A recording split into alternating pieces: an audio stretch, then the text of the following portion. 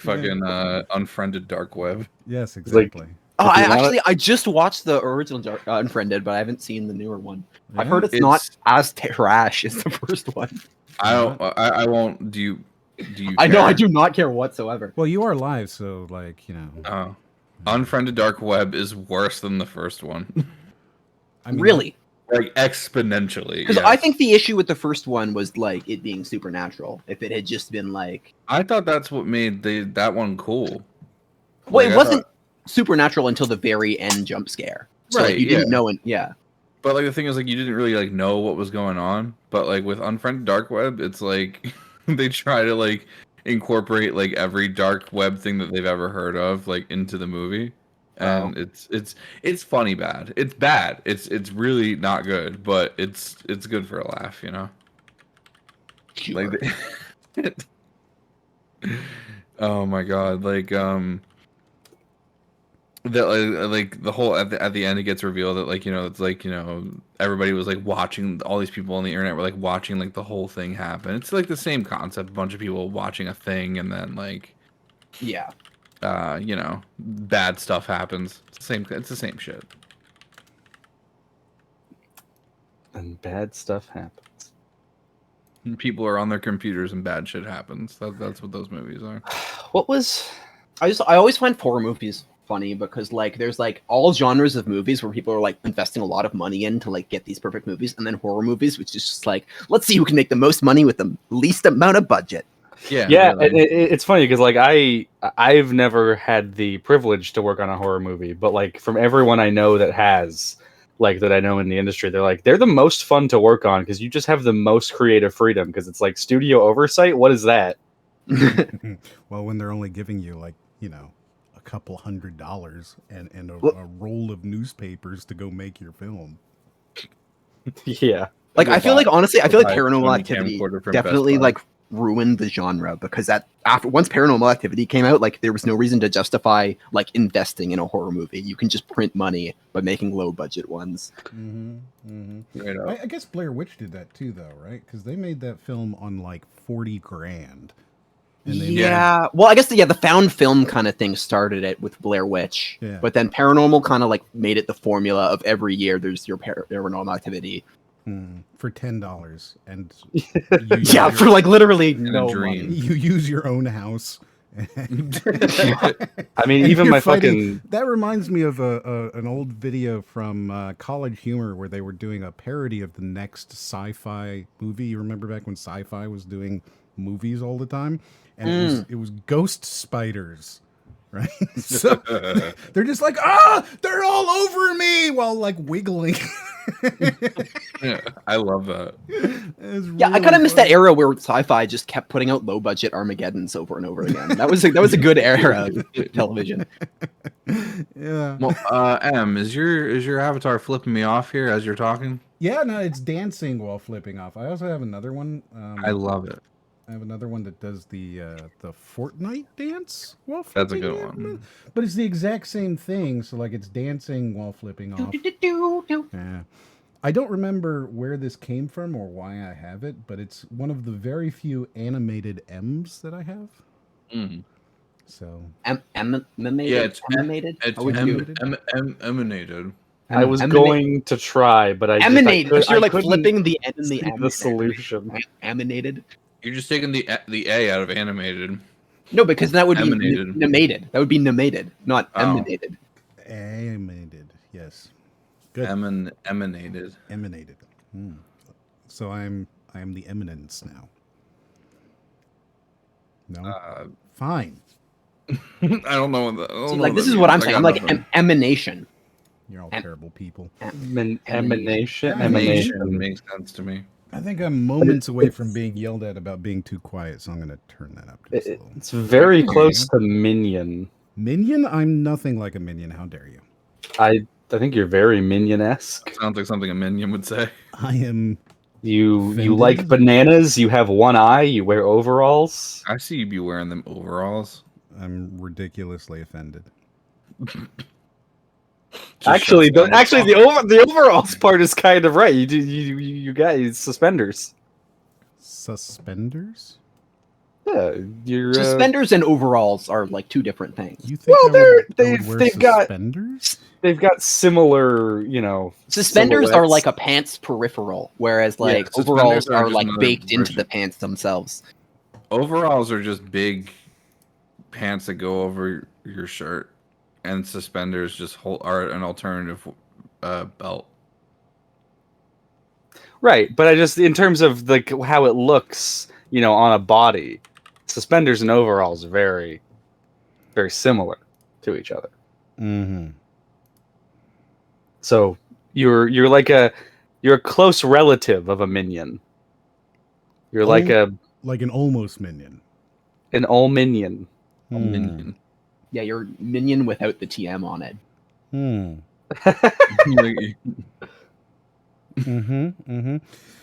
So yes, Speedy, we are missing a few people. They'll be here a little bit later. We were talking about that. Apparently, okay, so I'm going to ask you. Oh, guys, I just got a tier 1 sub gifted to me for this channel. because I think it's kind of strange, personally. Thank you. Is that Wolfkaosaun's supposed to be here, but his grandmother showed up at his house like 15 minutes ago. And I was like, oh, that's weird. I can't imagine like my grandmother just showing up at my house. And then Brody was like, well, yeah, of course she would. That's weird that you wouldn't expect that your grandmother would just randomly show up on a Sunday at 7 p.m. and be like, hey, I'm here now. Let's hang out. And so I think that's strange. Yeah. I mean, like, maybe not now. Like, again, like, like I was saying earlier, in the COVID times, perhaps not, perhaps no, but like in the before times, that could just happen. Like, absolutely. My mom did it a lot at my old apartment. She would just show up unannounced, and I hated it every time. But at least that's your mother. It feels like a little bit closer than your grandmother just showing. Again, maybe I'm just the weird one here, but it feels strange to me.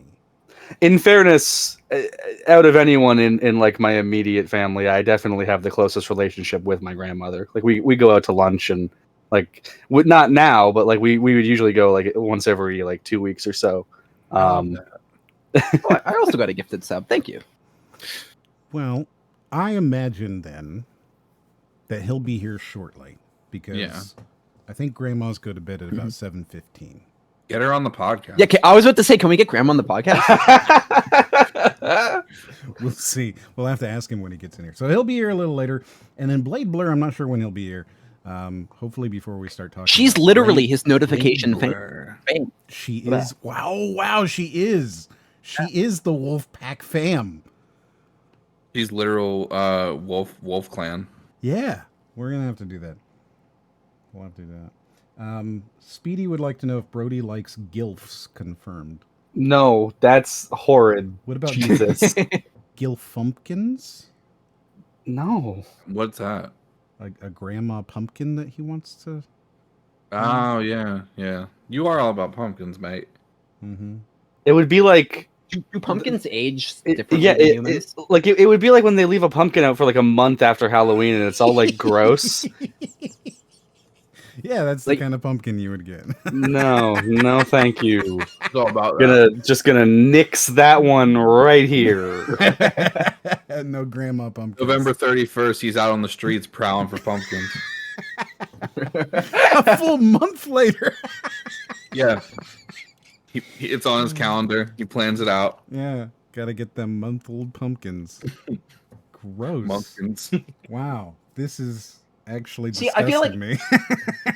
Yeah, no, it's bad, right? That's really gross.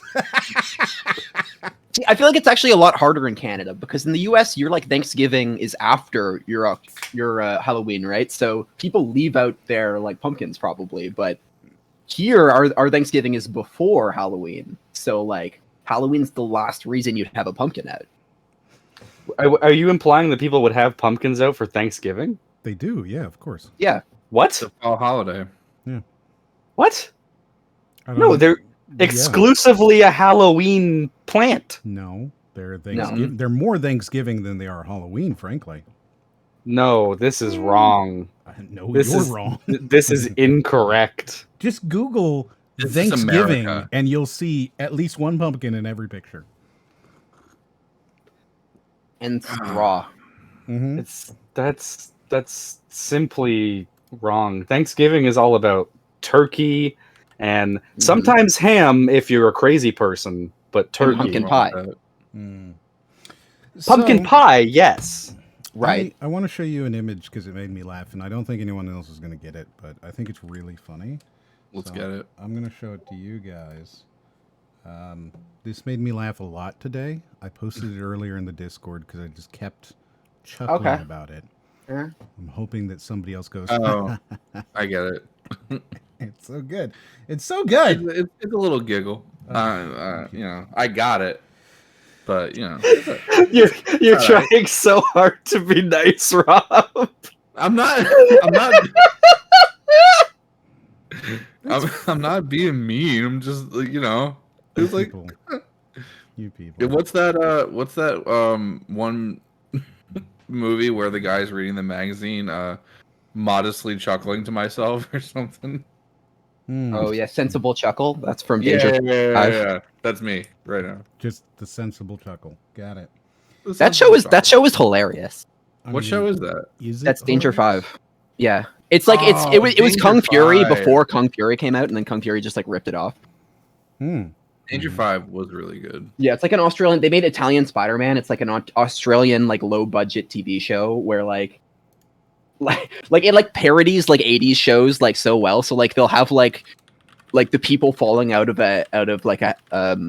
an airplane, and then it'll cut to just like an action figure, and then they'll just like blow it up, and it's like so low budget and cheesy, but it's just like funny. But Every time like somebody dies on Danger 5, they he gives Pierre a drink recipe. yeah, it's always a cocktail. Ah, so this is what you're thinking of. Yeah, that's about where I'm at with it.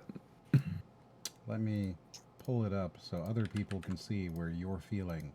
There we go. Sensible chuckle. So, are we just posting images? Is that what this is now? We were talking about very Here, specific all right, things. Find the what's lowest in my quality copy? meme you Yeah. possibly can. Yeah, and here's just one go through them. that I just had this in my copy paste What is ready. this? Oh my god! What?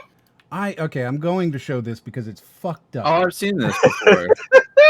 All right, whatever this is, you have ruined something.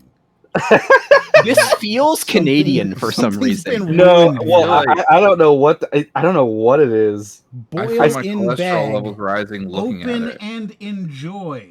Boil in Boil. bag. Open and enjoy. I What feel is like- this? I feel like enjoy is a very strong word there. Some other highlights are serves 3 men. I think my favorite part is Protein blasted. my favorite part is win a visit with Davis, and he says, "I'll come to you." Oh my god.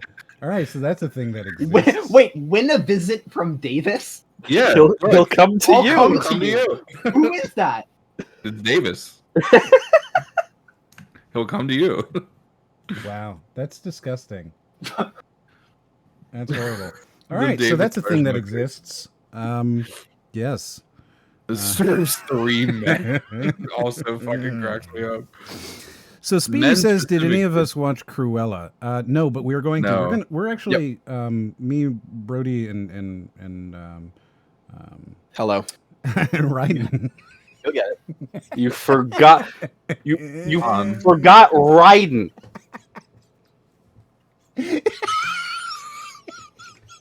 Like you've forgotten names in the past, but Raiden's. Yeah, that's mean. I felt the hurt on that one.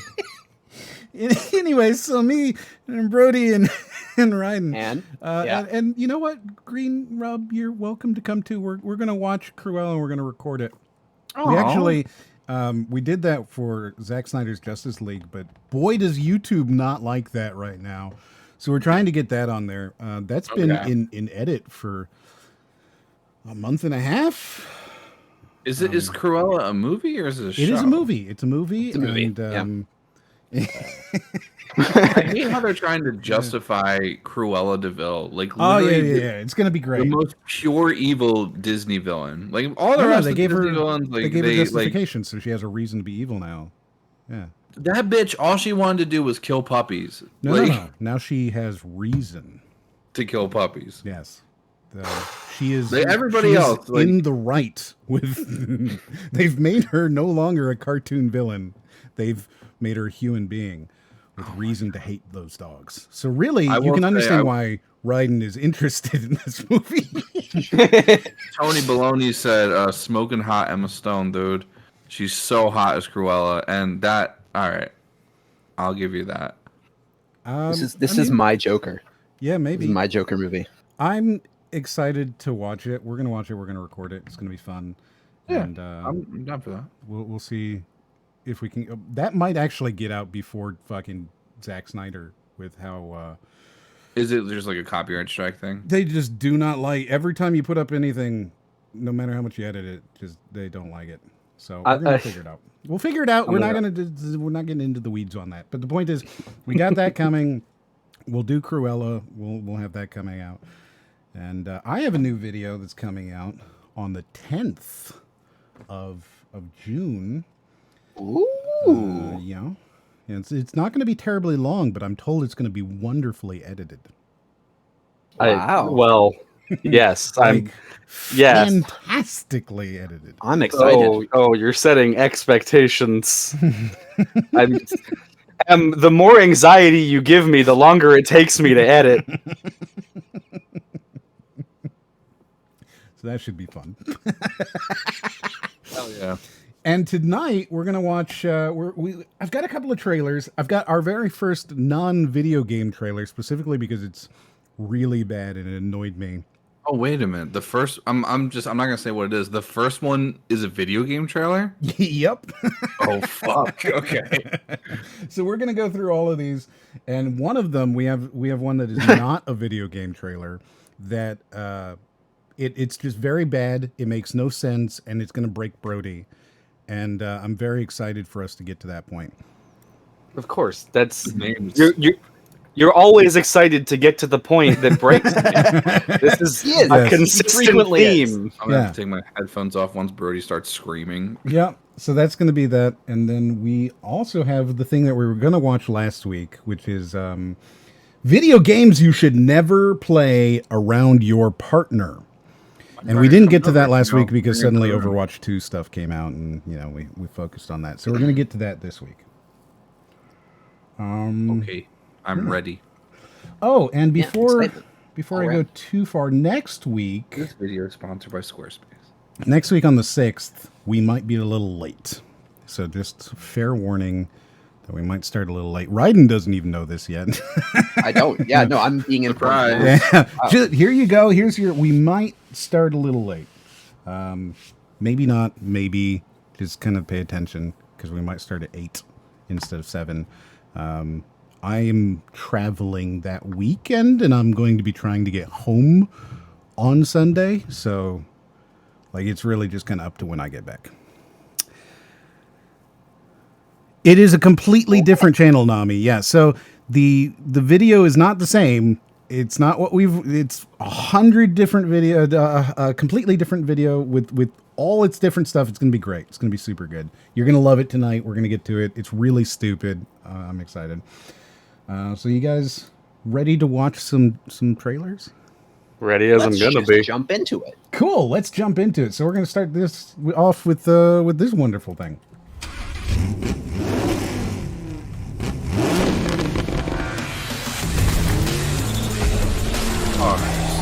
Cars. Yeah, cars.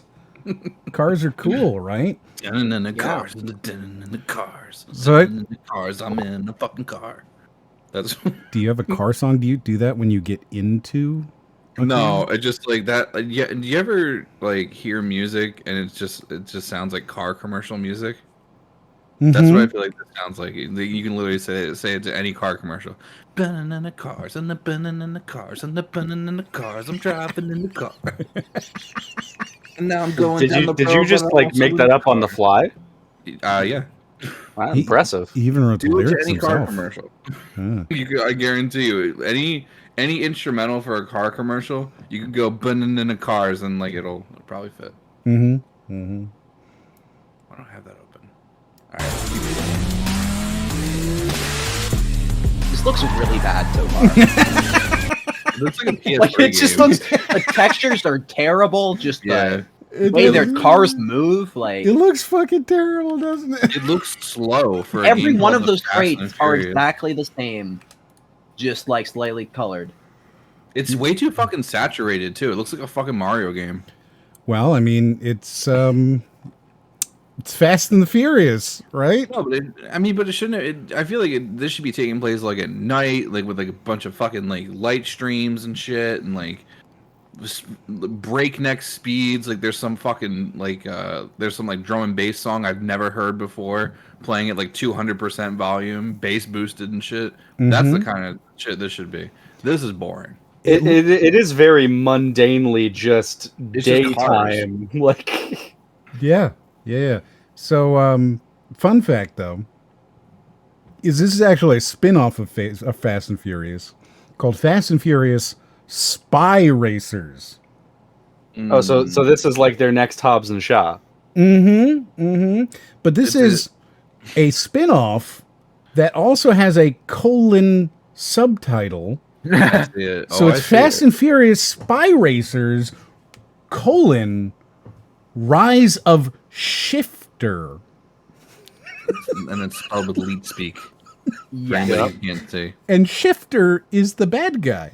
Do you know who that is? Like, do you guys know who that is? And I'm just dumb. No, that's the No, this is it. I don't know who Shifter is. Like, Now, and here's the we're- thing: if anybody was going to know it, it would be Ryan. He just watched all 75 of the Fast and Furious films. No, I still have 8 to go through.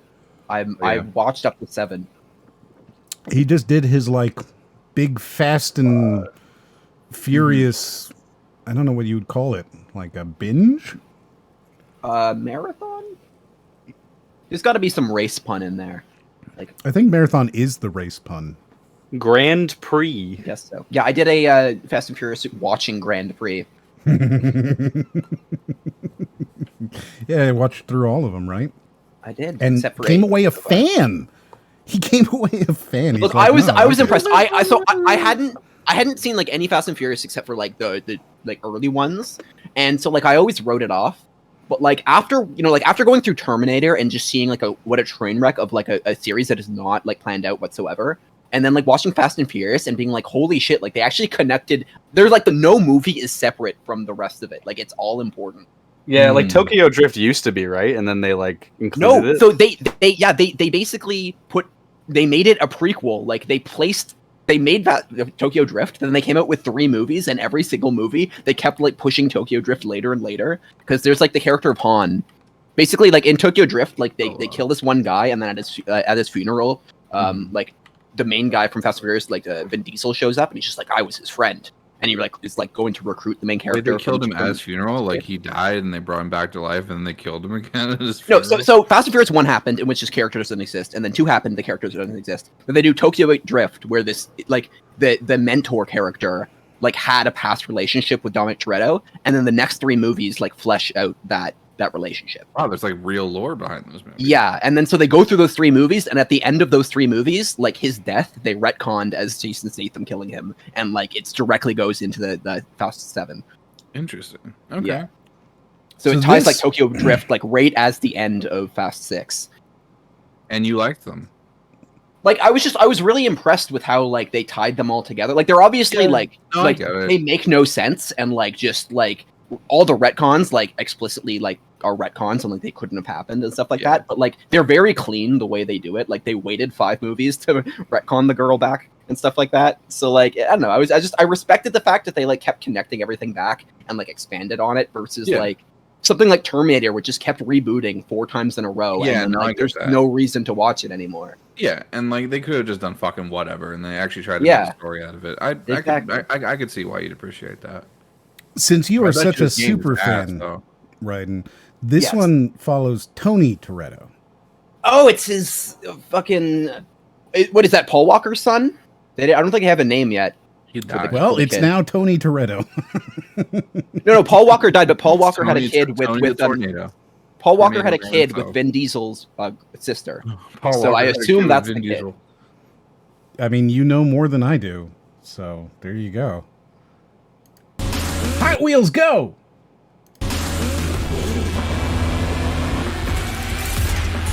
What the fuck?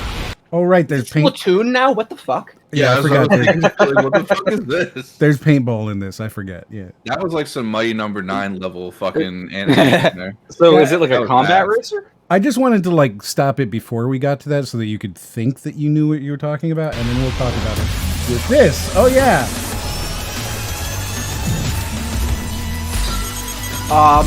Oh. Okay. All right. I love these trailers lately, man, because they give you that like 1-2 punch, you know? Like you think that this is just a shitty version of Fast and Furious, but no, it's also Splatoon. Yeah, like what the fuck? But it's like a fucking, it's a kart racer. I'm actually, Wait, is it, like, all right. actually- What is it? What does the paint do? I don't know, because it didn't seem to damage the car behind them. Yeah, the car didn't like blow up. Maybe it's like the, Does it slow you maybe, down, maybe? well, maybe it's like the blooper in Mario Kart. It fucks up your screen. This does seem like just like Mario Kart with no personality and just like slightly modern looking cars. I mean, I like kart racers. I mean, this probably would have been better as like a combat racer, but I do like kart racers. Also, Well- it's Outright Games again. They showed up last week. I can't remember what on. Yeah, I don't Outright remember either. Games. They were on something.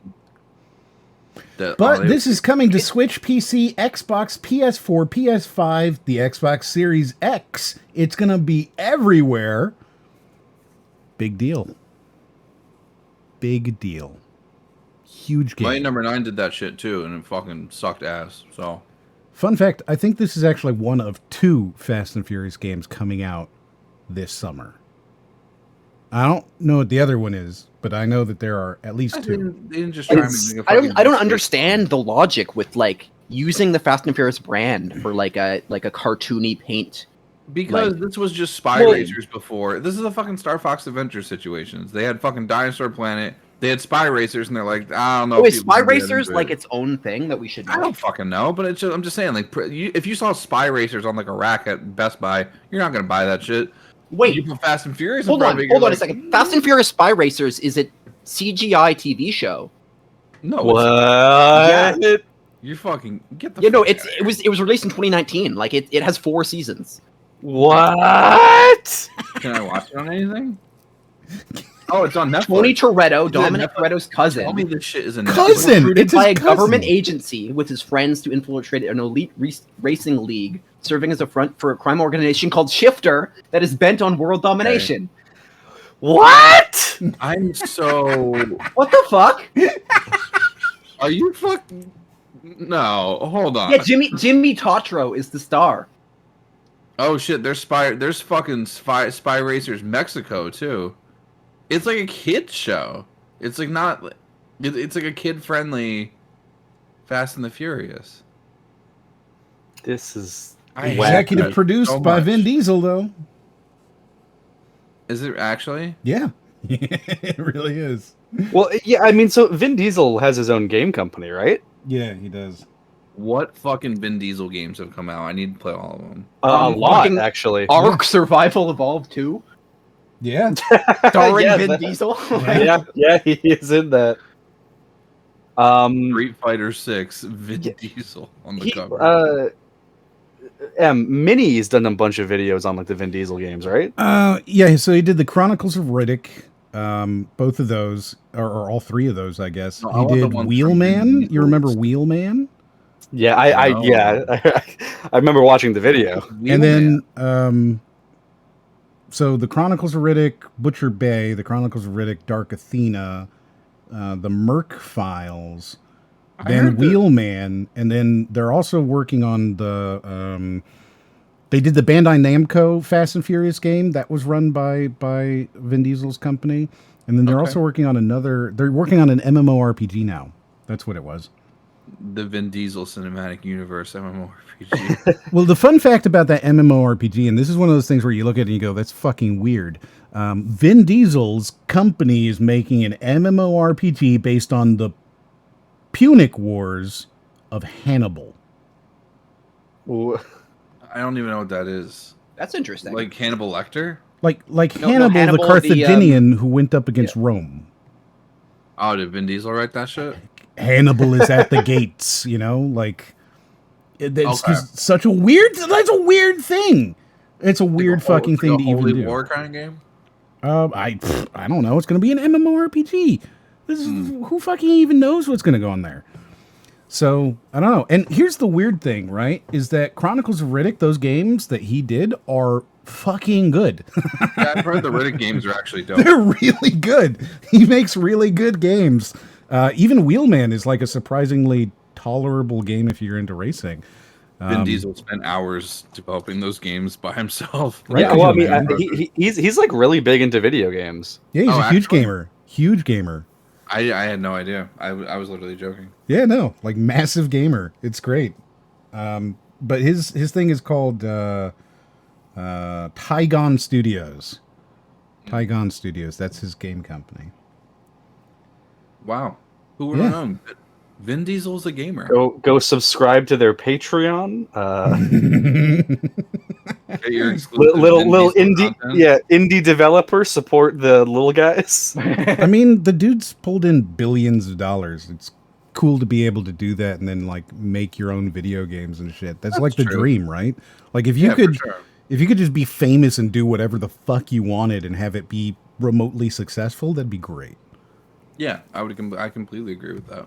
Yeah. And the fact that he actually gives a shit enough to like actually make quality games. Right?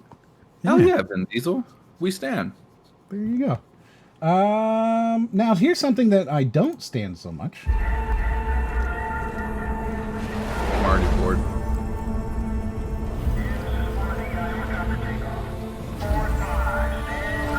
I feel like everything I see from this game like actually just looks good, but like What even is this shit? This is money laundering the game. It just looks like Metal Gear Survive. oh, hey, they finally have a release date. No, they don't. No, they do. they It's in don't. the trailer. It's releasing No, they 2951. it's launching in week 2951. Duh. This shit Oh, I thought it was pisses me year. off so Yeah, no, I thought it was much. year 2. Now it's less funny of a joke. I feel like I'm unfunny now. You've always kind of been unfunny. Right? Oh. Yeah. Really? So that's why they bring me on. I'm the funny guy. Why did nobody tell me this? Sorry. I mean, we do frequently. Yeah. Yeah. Yeah, but I thought it was like a joke because in between of your how dog funny I am. treats. But I guess it was just honest. The I joke mean, was good. Ryan just made me laugh. So this game so far, with, as of with me or at me? Both. All right. Well, I'll take half of that. this game so far, as of this very moment, because they have a live stats, has raised $369,099,494 and has no game. Hilarious. They've raised almost $500 million from over 3 million people, and there is no game. They raise $1 million a day, pretty consistently for like, I don't know, however long. They just keep doing it. They just keep raising money every day.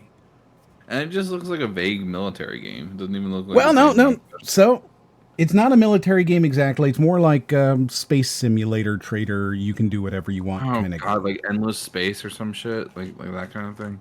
kind of think No Man's Sky, but first person mixed in with like some Elite Dangerous. Okay. So this trailer, The concept sounds like the perfect game, and that's why like it basically yeah, people just keep like, is throwing making money at it. Like, yeah, if you Yeah. describe it, it sounds like the ideal game, but the problem Yeah. is that it doesn't exist. It doesn't exist. And here's the thing. Here's what's interesting about this trailer, because you're going to see it at the end here, is that they are officially allowing anybody, even people who haven't paid yet, to come in and play for a few days. All right? And I have a suspicion that if you do that, you will be shown the most... I want to say everything they've got in that week, right?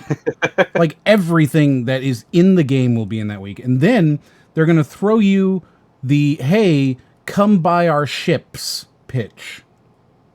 And the ships, they start from $40, right? Which you go, okay, well, what the fuck? that's a lot of money, right? But it's not like insane. $40, it's nothing insane. Well, wait, like I mean, if I'm already $40 spending like an 40, might as in-game- well spend a bit more, right? Right. How much more can I spend? Right. You're saying, wait, you're telling me like it's $40 for like an in-game vehicle? Correct. Yeah. Nah, fuck that. Yeah. Starting at $40. And I believe the most expensive one, I'm trying to find it right now, but I'm pretty sure if we go to the, I'm just going to Google it, most expensive ship in Star Citizen,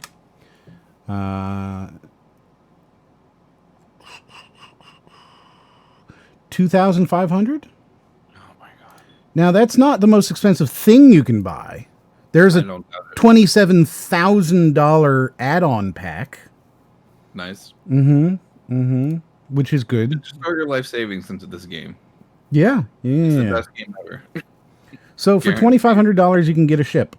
Yeah. For $27,000, you can get a couple of ships. Or you can just start at the low cost of $40. God.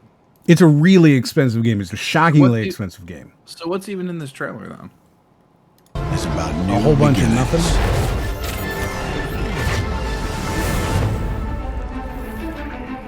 This is all CGI so far. Yeah, it's all pre-rendered. It doesn't matter. Oh, I don't think there's a single moment of gameplay in this trailer. Yeah, I'm pretty sure doubt there's it. not. It's about asking the really big questions. Then taking that first step to an answer. Or supporting the people of the Empire in times of crisis. And all these things you're hearing will be designed to kind of have that like Pavlovian effect on the people who've already given the money, right? Where they're going, oh, I know what that is. I'm really excited. Yeah. It's Right? They hear the little... You're trying to justify the amount of money you've thrown at this fucking thing. Yeah, exactly. by not being able to play it. Well, you can play some stuff, right? You can get in there and you can play some stuff, but this is not... It's not a game. It doesn't exist. There's not a game. You can get in, you can play around for the first like 2 years, because this game started coming out in like 2014, right? And for the first 2 or 3 years, there was nothing. And then like 2 years after that, you could walk around in a hangar and look at models of ships. But that's it. You could run around in a hangar and be like, I own this ship.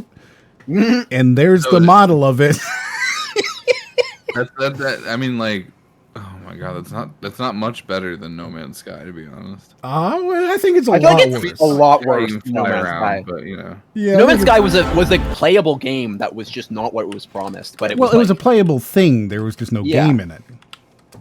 I mean, there was a game in it. Just the game in it wasn't fun. Yeah. It was just a grind of get Yeah, resources up on and No then Man's find out that none of it was was pointless. Yeah. Mm-hmm. So you can definitely play these games and do stuff, but you're not doing anything really. And I think at this point you can actually fly a ship. Is that what the this trailer's about? This trailer is the thing that's saying, "Hey, come try it out for free." Oh.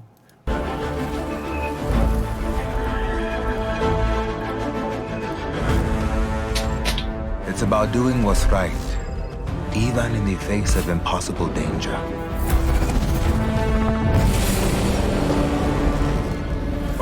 To shield our homes from the threats both outside and inside our border. And see, again, these are all just things that are designed to be like Pavlovian. Oh, I know what that is. I've seen that. Ooh, it's got me drooling. I'm going to throw an extra $50 at it this weekend. That's all it is. What? I gotta be honest, like from the outside looking in, I don't give a fuck about any of this. No, and you probably won't. Yeah, like I was checked out like as soon as it was just like a guy at like a military base or whatever. I was like, this is just another one of these types of games. I mean, I inherently like space games, and I feel like You know, like stuff like No Man's Sky, that feeling of being able to like take off from a planet and go to another thing, like I think that's really cool. And not a lot of games like you can do that. So like I'm open for like I'll check out if you have a working game, like I'll check it out. But like I'm not interested in CGI renders of a game that hypothetically exists. Hypothetical game. So Fisher asked how many people are working on this. The company that runs this is called Cloud Imperium Games, has a staff of 604 people. So there's nearly 1,000 people that they have listed running this game. But there's nothing. It's a fucking money laundering scheme. I'm saying jokingly, of course. Right. It's a joke. It's about living up to the proud tradition of this uniform and those who gave their lives for it. I gotta say, this vaguely sounds like military propaganda. Well, so here's the thing, right? You're not wrong. In space. You're not wrong. It's designed to sound that way for two reasons, and both of them are super manipulative, in my opinion. First of all, this free weekend that they're talking about is this weekend, Memorial Day weekend, the weekend when people are getting a week off. Of course. Because of supporting the troops, right? Like people aren't going to work tomorrow on Monday in the United States because it is the day that you get off in support of the armed forces who died in foreign wars and things like that. So this weekend you get to come play this game for free in honor of the Memorial Day weekend, which is already like kind of trying to tie themselves into that. And then in the game, if you go into the game and you play it, you get to see the Navy's fleet as it does its tour in the thing. You get to see all the ships that, by the way, you can totally buy for only $2,500. So like you can see them as they go through and do all this stuff and blah, blah. You get it? Do you even get to fly the ships around or no? I mean, there are apparently several ships you're allowed to test fly. But you can't fly it in game. No, you can test fly them. You can fly them around for... What do you... So what? Is this the same game where you're just in a hangar, you buy a ship, and you go, that's the ship that I own? Well, now you can fly around a little bit, yeah. But there's like no like missions where you can fly around these cool ships or anything like that. Right, yeah, like, there's no gameplay or anything. I mean, yeah, you fly around. Is it like Superman 64? You just fly through like some rings or some shit? No. I mean, you are flying your car. You know, you're flying your ship around. So okay, all right.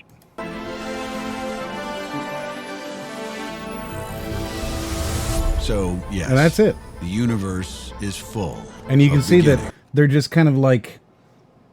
It feels very manipulative. It feels super, super manipulative to me. Feels very like military propaganda. We love the troops. Fucking U.S. Army, get a Dodge Charger ass kind of shit. Well, even going to what you said about it, like just being, like sounding like something to like get the people who have already backed it basically like hype for it or whatever. Even that feels like. You know, military propaganda itself is like, oh, recruiting for the army, telling you things that sound very flowery to get you to do it, right? I suppose. Hello, BladeBlur. What up? How are you? Hello. How's it going? Very well. Happy to have you here. Thank you for having me. Yeah, that Star Citizen, man, it needed more Vin Diesel.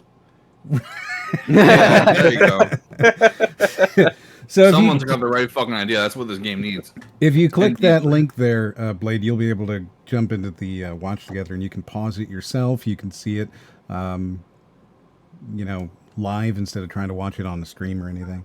Yeah, man, Star Citizen, right? Like this game, over $360 million has been raised for funding by selling these DLC ships. This is easily, I think, the biggest indie game for DLC because, like, you can't buy the game, you just buy ships.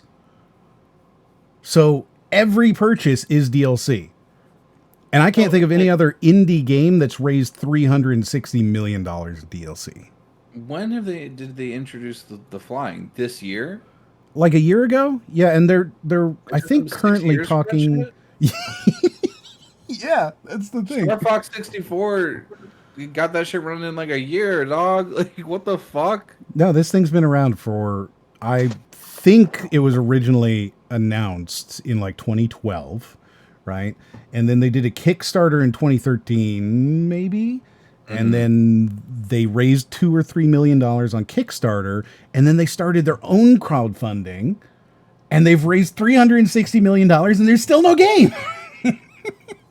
It's like that's all you do is you can do test flights.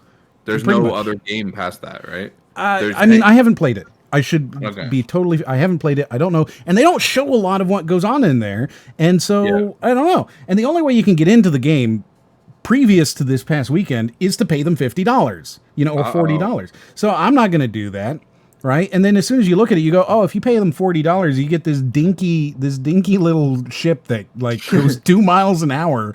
But if you pay them $80, you get a real ship. And then if you pay $120, you get a ship that can actually carry, so like they really quickly kind of stack on these prices to the point where you feel like the barrier to entry is really high. I don't mean to interrupt you, Em. I completely agree with everything you're saying. Somebody redeemed, and I love you. Just letting you know. Love you, Aaron. And love you, Aaron. Am I? Where am I at? Do I have to do this? Oh, you have to. Yeah, you have no choice. Dub. It's the part of the redemption. Yeah. All right. I wasn't sure as to my status on whether I have to do this, but all right. Love you, Aaron. Yeah, Raiden said you have to. So yeah. Aaron, I love you the most. Well, no, it was because I'm Raiden judging by the title. I You're love not you the included. most. You're not included as a guest in the title, which makes me think that you would default have to. Oh, I see. Oh, I am not. I am not included as a guest in the title. Oh my god. You've been upgraded. or downgraded. Either this is good or terrible for you. I don't know. You're part of the regular cast. I've wormed my way in. And I'm really glad that Blade's here because the next one we're gonna watch is all him, I think. So I like how I'm not obligated to do I love you. Like I've managed to avoid that obligation. Do it right now. Do it. I mean, you're welcome to tell Erin that you love her. She's I adore Erin. She is the best, and I love her deeply. Actually, you know what? You did meet Erin. You met her at Too Many Games. Oh, I did. I'm just senile. Yeah. I know the guy who runs Too Many Games. Yeah, we go to Too Many Games all the time. To me, is like a flitting distant memory from like a decade ago at this point. Right? So. The pre-plague era. Yes. The before time. Yes. So a lot of us go to Too Many Games like in the group. So that's where I've got a picture of me and Wolfkaosaun who should be on here shortly. So we do all this stuff, and obviously, Blade's been there. I think at least once, twice. You come twice, 3 times. I've been there 3 times so far. It's a cool time. It's a lot of fun. Yeah, when they become a thing again, I'll fucking go. So they said they're doing one this year in September or October. I don't expect a whole lot of people are going to go because it's still the plague times. But next year, I'm very excited to go back to Too Many Games. I love Too Many Games. It's such a cool convention. They do some really neat stuff. Yeah.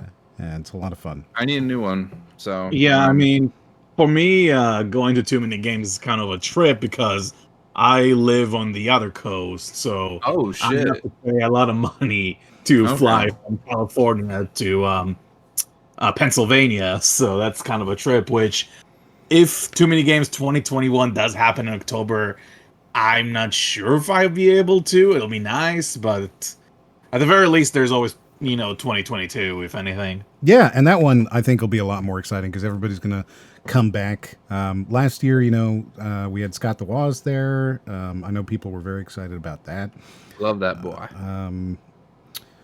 You had Epic Rap Battles, I think, showed up for a while. You got a whole bunch of random people who show up, and they're like big. Cool. Yeah, it's cool, and they just kind of hang out.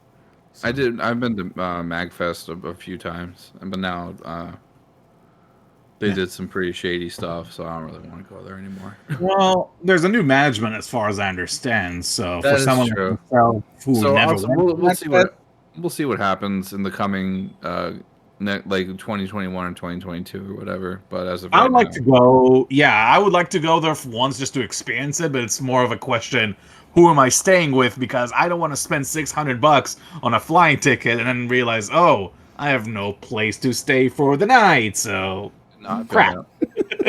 That's the best though. Like, you know, you can make friends with like anybody at a con, and you can be like, "Yo, can I just like crash on your floor?" And they're like, "Yeah." Yeah, but my back. I went in panic mode because somebody in my group dropped out, and I was like, "I can't fucking afford this hotel room." And literally, this guy on Reddit hit me up and says, "Hey, you still have the hotel room?" I was like, "Yeah." Do you like not smell? And he was like, "Yeah." I'm like, "All right, cool."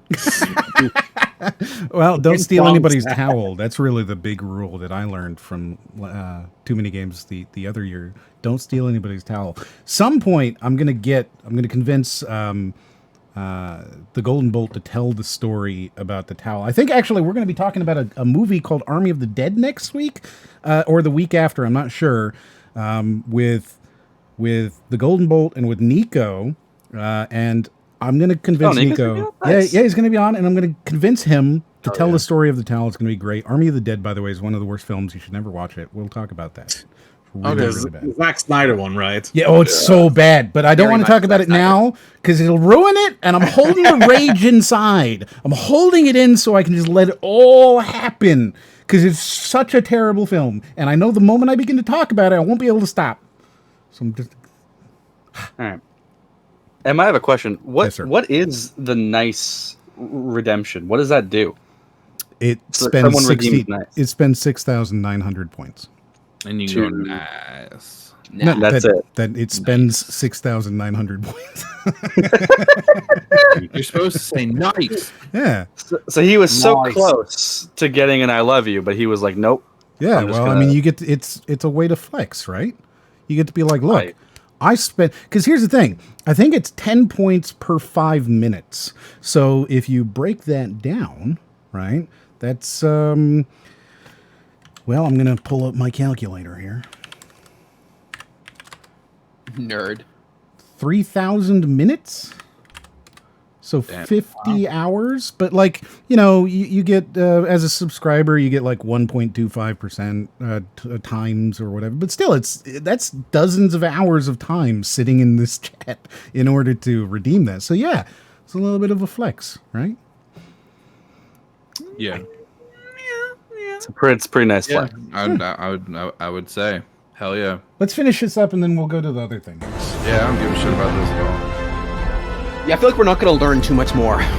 They're not going to show anything. They're just going to exactly. Here's space, and if you pay us $40, you can drive the tiny one. You can't see it. If the game looked like this, then I would play in the it. running to win a Dodge Charger. Actually, if the game looked like this, I couldn't play it. Well, yeah, you couldn't. But I would want to. It's not going to be genre of interest, so... Again, this feels like a fucking army commercial. I think it's intended to. I really do. I think it's intended. I feel like all of a sudden we're gonna hear dun dun dun dun dun dun dun. Like I don't think that's a bad thing if they're like they're talking about their in-universe army and it's like shot like a. Which is the in-universe army would have army propaganda, and that is what they would sound like. So right, yeah, and I'm totally fine with that. It's the then adding that on top of the Memorial Day weekend thing and like tying it all together with an in-game naval review, it just feels a little bit pandering. Yeah. Not super happy about that. And again, the whole $360 million in money that they have somehow washed into some mafioso's pocket, allegedly. I'm joking, of course. I don't know. Put me on that. All right, so I got another, and I'm going to keep us moving because we got a lot of stuff we're talking about tonight. Yeah, we do. Oh, I'm seeing the list now, and I'm like, oh boy, I have stuff to talk about. Exactly. Some shit that I'm stoked on. So I think before, because we're gonna everything else after this next one is stuff we're going to talk about. So I'm going to show you the next one that I don't care about very much because it's boring. So I'll show you this. Ladies and gentlemen, welcome to Hunt. I already hate Why does this look like Fortnite to me? Like immediately, I'm like, is this Fortnite? Like it looks like Fortnite, and it sounds like it's gonna have Borderlands gamer humor. So I'm already checked out. Oh yeah, which is a shame because I actually like Borderlands like gameplay wise. I think the loop wise, it's the worst writing in gaming history ever. I only think that for Borderlands 2. I think Borderlands 1 has like a lot of genuine moments in that game that really bring it above. And then Borderlands 3 only on Pandora does it have bad writing. I think the rest of the game has decent writing, but especially on Eden 6, it's just kind of like gamer humor kind of. You know what I'm talking about? Are you suggesting you don't like Torg? Yeah. The thing is, I think if you actually really go into the writing, especially on Eden 6 with Borderlands 3, it's like that's some of the most genuine writing that the games have ever had, and it's really good. Just watching Hammerlock and Wainwright's relationship go on, it's actually oh, this is great, this is fantastic. And pre-sequel had Australian humor, so that was just nice. So yeah, that's why I don't usually like when people just knock the writing for Borderlands as a whole, because I personally really enjoyed, some elements from different games besides 3. Every time I see those two streamer twins, I forget their names already. I just I actually like Troy and Tyrene. I think they're decent characters. Okay, fine. You can defend them, but can you really defend Ava? Yes. Okay. So here's me and my buddy have this weird. Me and my buddy that I always play. I always play Borderlands with. We play every game together. We have this weird thing where our opinions seem to be the opposite of what everyone else. So with Borderlands 2, we don't like the writing in that game really, but what we especially don't like about that game is Handsome Jack.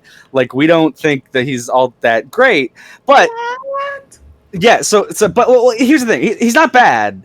But the whole when that game came out, it was oh, Handsome Jack, best villain in any game, and we're just man, that the butt stallion joke and stuff, it just doesn't land. But then what they did was dumb gamer meme humor. It sucks. Yeah, but what they did is in pre-sequel and Tales from the Borderlands is they took Handsome Jack and they made him a good character retroactively. Yes. Yeah, which is funny because I played those games before I played 2, so. Yeah, but 2 and a little bit of pre-sequel and a little bit of 3. Yeah, and with regards to Ava, it's sort of the opposite of Handsome Jack, where it's everyone hates Ava, and me and my buddy are she's fine. It's fine. In effect, more is I just find Lorelei and Clay boring, because that game only introduces 5 new characters, and Clay, Wainwright, Typhon, Ava, and Lorelei, and with the exception of Wainwright's the only one that's good. I will say, I don't mean to interrupt. I'm just looking at this one still. This looks like a mod for Fortnite. It does. It looks like Fortnite. It looks exactly like Fortnite. It looks like a mod. It looks like somebody even I said it, and then I looked at the skin of that Perry the Platypus, and I'm it's even more Fortnite now. It looks Perry the Platypus. Battleborn. It is super Perry the Platypus. It literally is. It's Perry the Platypus smoked some crack or something. That's so great. Yeah. It's if it's the Perry the Platypus crossover with Chuck E. Cheese. Yeah, that's the Five Nights at Freddy's Perry the Platypus. Oh, yeah. That's so great. Well, it's gonna get a little bit worse.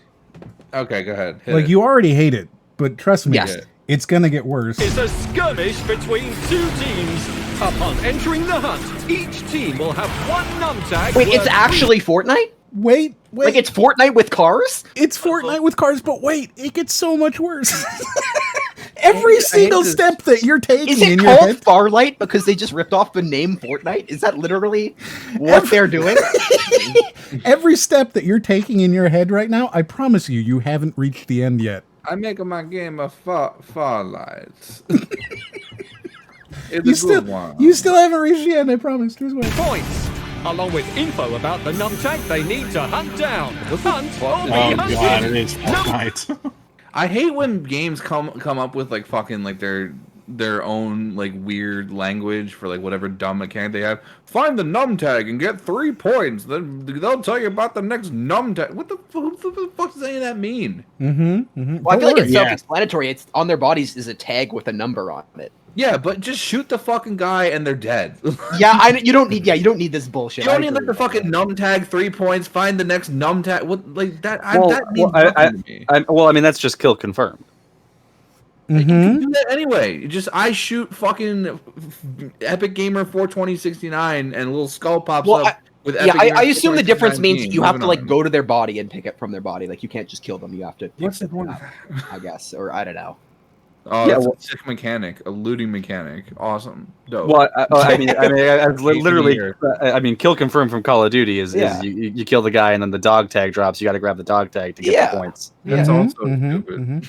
Again, well, it's a different game mode. It's just a change up. You are still taking it pretty well, but you're not quite there yet. It still gets worse. We're only 20 seconds in. Let's. Tag is the only thing that will make a difference. Wait, you want to stage an ambush with the target's num tag? What? Another naive capsular. The location of the prey's num tag will always be shown on the hunter's minimap. What just happened? I don't know. So multiple people had the same hunter here, or had the same target. So here's what you're missing. Everybody has a target in the game that they have to kill, right?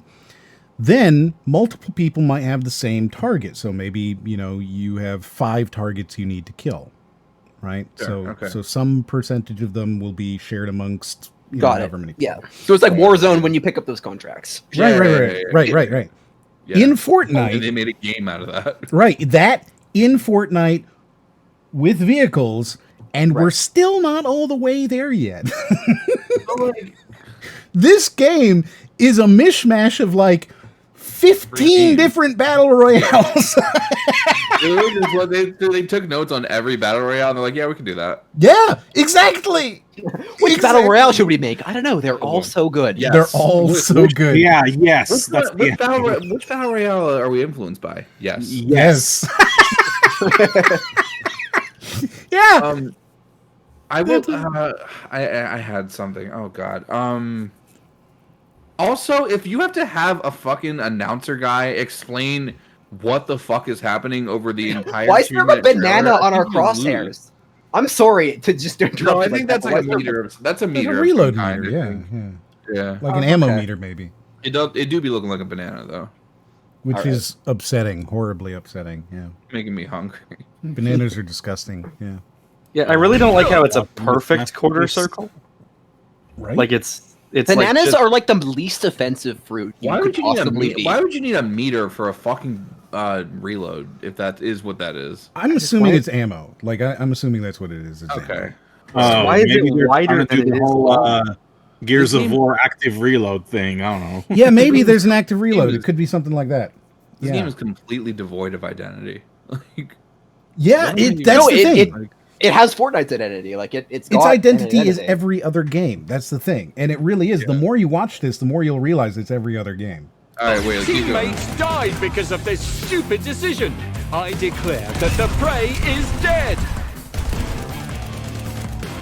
Evacuation bot will descend in X's. Wait, was that the start of the evacuation? Oh right, it's another section. Now. So are there waves of what? Now I'm thinking of like Sunset Overdrive a little bit. No, I mean, like an evacuate. So kind of like Sunset Overdrive, like Outer Worlds kind of vibe. Yeah. Well, I mean, in terms of aesthetic on screen and like advertisements and stuff. See, I just assume it's not a battle royale until this thing comes. Like it starts off, it is, but there's no like zone of death until this starts. So is it Helldivers? Like what? Not quite. So this is games how like you get Tarkov out. where you have to escape? Right, exactly. So this is like Tarkov all of a sudden. Yes, exactly. Okay.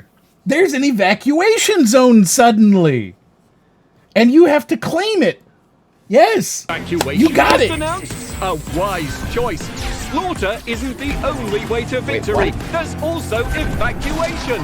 Collecting your target's numptag will get you 3 Why is the points, driving so wonky? while Did you see collecting that Because shit? it's fake. else's Because it's numptag 100% will only fake. get you 1 point. Once Oh, you God. have 6 points, you'll be able to Yeah, there's evacuate. no way that's like driving. No, that's Oh fake. my god, they literally took the rule set from a section from the manga Hunter x Hunter, because I remember those rules. Yeah, I was gonna say that earlier. It's the fucking exam arc. It's Yeah, exactly. When they have to hunt each other, and if they get their target's disc, they get 3 points. But if it's someone else's disc, it's 1 point. It's like and just like in fucking the exam arc in fucking My Hero too. Like they're like we want to make an anime exam arc as a game. Oh god! Fun fact, you say the 3-1 thing. I was lost when you said Hunter x Hunter, but as soon as you said My Hero Academia, I'm like, all right, I got it. Fun fact, they actually do have the 3 points thing, 1 point thing in this. If you get your hunt, like your hunt target, you get 3 points, and if it's somebody else's, you get 1. I like Hunter. Yeah, I mean that's actually like the kind of thing is like when you watch those in like Hunter x Hunter or My Hero Academia, the way it's like set up, it's just like, yeah, this is cool. This would be neat, and to see like an actual game do it is like, all right, there's some potential there. Oh, so all we have to do is throw out some weeb bait, and suddenly you're like, yeah, no, this game looks good. This game looks good. I didn't like it before, but now I'm a big fan. Okay, I didn't say anything derogatory to it this whole time. That was all y'all. The game is hot ass. I was the person who brought it up. But I'm just saying, just because it's using like an anime idea doesn't automatically make it great. I mean, no, but I mean, this is the first time I've seen like that happen. Look at the Fox Girl though. Do you wonder what does the Fox Girl say? I dated this. I don't care. Why? Why? Okay, wait. This outfit's kind of weird though. Blade, you're fucking funny, man. Why does the shirt like have like the lower back like cut out? Presumably, it is actually a one piece, right? But no, that's a different anime. We were talking about Hunter x Hunter earlier. Yeah, exactly. Are you talking about like her skin? She just like Crash Bandicoot. I mean, maybe it is a one piece, but like it looks like Crash Bandicoot. Like it's a one-piece swimsuit, and then she pulled on a pair of pants, right? I guess. So, like, presumably there is a thong there. Hot. I'm in. What's the rest of this? She actually Numptag dropped the numptag. Doesn't she want the points to successfully evacuate? Yeah. Oh, wait. I got it. What a cunning capsula. The hunter is about to bite the bait. Oh, so close. Completely. What this fucking narration is like literally lost. So I can't deal with this guy's fucking. But wait, he fell for the trick. I can't believe it. What a clever hunter. They're trying to explain like whatever's happening is super fucking cool and tactical, but the guy talking is making me more and more fucking confused. Yeah, he's not helpful. That's true. Earlier, especially like when he's super like that's what just like Rai said. It's like, oh well, look what they did. They did the cool thing, and now they're going to win the big game. Like, hold on a second. Why would you do that? You need to you drop the numptag. You need to point. Wait a second. It was a clever trick. He was just placing it there for a trap. All of a sudden, look, it is. It's Vin Diesel. He's in the game. Vin Diesel is racing with his car. Oh my god. Yeah, that's exactly it. Oh my goodness. Oh man. All right, it's almost over. All right, yeah. The hunters are getting restless.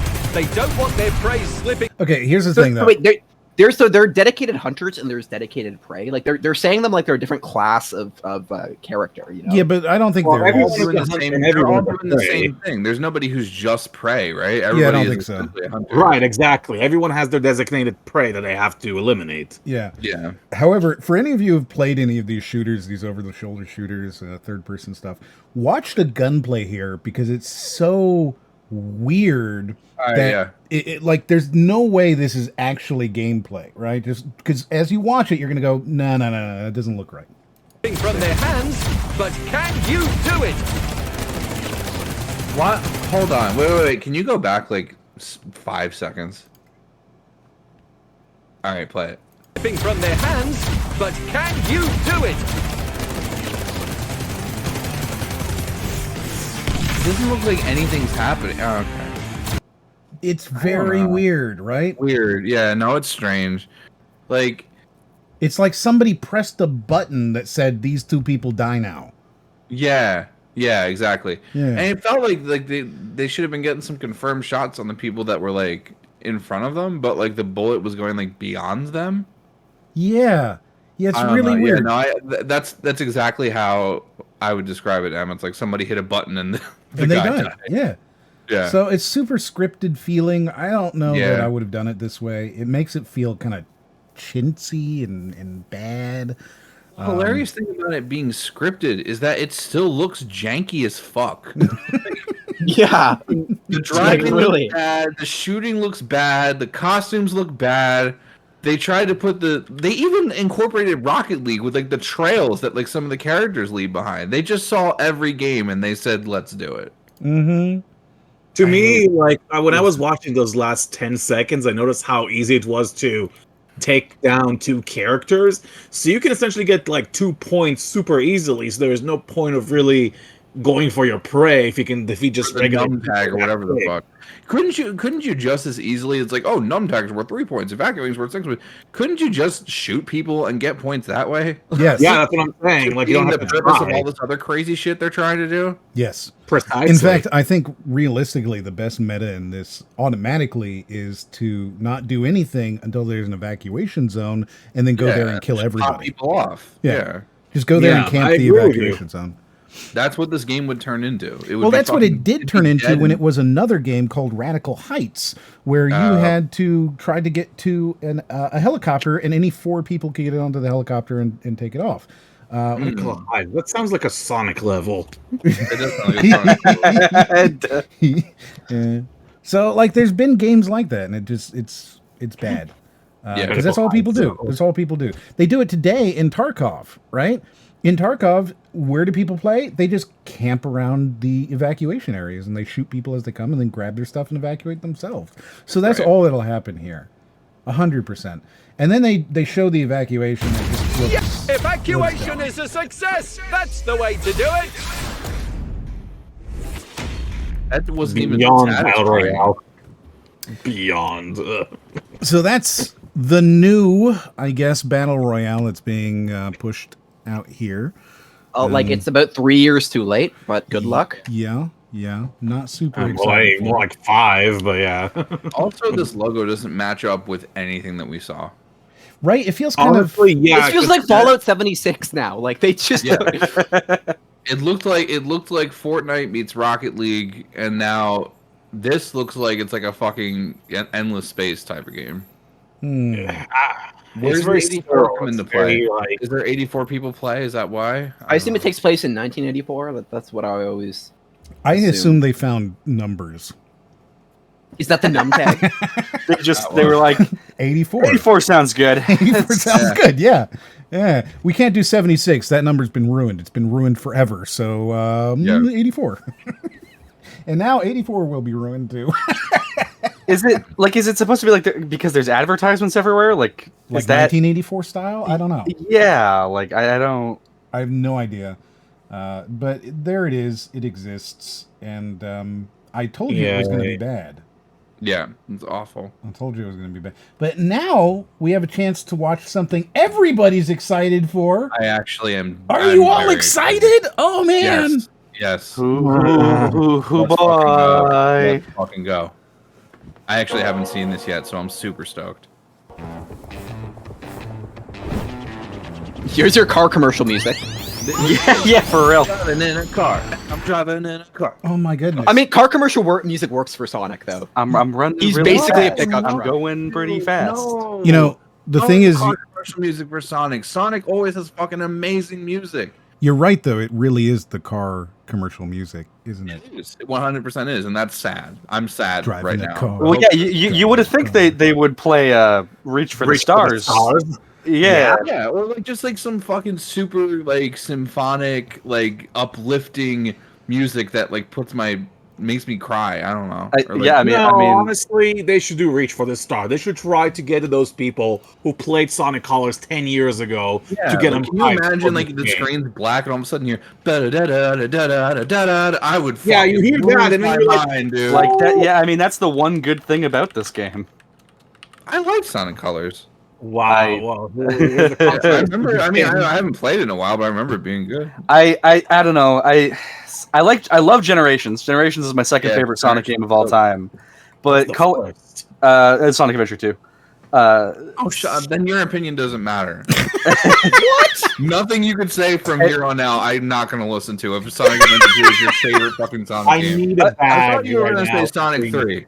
And then I would. Oh, you're a classic fan. I see. I get Sonic it. Adventure 2 is 33% good. The rest He of it liked is the hot other garbage. half of Sonic Generations, Brody, not the half you liked. Brody's favorite Sonic Generations stage is fucking Chaos City or whatever the fuck it's called. I mean, it's definitely City Escape. like City Escape. They I don't know how they managed to do it. They managed to make that song better twice, and it's already the best song. Yeah, I have to admit, the 2D City Escape is the best song in that game. Yeah, it's up there, but I don't know. I think you can't beat the original. It's just I'm blinded with the original. Anyway, play the rest of this trailer. I want to hear the car commercial Sonic. It's You car keep, commercial. you keep rushing me. Why are you rushing me, man? I'm sorry, I'm excited about this one. Rob is detrimental to the idea of tangents. He's Right? He's like, no, anti-tangents. Stay on track, guys. Stay on track. If you wanna go far. Hell yeah. So is this going to be another, or is this? I'm not a Sonic fan, but I know that there is a, or rather, I don't mean to say that I'm not. I don't mean to say I'm not a Sonic fan. You're but I'm about not, to be. I'm not You like a haven't played Sonic. I don't know Sonic well enough, right? Yeah, we're gonna change that. Don't worry. I know that there is a series of the games that are considered boost games, right? Yes. Yeah, this is one of those. This is one of those. This is the second of 4. Gotcha. Okay. Yeah, it's one of the good ones. That's Force is really kind of that. I mean, they usually kind of put it on its own like category. Forces. Well, the Forces is definitely a boost game. 100% the Forces is a boost game. Forces sucked ass. Forces is like the ultimate boost game. Like it is the the Yeah, distillation of boost. Yeah, you into literally just- just hold square to win. Forces was janky and bad. So Speedy has a question that I think might be helpful here. Is this a remake, a remaster, or It's a remaster, but it's like worse. I saw some comparisons. The lighting is broken. The textures have seams. Like it's all. That's sad. Yeah. I mean, on one hand, yeah, but on the other hand, you also have like 60 frames per second, which I think for a game like this is a huge boon compared to the Wii version. So, well, let me see if I when I say the lighting is broken, I mean it's like really broken. Like I'm gonna see if I can get a comparison. Would you go for lighting or would you go for frame rate? I mean you gotta. I would go for lighting. Like I'm gonna get this comparison. If I'm I can. frame rate personally, but Like, I can play 30 FPS and not notice. Like, for a Sonic game. Yeah, who gives a shit? Fucking. Yeah, I don't notice FPS. I never have. That's why. Of course you do. played I know you do Generations on because I have a 144 hertz monitor and I notice it. So of course you notice 30. There's no way that I could play a game at 30. Exactly. Well, There's no way. I You guess can't play games in 30? You're one of these people? I couldn't play, dude. If I'm seeing 30 frames per second, I'm assuming the game is broken. Oh my god. Not even remotely true, but okay. And frankly, if it's running on a Wii, it's probably running at 24 frames per second. So, like, you know, Give it a full 30. But either way, I think this one ran well. Generations, I'm pretty sure, on 360 at least, when I played it, was probably 30, and it ran fine. It looked good. It felt good. I liked it. Well, Unleashed on 360 was a disaster. Like at a few levels, it was going like that game was a disaster on every fucking console it came out. All right. Sorry. That's so negative. I'm sorry.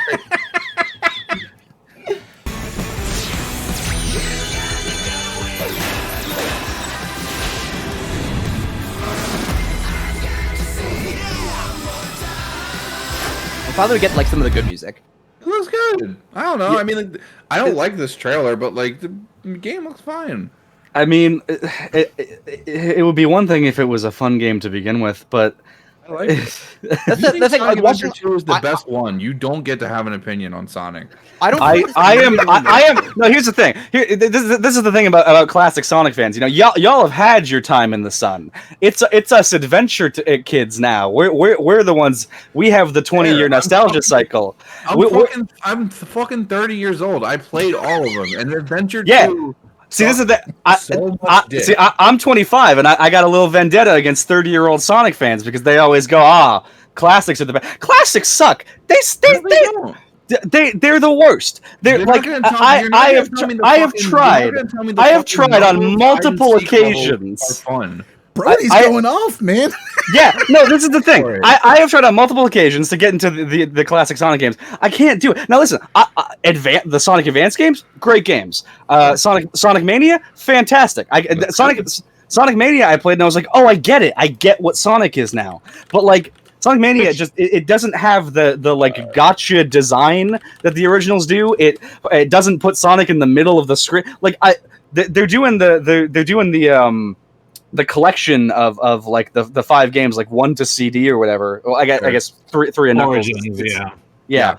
And I'm just like, man, if they like, if they just put a feature in that game to put Sonic on the left of the screen, then maybe I can actually play those games and enjoy them. Like it, I don't know. But more specifically than that, I often hear like older Sonic fans be like, "Oh, I hate like the friends in Sonic Adventure 1 and 2 and Heroes and stuff." And I'm like, "The friends are the best. I want more of the friends. Give me more playable. Give me Big the Cat. I want to fish. I want to fish again in the Sonic game. I want to play as Eggman." That's facts. Why the fuck did they get rid of Big? Why did they get rid of Big? That was the biggest mistake they made. Let me be Eggman and pick up a Chow and go Yosh. I just want to go Yosh to a Chow again. I like that part of it, but the Eggman Tails levels suck ass, and the Knuckles and Rouge levels suck ass. And the Sonic. No, they're great. No, they don't. No, they don't. They're so good. They're all terrible. It's a stupid. They're not all terrible. Some of them are terrible. Okay, look, Mad Space is straight up unplayable. Mad Space is broken. I won't defend it. But you can't tell me that fucking like Pumpkin Hill and fucking like Pumpkin Hill, the soundtrack bangs super hard, and I'll give it that. But yes, that's the correct response, BladeBlur. Right there. That's the correct. You just gotta laugh at them. You just have to laugh because I don't know. What do you even say to that? I've played all of them. I've played all of them, and like Sonic Adventure 2 is 33% good. Wow. Let me like say something about colors in particular because that's the specific topic we're talking about. For me, like when I was looking at the trailer just now, there are a lot of darker areas. Like say if you're grinding in a cave, that it's really hard to tell what's going on. Like a lot of the black, like the black color looks crushed to me. So I'm not sure if it's maybe some kind of like a dynamic resolution sort of issue that's going on. Maybe that's like an HDR thing that they didn't really fix in the trailer. So I do hope when the final release comes out that there is proper like, distinction between like darker areas, that it's not all crushed, because that is a lighting issue that I'm personally not too keen of. But I would still prefer 60 FPS over 30 FPS for a Sonic game in particular, because we're talking about a game that you move really fast. So it's really important, to have not just the game move fast, but also your button presses. They're going to be twice as responsive because there are more frames for them to be responsive. I don't disagree with that at all. I'm just saying, like, I guess, like I said, it's been a while since I played this game in particular. I don't know. I mean, like, I feel like I could play it in 30 and be okay, but play just as much retro stuff as I do like modern stuff. So maybe I'm a little no, biased. actually, I'm with you on this one. Like 30 doesn't exactly break the game. You can still play it fine on the Wii. Yeah, you hear that? M30 doesn't break the game. The game's I'm not trying to say it makes it better. I disagree, man. If it's 30 frames, I'm clear. But I'm a PC gamer, right? So like, if it's 30 frames, yeah, and I'm a it's console broken. peasant, so for me, it's easier to adapt. Well, here's the thing. I'm a console gamer as well, but like, I'm not a frame rate snob. I'm playing the Knuckles levels and Sonic. Yeah. I mean, it's not gonna do me any favors to say that Pumpkin Hill is one of my favorite levels in that game, but it is one of my favorite levels in that game. I fucking love Pumpkin Hill, even if just for the music and the aesthetic. Like it's so yeah. It's so like look. Music can literally save. You know it in your heart of save hearts, a level in that game. Yes, Metal Harbor. Mission Street. Oh my God, Metal Harbor didn't need the music to be good. Like Metal Harbor. No, but Metal Harbor gets real tough when you're trying to A rank it. It gets a little. But yes, if you're just playing through naturally, it's a very nice stage. You have to get it perfectly on like the end part. Like you have to get all of the fucking like rings and extra lives in like that last like skateboarding part. It is fucking hard. Yeah. That level's really good though. I think that's the hardest A rank in the game. So just to confirm though, you really like the pumpkin level. I genuinely like. Yes, I mean genuinely. Like, I mean, You're not gonna beat Cityscape, obviously. That's number one. Metal Harbor is probably number two, but then like Pumpkin Hill, easy number three. So, what you're basically saying that it starts really high and then it just slowly goes downhill from there. No, it very quickly goes down. I like Radical Highway, and like.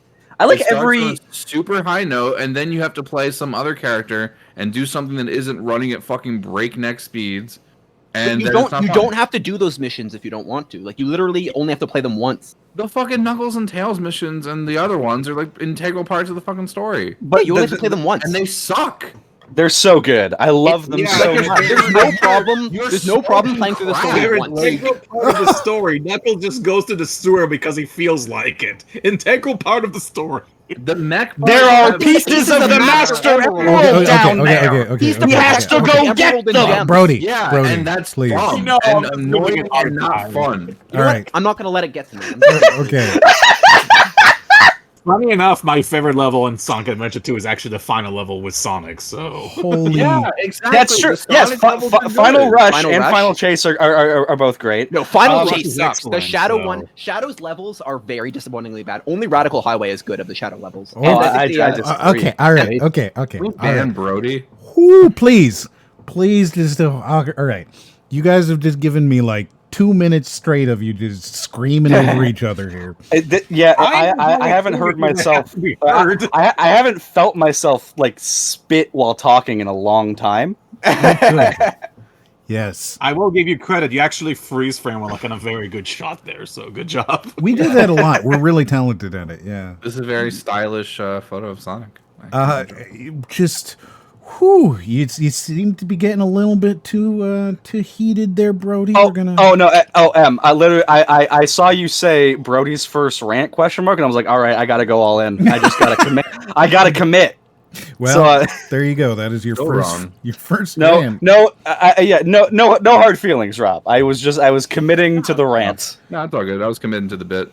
So I could do a 5-hour podcast on how much I don't like that game. And maybe we'll let you do that sometime. Yeah, that could be fine. I will be gone that weekend, but because I have nothing to say about Sonic. Yeah. Okay, why don't we start at 7 next week? Just go for an hour. Let you just shit on Sonic. Right? You guys can just shit on Sonic. I'll come in a little bit later. I'll be like, there you go. Just do your thing. I'll check in. Hey guys, I'm ready. No, man, we need another hour. Sorry. Okay, all right. So I have a question here that I kind of think would be fun for Raiden to talk a little bit about, which is why are there so many X's? And this was asked by BladeBlur, I believe, in the chat. Asking, why are there so many X's when people are typing all these names? So you want me to explain the history of the X? I think you should, yeah. Well, I mean, I think the history starts with you, right? Like you are the original X here. You did. I'm X. Our friend M here Like used to go by Crime More Gaming, but then he decided to rebrand because Crime More Gaming is a group and he's not personally affiliated with it. It didn't ever represent him as an individual. It was just part of the channel that he was on. So he thought that he would change his name to Mr. Exert. Oh my god! And then it turned out that, hey, this looks kind of similar to Moriarty. I bet if I pretend like it's pronounced Moriarty, people would just buy it. That's the next thing. Holy crap! Yeah. And then so I'm like, yeah, you know what? Like, it totally probably, like, they would see the X and obviously not get it. But after you explain it a couple times, they might just like stop arguing with you. And then so he's just like, yeah, I'll do it. I'll change my name to Murray. Merixer. I'm like, yeah, cool. It's clearly Moriarty. Immediately after doing this, he tries to suck me into naming the podcast Tangents with an X, and then therefore changing my name to also having an X to it. And then I ended up making my podcast Dangens. And then I met it. Oh yeah. Yeah. And then I ended up making an edit of X Gonna Give It To You, where it's Gonna Give X to You. Yeah. And like, there's still some kind of a weird Kingdom Hearts connection here, isn't there? No. I don't think so. And then Two Tim changed his name to Two like TXM. And then like people started legitimately changing their names to having X's in them, and then it's just like basically caught on fire. And then like Josh is now having X in it. I don't know if that's related or not. Yeah, no. I feel like we got to take credit for that X. No, that's 100% because of it. Yeah. So yeah, now it's JXSH, which is that's great. Yeah, so we're going to give X to you. X. So like, be careful. You're going to be like Blade. Sir, they already did it immediately. Dude. Somebody, yeah, they're doing it right now. Like it's too late. They're typing BladeBlur in all these different X terms. It's great. I like the one that's DX. They're trying to make English is already my second language. They're all trying to mess me up already, and it's kind of difficult. Sorry, it's so good. It's so good. Yeah, so that's where the X comes from. Yeah, and as you can see, I am extremely happy you told me the backstory. Oh, a good pun! I love it. And then, of course, it used to be Rack Rod, but we changed that to Rack Rocks. Yeah. You cannot try to pass it off as Rack Rod when you've spent years calling me Rickoy just because the X is there. I mean, I can do all your Rarcocks. It's Rickoy. Like the C and the R were spooching places in my brain, so I was Rarcocks. Rarcocks. It's a dyslexic moment. You can't blame me. Yeah, that's so much worse than anything I've ever called him. Is Rarcocks. It sounds like. It's like, it's like your friend asks you to send them like your porn file. It's like, oh, it's too big. I've got a rar cox. See, I was thinking it's like R-E-R. You know how do dinosaurs say I love you? It's rar, but then this goes a little too far with the love. Yeah, that's when dinos want to fuck. Rar cox. Oh god, that's fucking terrible. Let's see what. The sky at night so bright. Oh. Okay, I'm alive. Oh, there we go.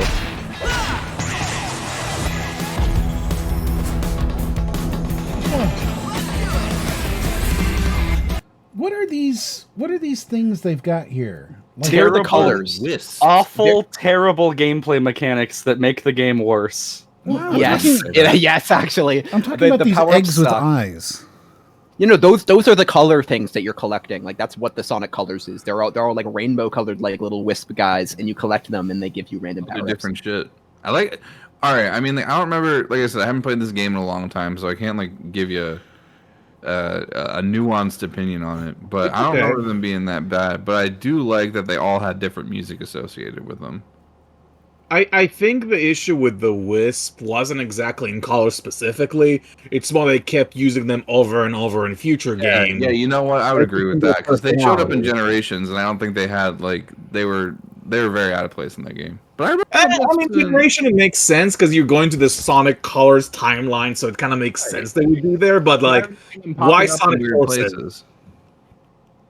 Like, why Sonic Forces? Why Sonic Lost World? Like, what are they doing there? Yeah, I didn't play Lost World, but yeah, I agree. But yeah, that's what they are. They're little people and they have powers. It's like a temporary power up that you get essentially, and a specific contextual area that you have to use them. Yeah. I'm a little surprised this isn't at least like a dual collection with Generations, because like, people liked that one. People, true, but like they're not really associated with each other. Well, I mean, I just like I figure like they're doing Colors, which is like, you know, I might not like it, but I understand that it's like one that would be like bundling this like. with Sonic Adventure 2, the worst Sonic game. I think with Colors too, you have to remember that this is the first time it's coming outside just the Wii, because at least other Sonic games like Unleashed and Generations were out on multiple platforms, whereas Colors was just on the Wii. Right. I guess Generations is on PC still. I would love like a PS5 version.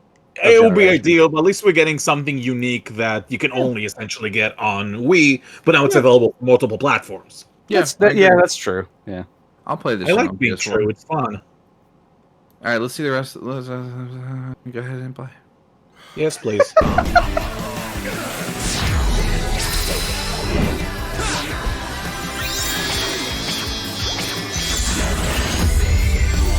Oh, here it is. The amazing powers.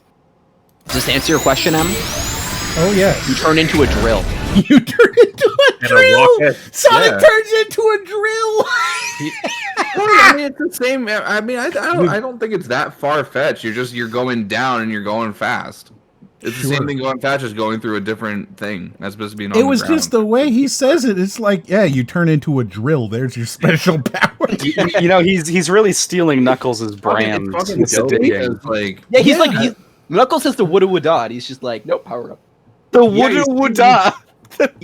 You get special powers. This is not real. Yeah. Like I said, I thought it was cool that every Wisp had like its own music. Like the drill music was all fucking like blown out and like bass boosted and shit. It was so good. Yeah, a little hovered action. Light. Nah, I'm stoked on this shit. Hell yeah.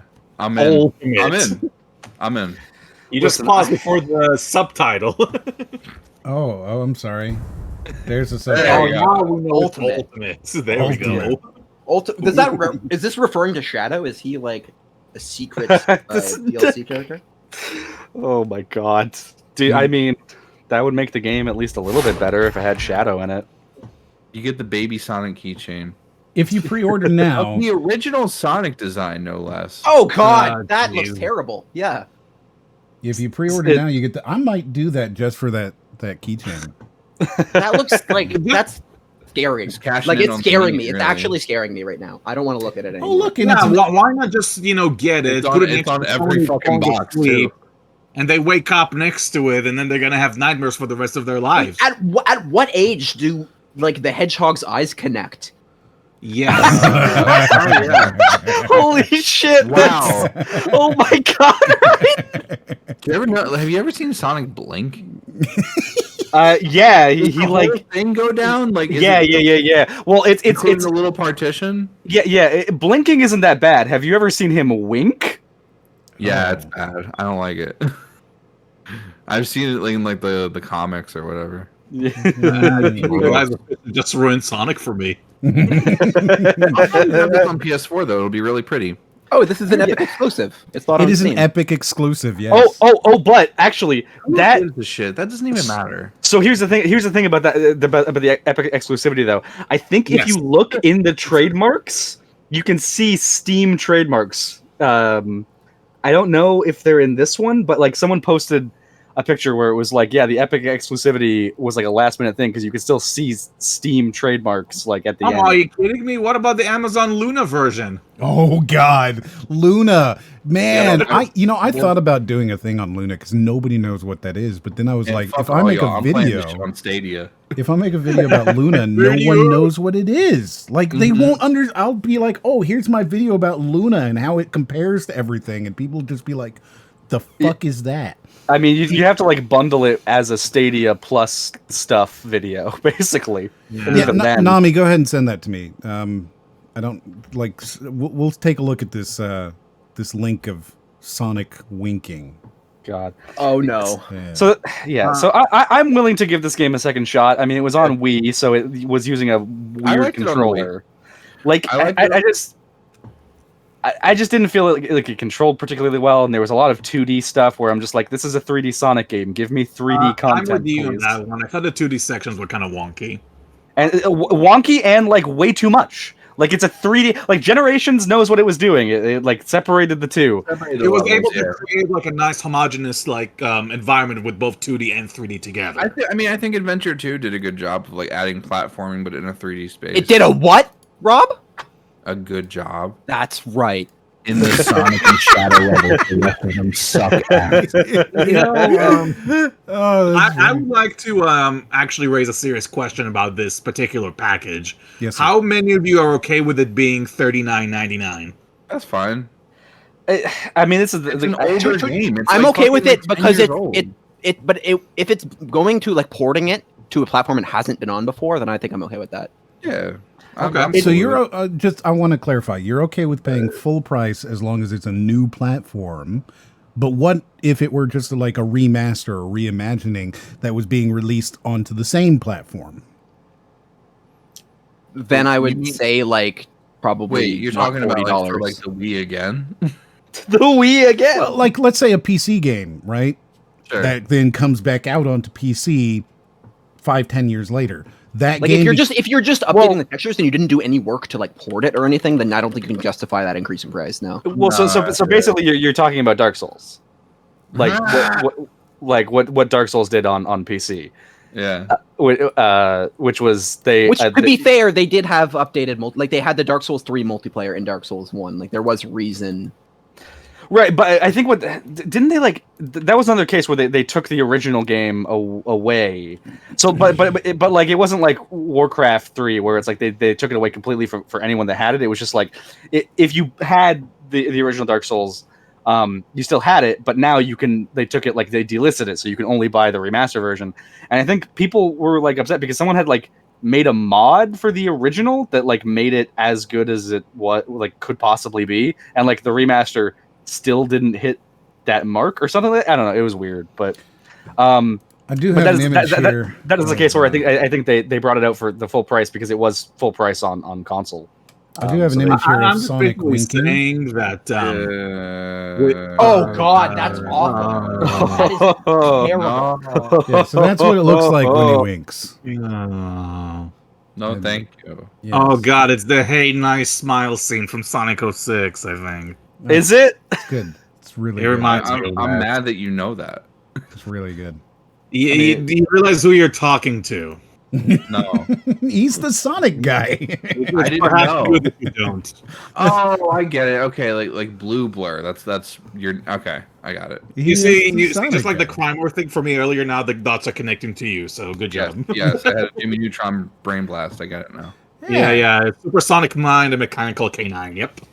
All right. So I have one more Sonic related trailer, which I think really we should let it play out, right? Okay. Because it says so much. Mm-hmm.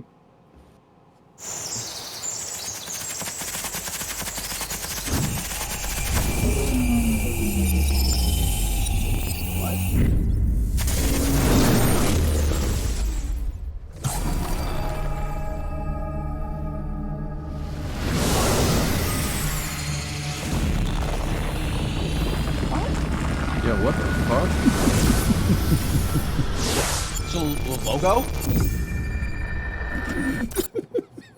Are you excited? What does this mean? Are you hype? Get hype! No, hold on. Go back to that logo. Are we supposed to know what that is? What is that? Jow. There was a band called Jow. Zap. Oh, Zap, maybe. Yeah, okay. Zavok? Is it Zavok? Oh God, I hope not. Oh God! Is he back? Zavok, He's back from the Lost World. I think it'll be. It looks like it's gonna be like its own thing. Like there's gonna be like some cross into like the fucking some Digimon ass shit or something. I don't know. Okay. So there's. So first of all, I mean, just the audacity of this trailer to pull a Metroid Prime 4 level teaser, but like for like it's no one didn't think the next Sonic game was gonna come out. Like Metroid Prime 4, they got away with that because it's like, oh my god, Metroid Prime is back. This is like, yeah, we know a new Sonic game is gonna come out, guys. Yeah, we get it. Take your time with it, guys. Don't rush it. It's 2022. I mean, they are taking holiday their this year or anything. So yeah. So I have seen a couple names for this game floating around. I don't know. So there's Rangers is the one that I've been hearing a lot. Yeah, so yeah. Sonic Rangers. Yeah, I saw Sonic Origins and Sonic Rangers, and if it's Rangers, Sonic Origins. Yeah. But backstory. Yeah, I don't know. But so if it's Rangers, there's also like a full leak of like what the game is that I guess was like leaked a few months ago, and someone had like said like it's Sonic Rangers. Here's all the details, and it's like it's kind of like where you look at it. That's Forces 2 then. Well, it's like you look at it and you go like this is just a leak someone's made up because the leak even follows like the there's a principle that if you want to make a Sonic leak sound legit, you end it with and it's not very good. So like it ends with that, so it feels like a fake Sonic leak, but the name does corroborate if this is indeed Sonic Rangers, which apparently it is. Yo, if it's a Sonic like Sentai kind of thing, that would be fucking awesome. Well, so apparently it is an open world like Breath of the Wild style game with Sonic.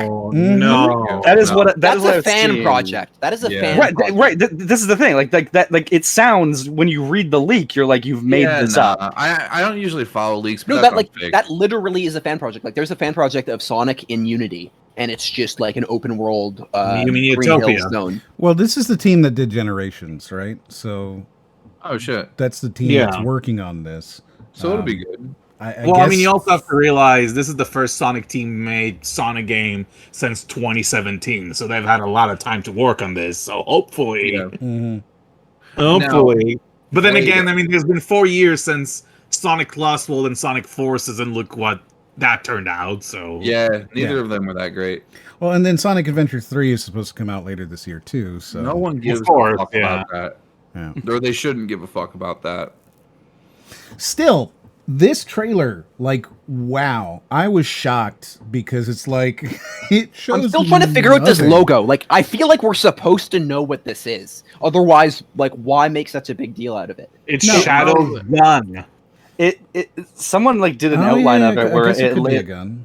Well, someone did an outline where it's like Sonic running. So like the back, the first symbol you see is like his foot, and then like the rest of the second symbol is like his body, and the third symbol is like his head and his other foot.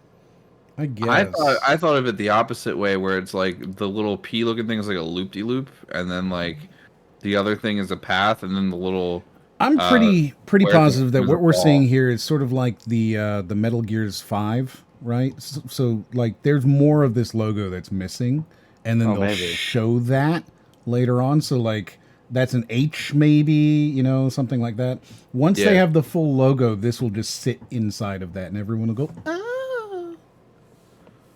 They'll go what? Oh, the logo exactly like that. I'm okay, lost. One more time. Okay. So that's what I'm gonna do when I have the game's announced. I'm gonna go. Oh. Yeah, you're gonna. This was I just posted the leak that corroborated to Rangers. I just love that word corroborated. Right. Well, so the only thing is like, we don't even know if this game is Sonic Rangers, but like it's the kind of thing where like if the name is right, then it's kind of weird for the leak not to be, because this was leaked like I think like in 2020. So if you want to read it, I guess take a screenshot of this. Yeah, it's a lot. Yeah. All right. They lost me at the giant tree, so... So, I have our very first non-video game trailer, and I wanted to show this because I think it's going to break Brody in half. Oh, boy. Oh, goody. If you like logic, this is not the movie for you, all right? Then it sounds like my kind of movie. Well, it's about time travel. So I watched this trailer, and it's terrible. It's called The Tomorrow War. It's a new movie coming to Amazon Prime. And if you've already seen it, you already know that nothing it says or does makes any sense.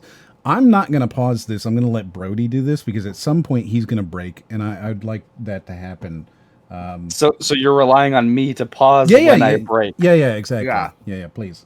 Because you're gonna be there's gonna be a moment where you're gonna if you feel yourself breaking to the point, like if being broken means the inability to pause, then like try to hit it just before you break. Because this makes no sense. It's logically everything bad. I'll do my best. Okay, none of you are my child. Has anyone seen Miri? Aww.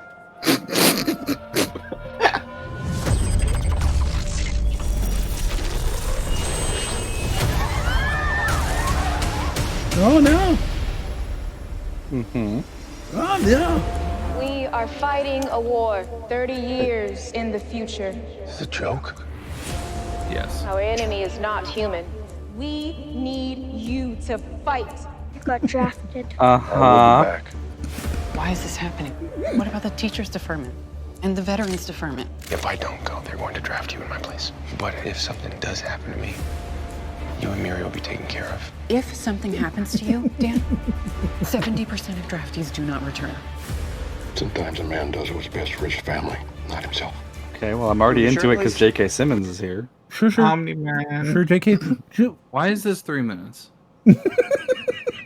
Just wait. I feel like we got everything we need to know. You have already started to get the establishment here, right? Where you're going, okay. Yeah, uh-huh. What's this for? It's just a test. Fred. First of all, this whole scene is stupid. Oh, a seatbelt. Just want to say that ahead of test? time. No, you don't have jokes in the future? This device facilitates your jump to and from the future war. 1 minute to jump.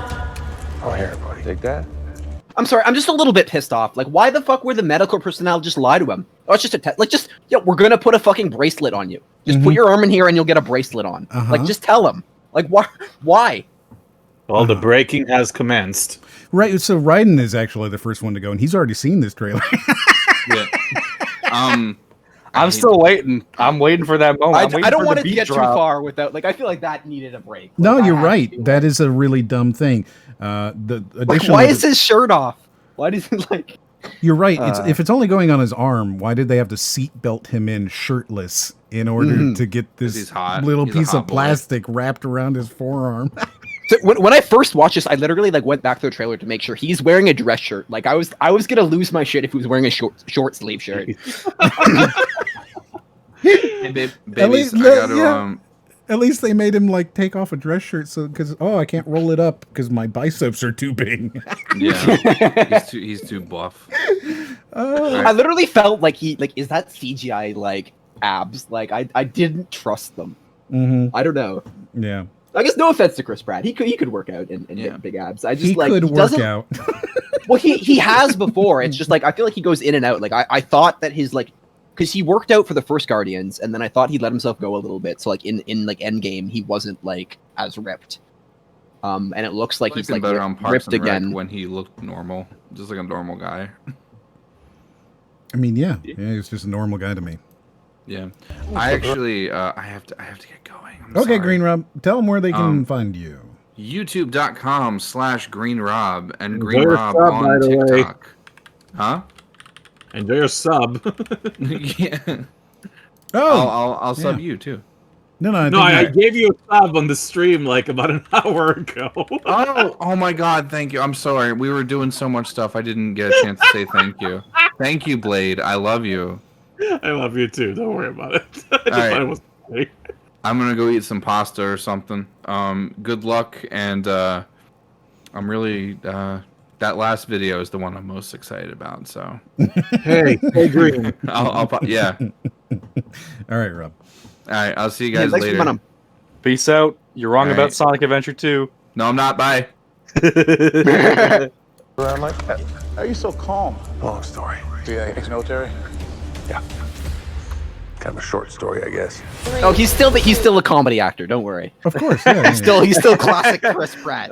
I mean, you couldn't have him not be. That would just be cruel. Mm-hmm. I appreciate that they took like that 5 seconds to say, "Don't worry, this is the tone of a Marvel movie, guys. We're not taking this seriously." Well, yeah, you can tell that with the plot. Well, they were taking it seriously up till then. It's like they've threatened that they're gonna draft his wife instead of like, "You're a Navy SEAL, we need you." What if I say no? Then we'll just like force your wife to die. I guess I don't know. Mm-hmm. All right, I guess I'll volunteer. Fuck, I was gonna do it anyway, but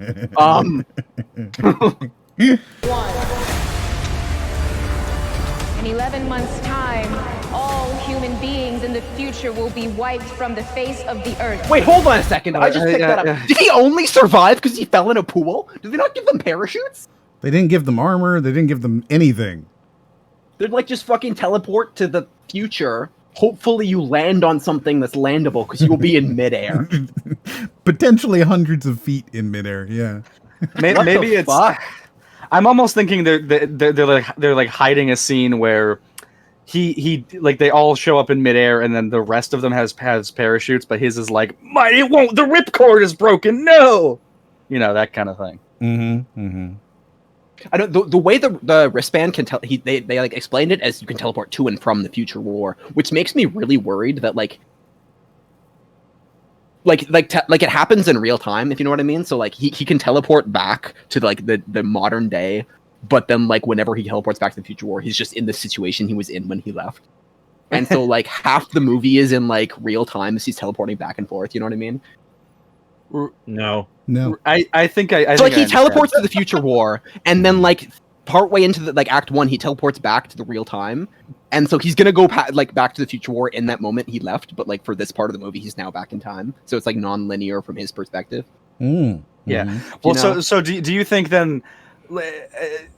Do you think then it would be a case of like, let's say 20 seconds passes.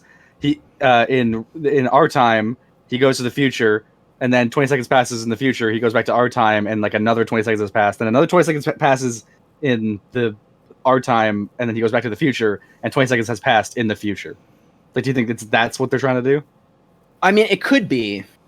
I feel like that'd be a little bit more broken of it, and then him just like going to where he left off. Well, I just mean like, but I feel like it's probably not gonna like he probably definitely doesn't get to choose, because I feel like that would just I mean, if you get to choose, the whole movie is completely and utterly broken. They're doing the thing that they do with time travel, where they like refuse to explain it, and they like force you in the most ridiculous situation that you have to accept. Well, this is as long as they have a rule set, I'm good. And it's a rule set that is like what the plot needs, because they'll just reveal more if they need to, and they won't reveal it if they don't need to. So it's like they have a rule set by oh fuck, what's the term? Obfuscation? Yeah, exactly.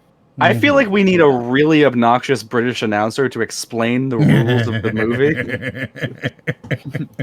There's in more. Great detail. They do tell you a little bit more. Explain the rules of how this works. Basically, you're a hunter and you have one prey, and if you hunt your prey, you get 3 points. You've got a Pip Boy that can transport you back in time. Yes, exactly. Right. I still haven't broken yet. I'm waiting for that. You help us.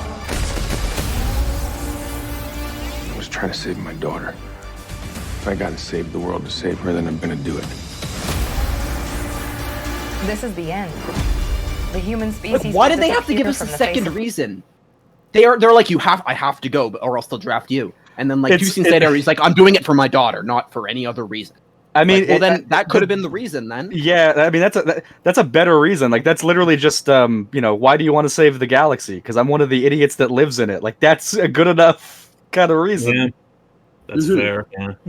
No, I'm just terrified that they're gonna do some dumbass shit where it's just like, oh, you have to change, like, we lost the future, we have to change it. But also, you can't change it, and this is your daughter. Like, this grown-up thing is your daughter from the future, and you have to, like, it's like some grown-up thing. Well, no, I just, like, don't. I'm always assuming that when they do some time travel shit, like, his daughter is revealed to be one of the characters he's interacting with. Like, it's just such, like, the like, amateur writer trope of time travel where, like, oh, I'm actually your daughter, like, halfway through into it. You know what I mean? So, like, I'm pretty sure that Fallout 4, it's okay.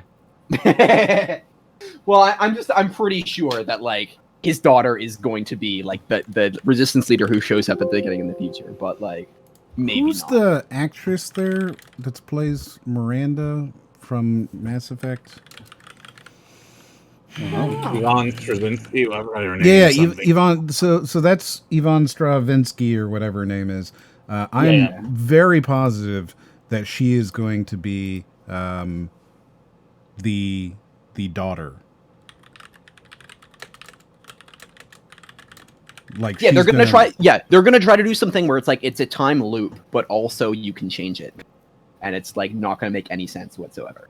Yeah, this is the I am also like the thing is with any rule set in any kind of thing in any kind of media, I am willing to forego it making sense if it is thematically rewarding to do so, and I just feel like this movie is not going to have that. So Blade needs to step out for a bit. I assume maybe you'll be back. But if not, yeah, I just need to take care of something right now and see if maybe I can get like in time and I can like jump into like the end section or something. Oh, I mean, we'll be here for hours, so you know you're okay. Sure. I just wanted to. I didn't want to interrupt. That's the reason why I was trying to be polite about it. No problem. Yeah, I mean, you know, like I said, we're super laid back. You can jump in and be like, Brody, shut up. It's fine. I'm back in. Got it. Yeah, and then if you know. Just rejoin the call if you feel like it, or don't, whatever. Where can people find you on the internet? Just in case you don't come back. Probably the best place is either YouTube or Twitter or Twitch. That's my main platforms I'm on, essentially. Just Google BladeBlur, you'll find me. Yeah, exactly. That's my main. Yep. And he's a very nice guy. Super, super friendly. He does a lot of Sonic stuff. And... Yeah, BladeBlur. Yes, exactly. That is his name. Yeah. So we'll see you. We'll see you later, or we won't. Whatever it is. Good, thank you very much for coming on. And yeah, thanks for coming on. Yeah. Good. We got through the Sonic stuff. So yeah, I appreciate it. Thank you so much, and I'll try my best to hop in a bit later, but I have to rush. So I'll see you folks later. All right, man. Peace out. Okay. See ya. So this is gonna get a lot dumber. I promise. Oh, goody. The Earth. We are literally living on borrowed time. There's still a chance that we can stop this war from ever happening. So we gotta fight. Wait, that they can stop it from ever happening. Okay. Here's the thing. Okay, so keeping track of the details that we know, they jump to a point where 11 months from that point it'll be done. So like they already know the end point. They've gone through the first episode of Heroes. Like Hero has gone to the future. He's seen like the end of days. He knows the exact point, right? So like they know that like just the apocalypse is coming in 11 months from the point that they jump to in the future. Now, his line of stopping this war before it ever happens, that could either be alluding to stopping it before those 11 months go by, or what is more likely is they're going to try to like go back in time and stop it in the first place or whatever, which makes more sense. Did they say it was like an alien invasion? Because yes, they're not human. That's all I said. They're not human. Right. So it could be AI, it could be that, you know, nanobots, it could be aliens. We don't really know what they're fighting against, and they don't really show anything except for humans. I feel like if it's aliens, that's a bit better than like literally anything else, only because like that's not something that like humanity could like go back in time and like prevent from happening, right? Like if it's AI, you can go back and like I don't know, like kill Steve Jobs or whatever before he makes it. Like it's like that kind of thing. But like with aliens, it's like that's almost a force of nature. Like it's gonna happen. There's no way that you can really like prevent it. At least not in like. I guess you'd have to go like super back in time and start building rockets in like 1950. No, Like, that's not. you would. I meant to plan say out, 1500s, but I you said would have to plan out a 1950. course of human development in a society that you aren't like the dominant force in. So you'd have to like conquer territories and then force them to work for a cause that they don't believe in, and like you'd basically have to like inject like religion into it in order to get them to like commit to it enough, you know? Yeah, like it's definitely like it's possible, but it's definitely the kind of thing where it's like if it's aliens, that is the like. I'm willing to forgive that as like they can't go back and stop it. I feel like the problem with time travel, especially the time travel they showed, because I feel like there's two types of time travel, or not two types of time travel, but there's two types of time machines, right? There's like an anchored time machine where you're teleporting to a time machine that already exists and you're just going to that other one, right? Or this one where you can just teleport anywhere, right? Right. And because of the way like space-time works, if you can go back in time anywhere, then you can teleport through space anywhere. Right? Because you're not going to a set place, like you're disappearing from like space-time and then you're reappearing at some point in space-time. So like time travel and like teleporting through space is the same thing. Like you like if you could just go to a different planet, basically. They could just move to a different planet. They're going to keep going for a while, so hello, Wolf. Hi. Oh, hey. What up? He's been here for a while. Yeah, I came in to like kill Steve Jobs. I'm like, what the fuck is happening? So how is the Wolfpack fam? Wolfpack fam is doing pretty all right. Excellent. Grandma Wolf stopped by today. And Yeah, we were talking about that. We were thinking that like you should bring her onto the podcast so that the actual Wolfpack fam can be. You know what? I'm gonna tell her that. I'm gonna tell her that right now. You should. Oh my god. You know, I'm gonna call her about that. Yeah. So we are currently watching the trailer for the Tomorrow War, which is our very first non-video game trailer that we're watching. Oh, well, I'm calling my grandma, so Didn't we watch a shoe trailer? Does that not count? Not really, because it was a PlayStation shoe. Okay. It wasn't a trailer. It was like a. Didn't we? review. We watched Hey, Grandma. We watched a chair trailer. No, nothing's wrong. I have a question. I have a question for you about next week. Okay. Oh, hold on. Yes, we'll all hold. I'm happy to hold for this. Me? Are you busy next Sunday? Yes. Like Sunday night? Are you busy next Sunday night, like 7? Would you want to be on a podcast? Podcast. Anything, just talk. That's what I'm on the podcast right now talking to you, and they're listening to you right now. Tell them you said hi. This is amazing. It is. All right, then I guess I'll see you. We'll see you next week around 7. Oh no, it might be around 8 because Emma's going to be late. It might be 8. We'll see. Yeah. Excellent. All right, so we've got the Wolfpack fam. God, this is going to be amazing or awful. Oh boy! Talk about a special guest. This is gonna be. You're gonna see all of us get real respectful real quick. Excellent. That's great. Oh. Like I'm gonna be on my best fucking behavior. Like holy shit. We'll see. We'll see how long that lasts. Yeah. Right. Okay. So let's finish this up. All right. It was nice knowing you.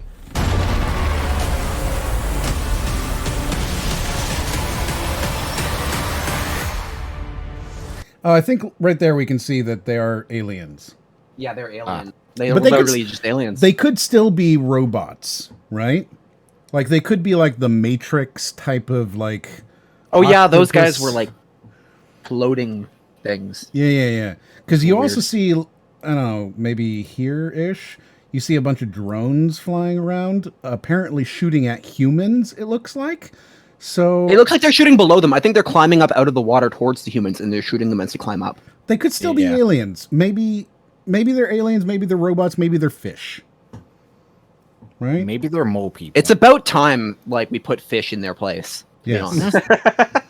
So we're almost to the end here. I mean, didn't you watch The Shape of Water, Ryan? Come on. I didn't, actually. That's just horny fish. I actually haven't watched The Shape of Water. I should. It seems like my kind of movie. That's true. It actually You does said seem that. like your kind of movie. You volunteered that. Yeah. I got no shame on that one. Mm-hmm. Mm-hmm. But hey, Guillermo del Toro knows what's up. That's all I'm saying. Mm-hmm.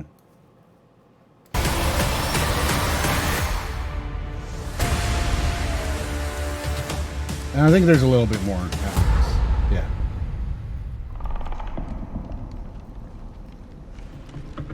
Jump scare. Let's go.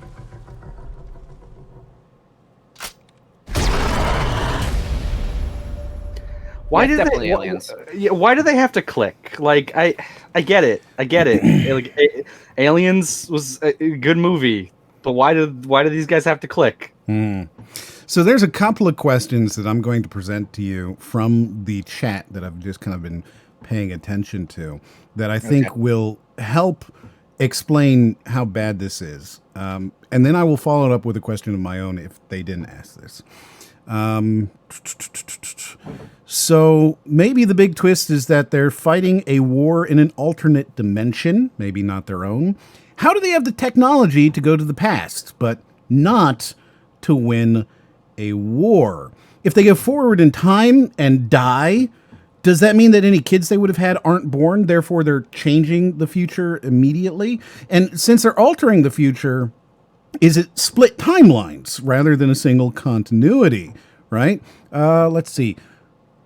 Why can't they defeat the enemy in the past instead of moving into the future? Couldn't they just send technology back from the future, spend 30 years improving it, and then send it back again ad nauseum until they have future defeating technology? If they can only predict the future, they know that it'll be 11 months in front. Is that what's going on here? So I think it's very clearly not split timelines.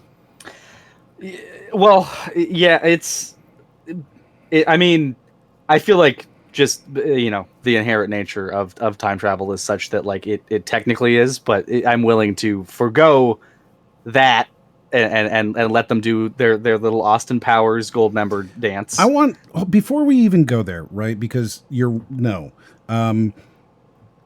are going into the past, 30 years into the past, in order to draft current era people and take them into the future to be infantry. Yes. Right. Yes. So how are you not immediately like, yeah, no, that's really stupid. That's incredibly stupid. I mean, you're right. Like, I mean, we discussed earlier, like, you know, there's if you have time travel, there's like there's definitely more solutions. This is a thing where, like, they've put it so early in the trailer, and I assume in the movie, that I'm just kind of willing to be like, all right, that's stupid, but it's your central conceit. I will forgive it. What do you got? But I think the only chance this movie is interesting is if there weren't aliens and they were being lied to by, like, the future. That's like, but the fact that they directly showed the aliens, I feel like has, like, already ruined the movie. Well, I'm wondering. I don't see how it can ever be good. Your whole thing is like, oh yeah, we're gonna, instead of spending all our time 30 years in the past preparing for this war, we're gonna take human people into the future who are unprepared and say, go fight them, they're aliens. It's right. Really dumb. What I'm wondering is, like, what if you go to, like, 2020, grab Chris Pratt, take him to 2030 or wherever it is, and then also in 2030 go to 2019, grab Chris Pratt, and then go to 2018, grab Chris Pratt, and then you just have an infinite army of Chris Pratts. But you don't, because then the 2020 version isn't there. but maybe not. It depends on how the time travel actually works. It depends on how time travel. So if it's a split timeline, then every time you go back in time, you're not actually going like back in time. You're going to a different timeline where you are now affecting. So you've abandoned your current timeline. So basically, all the future people who went back in time to 30 years, they've left their like family and friends to die in like their abandoned timeline, and they're now starting a new one with like these people. And so I don't think that's what's happening in the context of the movie. So it doesn't seem like it's a split timeline because they're saying you can move forward, back and forth to and from the thing. Whereas you couldn't, you'd be going forward to a different future that you affected, right? Right, but I'm wondering if they no would longer recognize be like privy to that information. Yeah, I don't know. Well, I mean, yeah, that's the thing. That's where it could be interesting, but no, because they're time traveling to the future war. Remember? Right. Yeah, I guess I'm just thinking like, yeah, like it would be an interesting commentary to be like, oh, maybe there's like an alpha timeline, and they're like, we don't want to sacrifice any of the people in our timeline, so we're just gonna go and get like everyone from like we're gonna go create a bunch of timelines. So they could do that, and if they did that, they would have infinite infantry. Because every time they go back in time, but then every time they return to time, like they're bringing the infantry to a new timeline. So all of their friends and allies are dying. They're just creating a spin-off timeline where that spin-off timeline will survive, which isn't good for the prime time. There's no reason a prime timeline would do that, because you're just spending a lot of money for that money to disappear from your universe entirely, and then like those select people get to be lucky, right? Yeah, I mean, yeah, you would need like you would need the technology from Steins Gate to actually like locate which universe you want to go to. No, Speedy brings up a good point here. If you have the ability to go to multiple timelines, then why would you not just abandon your timeline and go to one that doesn't have a war in it? No, completely separate. You would go to a different planet. You could teleport to anywhere in the universe if you could time travel. So you would just go to like a different planet. Like, why would you even need to fight the war at all? Or just go back so far in time that, like, yeah, you wouldn't have to worry about the war for millions of years. Yeah, well, so, I mean, that's the thing about the whole thing. I was like, oh, go to another timeline. Because I feel like that's sort of... Yeah, so, sorry, Rico just said maybe they created a fixed portal. They didn't. They showed at the very beginning them appearing in a soccer stadium. It wasn't a fixed portal. Because that was just saying, there's either the freelance where you can teleport anywhere in time and space, or, yeah, there's an anchored, you can only go between those 2 points. And that one's, like, less OP. There's also the one where it's like you can like travel back and forth between your own shit, like you go and rewind basically. Oh yeah, that's like a more mystical one. That's not really like a technological time travel. That's more like Next. Yeah, that's Next in Tom or Nick Cage's movie where he could I think that was like Days of Future Past. That's what they did too. It was like Logan was shot into an old version of his body. Yeah. So I'm sad that you didn't break, but apparently some of the audience did, and it seems like Raiden broke a little bit more watching this trailer. Which is, I mean, that's. I think Brody does kind of what I'm doing. Is that like I'm not going to pick it apart until like you see the movie, because like again they could be misdirects. Like all of it could not make sense, and that's the point, because they're being lied to. And I think that is an interesting movie, but they've all like by showing the aliens, they've kind of broken that. Well, and I also think what would have broken me would have been a direct paradox, and I don't think that this trailer showed a direct paradox yet. What if, again, this is coming from somebody who hasn't watched any of the trailer, and I'm just bullshitting. What if the creatures are all the people they left behind? Oh, they got mutated. Yeah, they became mutated. Yeah, that's interesting. Like, maybe if they're not time traveling to the future, they're time traveling to the far future where humans evolved into that thing. Well, see, in that case, if that were the case, then it would make sense to recruit people from the past, because every person you recruit is not an enemy now. Right. Well, if I recall, there was a TV show called what was it called? It's not called Twin Peaks. It was basically the premise. Oh, fuck, what was it called? Twin Pines. Twin Peaks. No, Wayward Pines. It was called Wayward Pines. And basically the premise of Wayward Pines is actually, I will spoil it by saying the premise, but it was, the second season was canceled in 2018, so I'm just going to say it. No one's going to watch the show. Basically, are you able to do it without spoiling it? No, I'm not. Because the spoiler is that it's the far future and it's not. I'm just going to ignore you. But basically, basically what happens is that like humanity starts evolving into these creatures, and this guy figures it out. And so if you wait too long, then like it's in everybody's DNA. You have to select the people who don't have that mutant gene yet. right? So basically, like, this guy had to do it the way he did it because, like, if you waited too long, then, like, they were already along the path of evolution, is basically, like, what they were saying. So, like, it makes sense if they had to go back far enough to where people hadn't started the evolution so that you could, like, evolve differently. But, yeah. Okay. So, I got a question for you, Sean. Okay. Have you ever played Dying Light? A little bit. Wasn't really too into it myself, but I've played it. Okay. So, hey, Dying Light 2 is coming out. And they just, over the past weekend, they revealed the release date. Yeah. Right? Which was a big thing that people were excited about because they've been talking about this game for 2 or 3 years now. It's a long time. Yeah, they've been talking about it for a little while. And every time they would talk about it, they'd be like, and it's we're going to tell you a date one day. So the fact that they revealed a date is pretty cool. This is a little bit of a long trailer, so we're going to go through it and we're going to just kind of talk about some of the stuff. Because me, Brody, and what's my name? Raiden have been playing Dying Light with Aaron Animates. So, like, we've all been doing just kind of like the 4-person co-op stuff. It's infuriating, and I'm hoping they fix some stuff. Because I tell you what, waiting for teammates to show up to do anything is not fun. Yeah, they make you, every time you go to turn in, like, every time you have to talk to anyone in the game, every pick single up a quest, you want to do the quest, you want to turn in the quest, Yeah, every like, single thing. You want to go to a do area. All of the players have to be in one spot, and they give you like this thing where like if someone gets there, you can teleport there. But M is so unbelievably impatient that as soon as a cutscene starts, he'll be tapping. He'll just be like, you literally hear like, God, throughout the entire cutscene. I'm trying to skip it. I'm trying to skip the cutscene. I'm not a big fan of like boring story. When a story's good, I'll sit and watch it.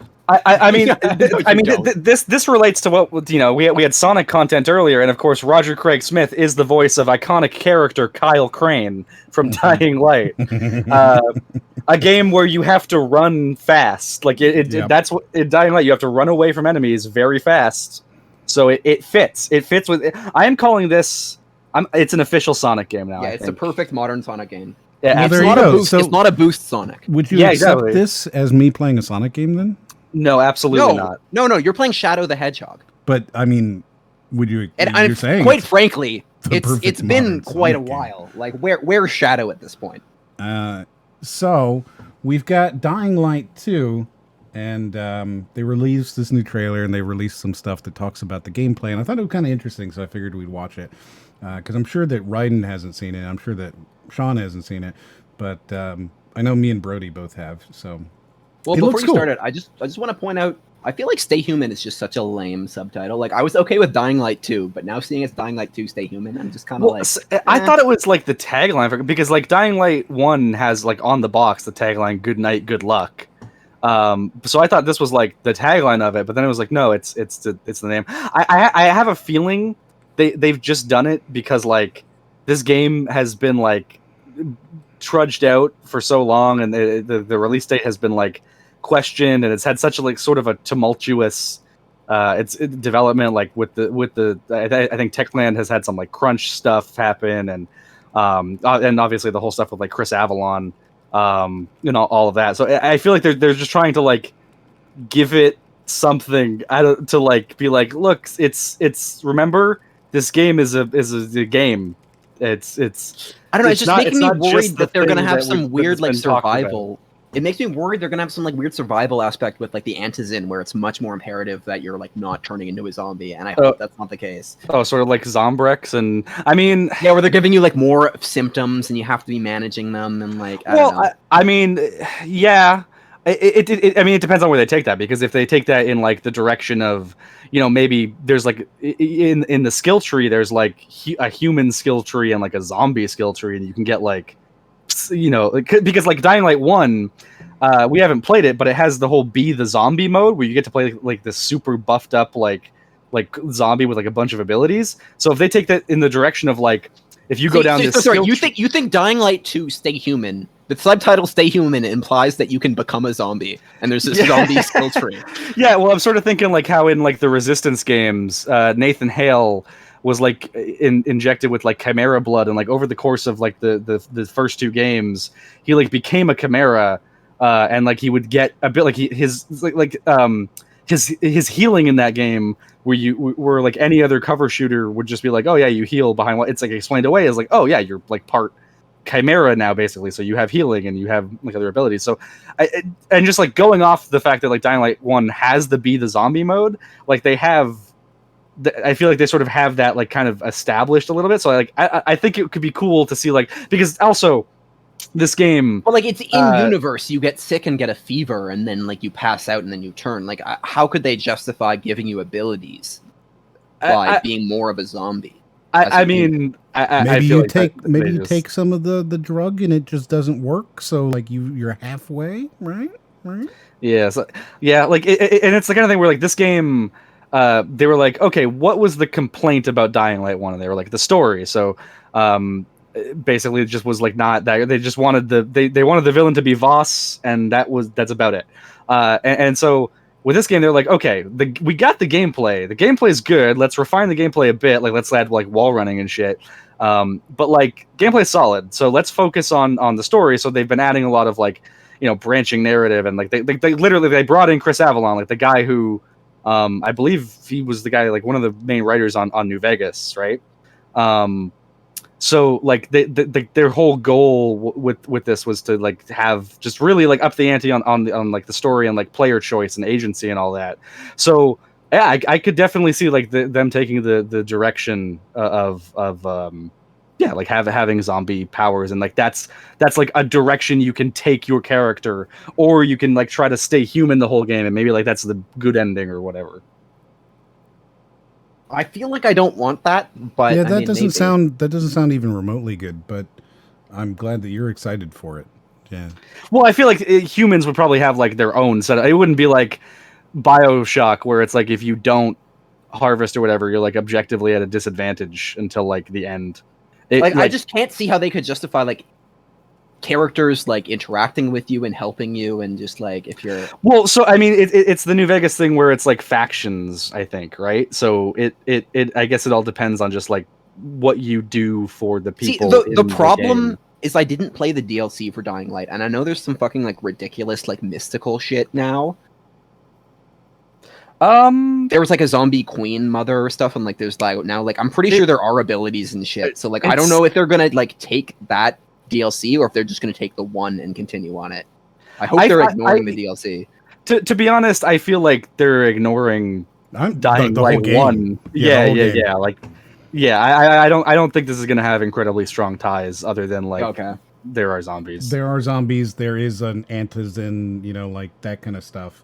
But otherwise, yeah, I don't think so. You'll see some more in the trailer, and I do want to let it play a little bit so that, like, you know, we can react to it instead of just hypothetical what could it be. That's true. We've been quiet There's a for trailer some time. in front of us, and we're just Since, like the rest of the world, we had some unforeseen hurdles to clear. Ha ha. COVID. I was wearing joke. a ninja outfit. Ha ha. COVID. Oh, he joke. is. He's you. It's you, Ryan. Yeah. Is he gonna jump kick somebody? I hope The wait is over. Nope. Let's dive into the open world of Dying Light 2. Why would you do that? Why not? So here's the thing that they're doing with this game that I think is kind of interesting, and I think it's something that missed a little bit in the first Dying Light, is that in this one, the ground floor is the roofs. Right, and they're going to talk about that a little bit later, I think. But the rooftops are where you're living and where you're running most of the time. You're not really supposed to be down in the streets. And I feel like that's much more Dying Light feel. Because, like, when you play the game, the first game, you spend as much time as possible not on the streets, right? So it makes sense that over time you would become not on the streets. Yeah, well, so we haven't gotten to it in our playthrough, but like the second island of that game is more of a city, and it definitely applies more of like the stay on the rooftops and stuff, especially with the grappling hook and everything that you get by that time. Mm-hmm. So I think they like they saw like what worked in like the city and like the second island of Dying Light 1, and they were like, let's extrapolate that because that was more fun. Mm-hmm. The last slice of Dying Light 2 showcased the mission from the main storyline. You get after those fuckers. Gasp! Gasp! He said the fuck word. He did say the fuck word. Oh, You can't say that. You can't say the fuck word. Not Yeah. on TV. That's your one F word. I'm gonna tell my grandma. Oh no! Oh man. What kind of videos are they watching on that podcast? You're gonna sit there like, what the hell is this? Oh. What? Okay, is this Donkey Kong? No, it's not Donkey Kong. Oh, Donkey Kong. Okay, so never mind. But Donkey Kong recently came up, and I'm annoyed by it.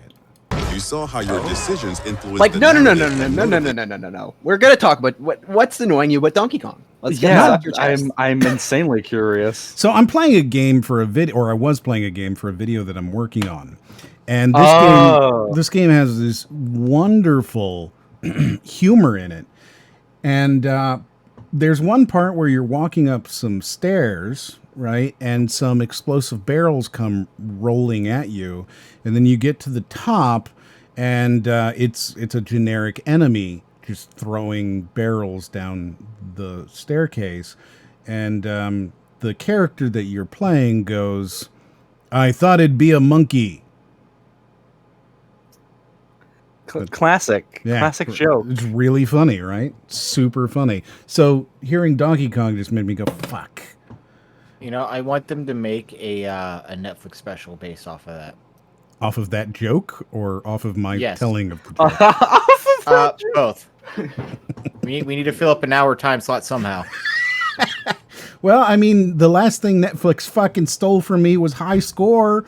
If you've ever seen that, it's my channel. They took all of my videos and just reshot them with better B-roll and made a fucking Netflix show.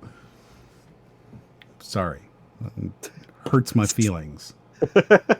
Like, it's what it is, though. I started getting people commenting like, "Oh, I saw this on High Score, a really cool video you did about it." And it's like, no! I if it's any consolation, I've never heard of High Score. Yes, well, I also haven't. If you've ever seen any of it, you've seen most of my channel. They literally just, like, all of my best videos that I worked on over years, right? They just took all of those and then, like, reshot them. Oh, wow, this is good production quality. Like, why would you even watch anything else? See?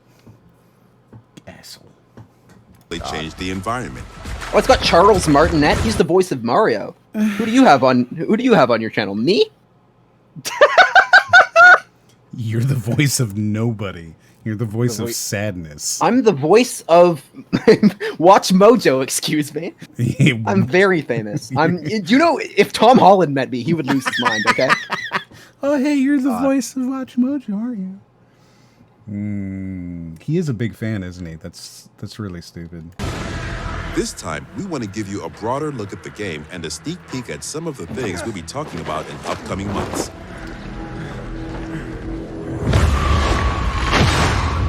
Ooh. In Dying Light 2, you become a... It does look pretty, though, right? But there seems to be this sort of weird, I don't know, artifact thing they've got built into this to make it look like it's a lot further than it is. I'm not sure what you mean. You can see it, like, here.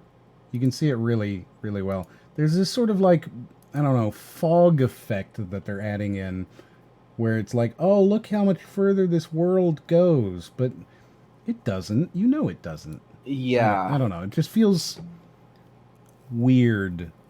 Like you can see the seams, you know? I don't know. I almost don't get that. Because you also hated The Witcher.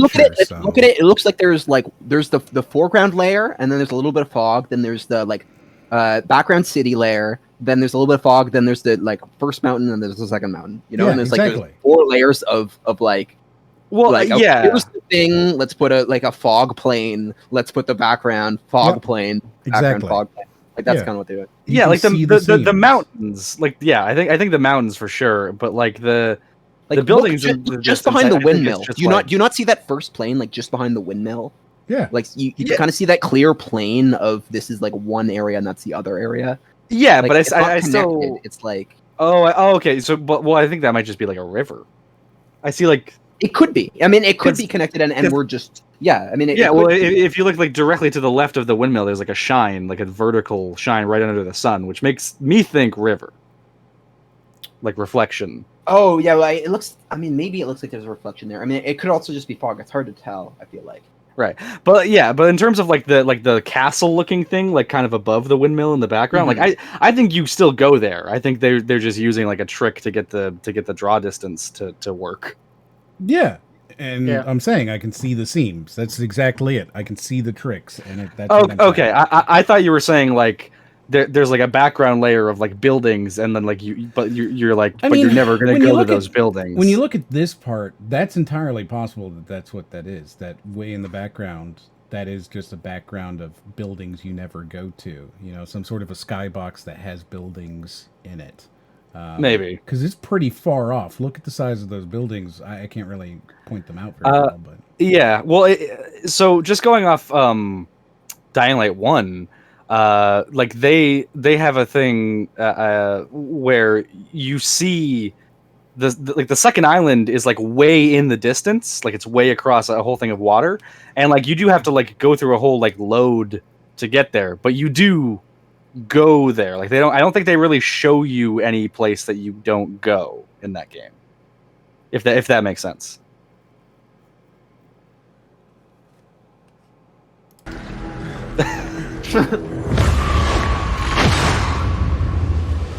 In Dying Light 2, you become Aiden Caldwell, an outsider trying to unravel a tangled mystery from his past.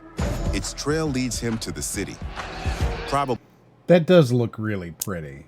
Yeah, I like that. The overgrown, fallen down overpass. Yeah, it looks really pretty. I think that also looks like a city that like wouldn't ever exist without. No, it looks like an Overwatch city that like they stopped their war in. You know. Yeah. But it's like a cool aesthetic, to be sure. Yeah, I mean, it definitely looks like more like fun level design than like a realistic city, and I am a-okay with that. I mean, it is a Sonic level, so like that is in par with the philosophy. Of just a giant highlight in the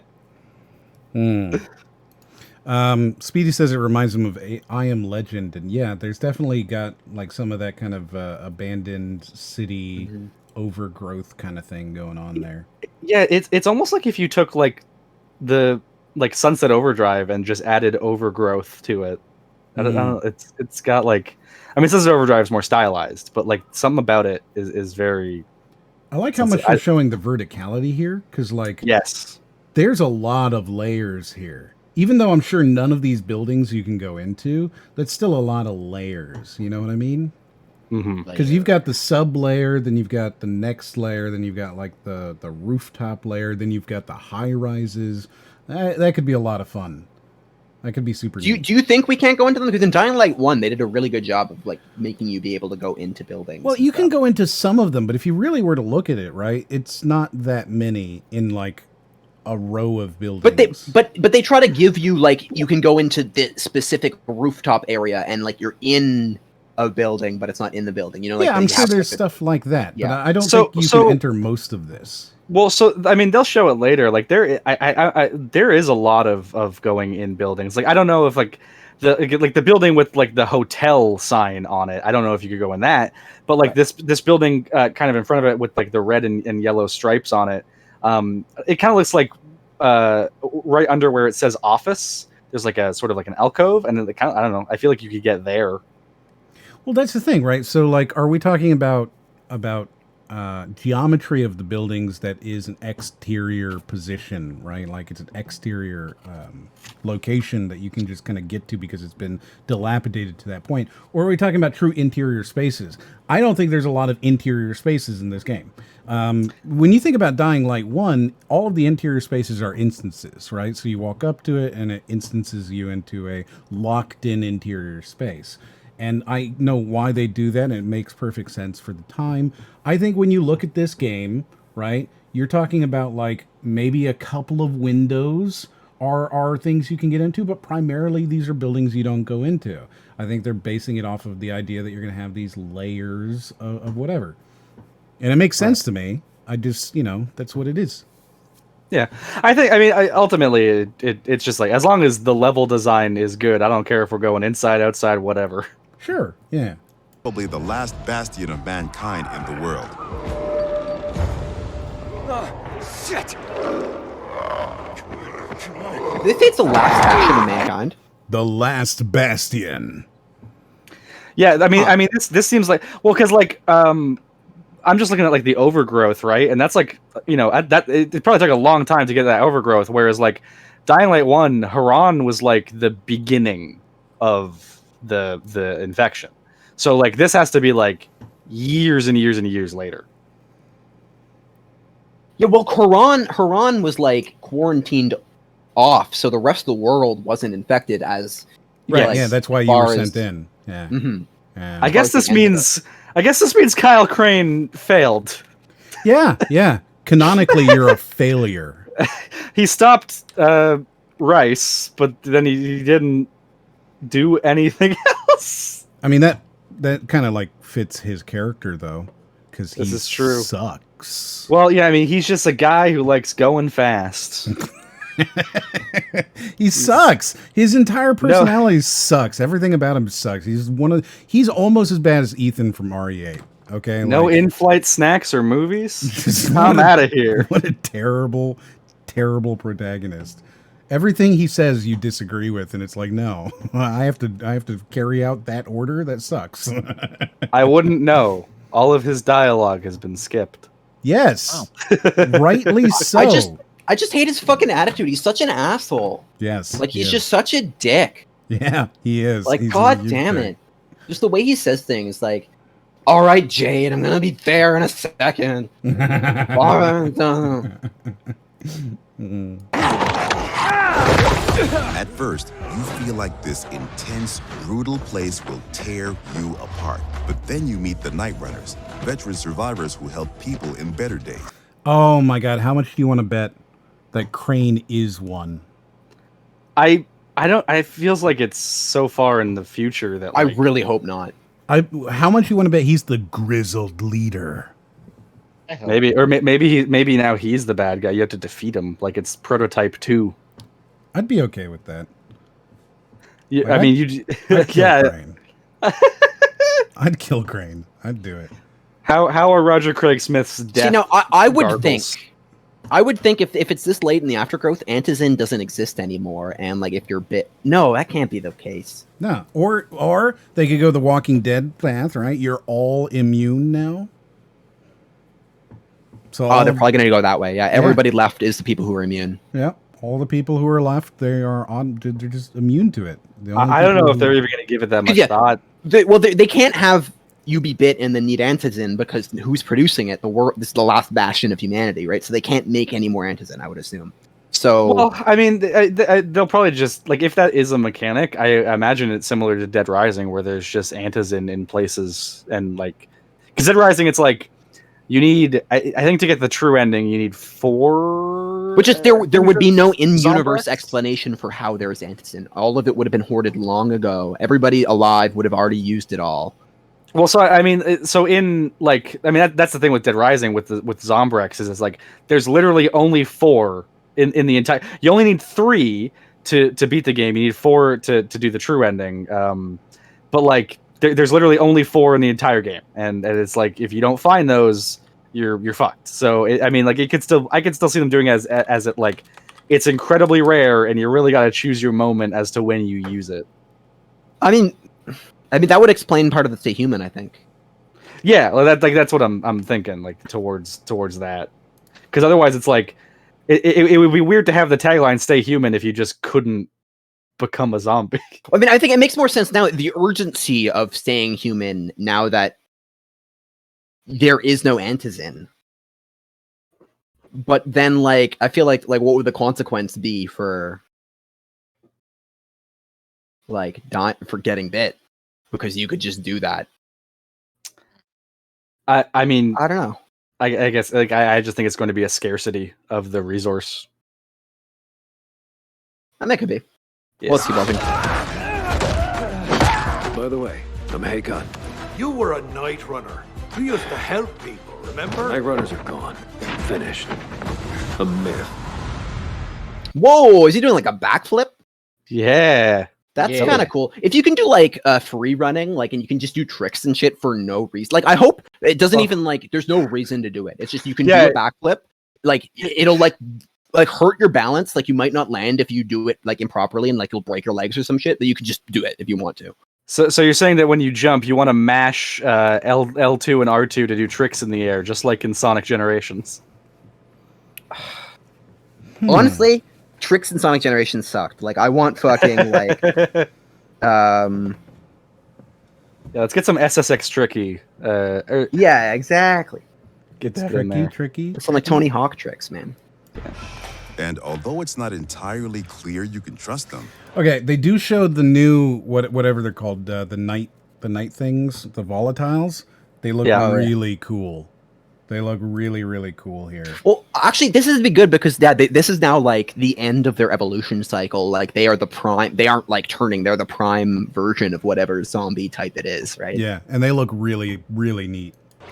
you need allies in the dark.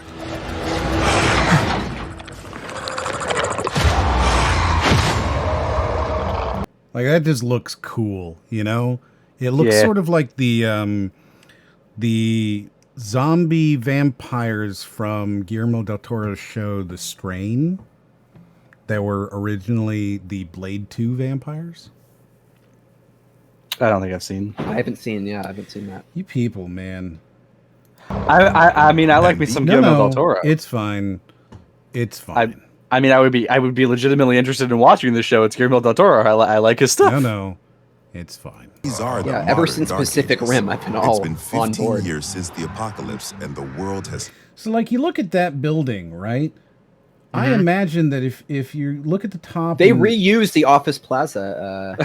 Like, I mean, they did sign for the building. Yeah, they absolutely did. Yeah. It looks like you can go into that building at the top. It looks like there's like a hole in the wall. And I'm sure there's a room there that you can go into. And this is another climbing puzzle type of thing. Yeah, this looks like a climbing puzzle. Like, you can see the mid-level. You've got things you can go kind of inside the building a little bit. And there's like wooden ledges jutting out. Yeah, exactly. Yeah. But that, I think, is the extent of interior spaces in this game, with the exception perhaps of some mission-specific instances.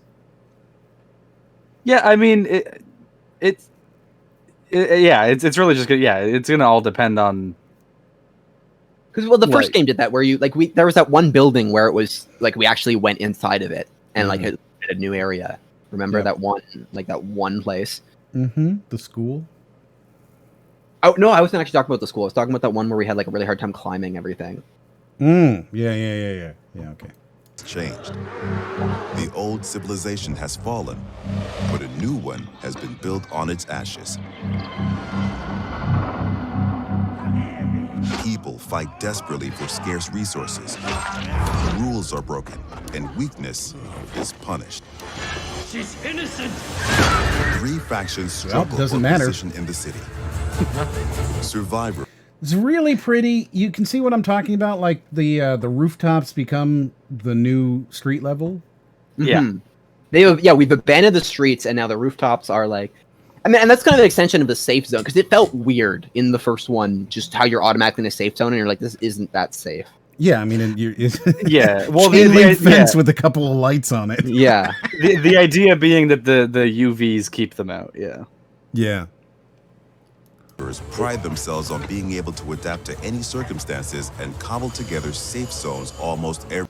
Yeah, I don't believe that they're building steel buildings, though. I'm sorry. Yeah, steel beams. I don't believe that at all. Like, yeah, you may have the machinery and stuff, but you know what's he planning to do with a grind saw on like a full beam? Like, what is he doing there? I don't know. I have no idea. Like, put some goggles on. Like this. Like, I know. I know they have the steel. They got steel. They got buzzsaws. They ain't got goggles. Which, to be fair, I mean, That's a really bold choice because usually when you play a post-apocalyptic game, it's like all goggles, right? Like the character designs are just all goggles all the time. There are a lot of goggles, yeah. Goggles and scarves. You're right. There are a lot of goggles now that you think about it. I bet you there's at least one NPC who's like the scrappy mechanic girl who wears goggles. I bet she's in this because she's in every game, right? I hope this game has romanceable NPCs then. You want to romance but she's not a pumpkin. God. I have a wide range. What's the wide range? It's very wide. I can't describe it all. Describe all of them. A lot. Yeah, a cucumber, a pumpkin. If she looks like she can kick my ass, I'm probably into it. Hot. All Exactly. right. I mean, it's hot that you're getting beat up, not the. Anyway. Wait, hold on. Where are you taking this? Yeah, whoa. Where are you going with this? He's about to get. No, you just made Brody go, really? You want to see me get beat up? Let's talk more about that. Well, I'm just. Would it please you? And in what way would it please you? No, we're not having that. We're not having that conversation. No. If you want to have that conversation, you can have it with him in person when you meet him in Too Many Games. Yeah, this podcast is not Tinder. This is not. This happens on Tinder. I'm just saying he has made a vocal slip, and I am exploiting it for comedic purposes. I go on Tinder, and I'm not even like trying to get with anybody. I'm just like, hey, I want to see you beat up somebody. Oh man, that's it. That's all it is. Oh wow, that's awful. Those almost everywhere. Yeah, what Speedy says, if it takes a woman who can beat you up, then does that mean that every woman can win you over? Yes. Well, yeah. Peacekeepers, loyal soldiers who want to impose. That right there, by the way, this entrance is just 100% the Division. Okay.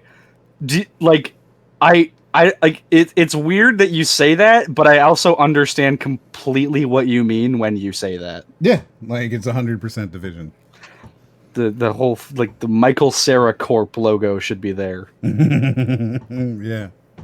Peacekeepers, loyal soldiers who want to impose their version of law and order and trample all in their path. Renegades, ex-prisoners serving their ruthless colonel, seeking to become sole rulers of the. What is it with all these post-apocalyptic worlds where all of the prisoners band together? Right? I don't think of prisoners as a homogenous group like that, where just because some guy got, busted for carrying 3 ounces of marijuana, that he's going to be like, oh, you know what? I'm a murderer now. I just don't see it happening. And especially not like I'm a murderer that's going to cut your head off with an axe and wear chain link fencing on my chest. So I think it makes sense if you're thinking of it like if there's a prison and then the infestation took over and then they managed to band together to survive, and so all the ones who weren't on board would have been killed, presumably. Sure. That kind of makes sense, but also it makes no sense that they would have survived that. They would have moved them out or Well, no, I mean during the most recent pandemics throughout the world, they've shown that what they do is they lock them in and leave them to die. So yes. I don't see how you have all these prisoners getting out and getting weapons and succeeding to build a military force taking over large chunks of major cities. Yeah, I don't know. I mean, they've got their 3 groups. They've got Mad Max groups. We've got the future cops, and we got what was the other one? The Night Runners, I guess. Yeah. The Night Runners. So yeah, there's there's 3 groups. You can either if you want to survive, you have to choose between the parkour guys, the fucking military, or the prisoners. So I assume if you have a criminal record, you can't join the military. How would they know? There's no way you can check if they have criminal record in the future where there's zombies. Well, I mean, I guess there is some the honor system. The honor system. I mean, they were still using like Reddit and shit in Dying Light 1. That's what I was about to say. They were still using Reddit in Dying Light 1, so I guess maybe use the karma system. Right? Whoever has the most upvotes gets to be in the military. You've got negative karma. Sorry, you got to get out of here. But all I did was say I didn't like Wonder Woman. Yeah. There's a whole faction that like their faction like good and evil meter is just Reddit karma. That's funny. If it's a zombie outbreak, I'm not teaming up with the Twitch streamers. Do you know how many guns I have around me right now? Like within moments, I'm pretty safe.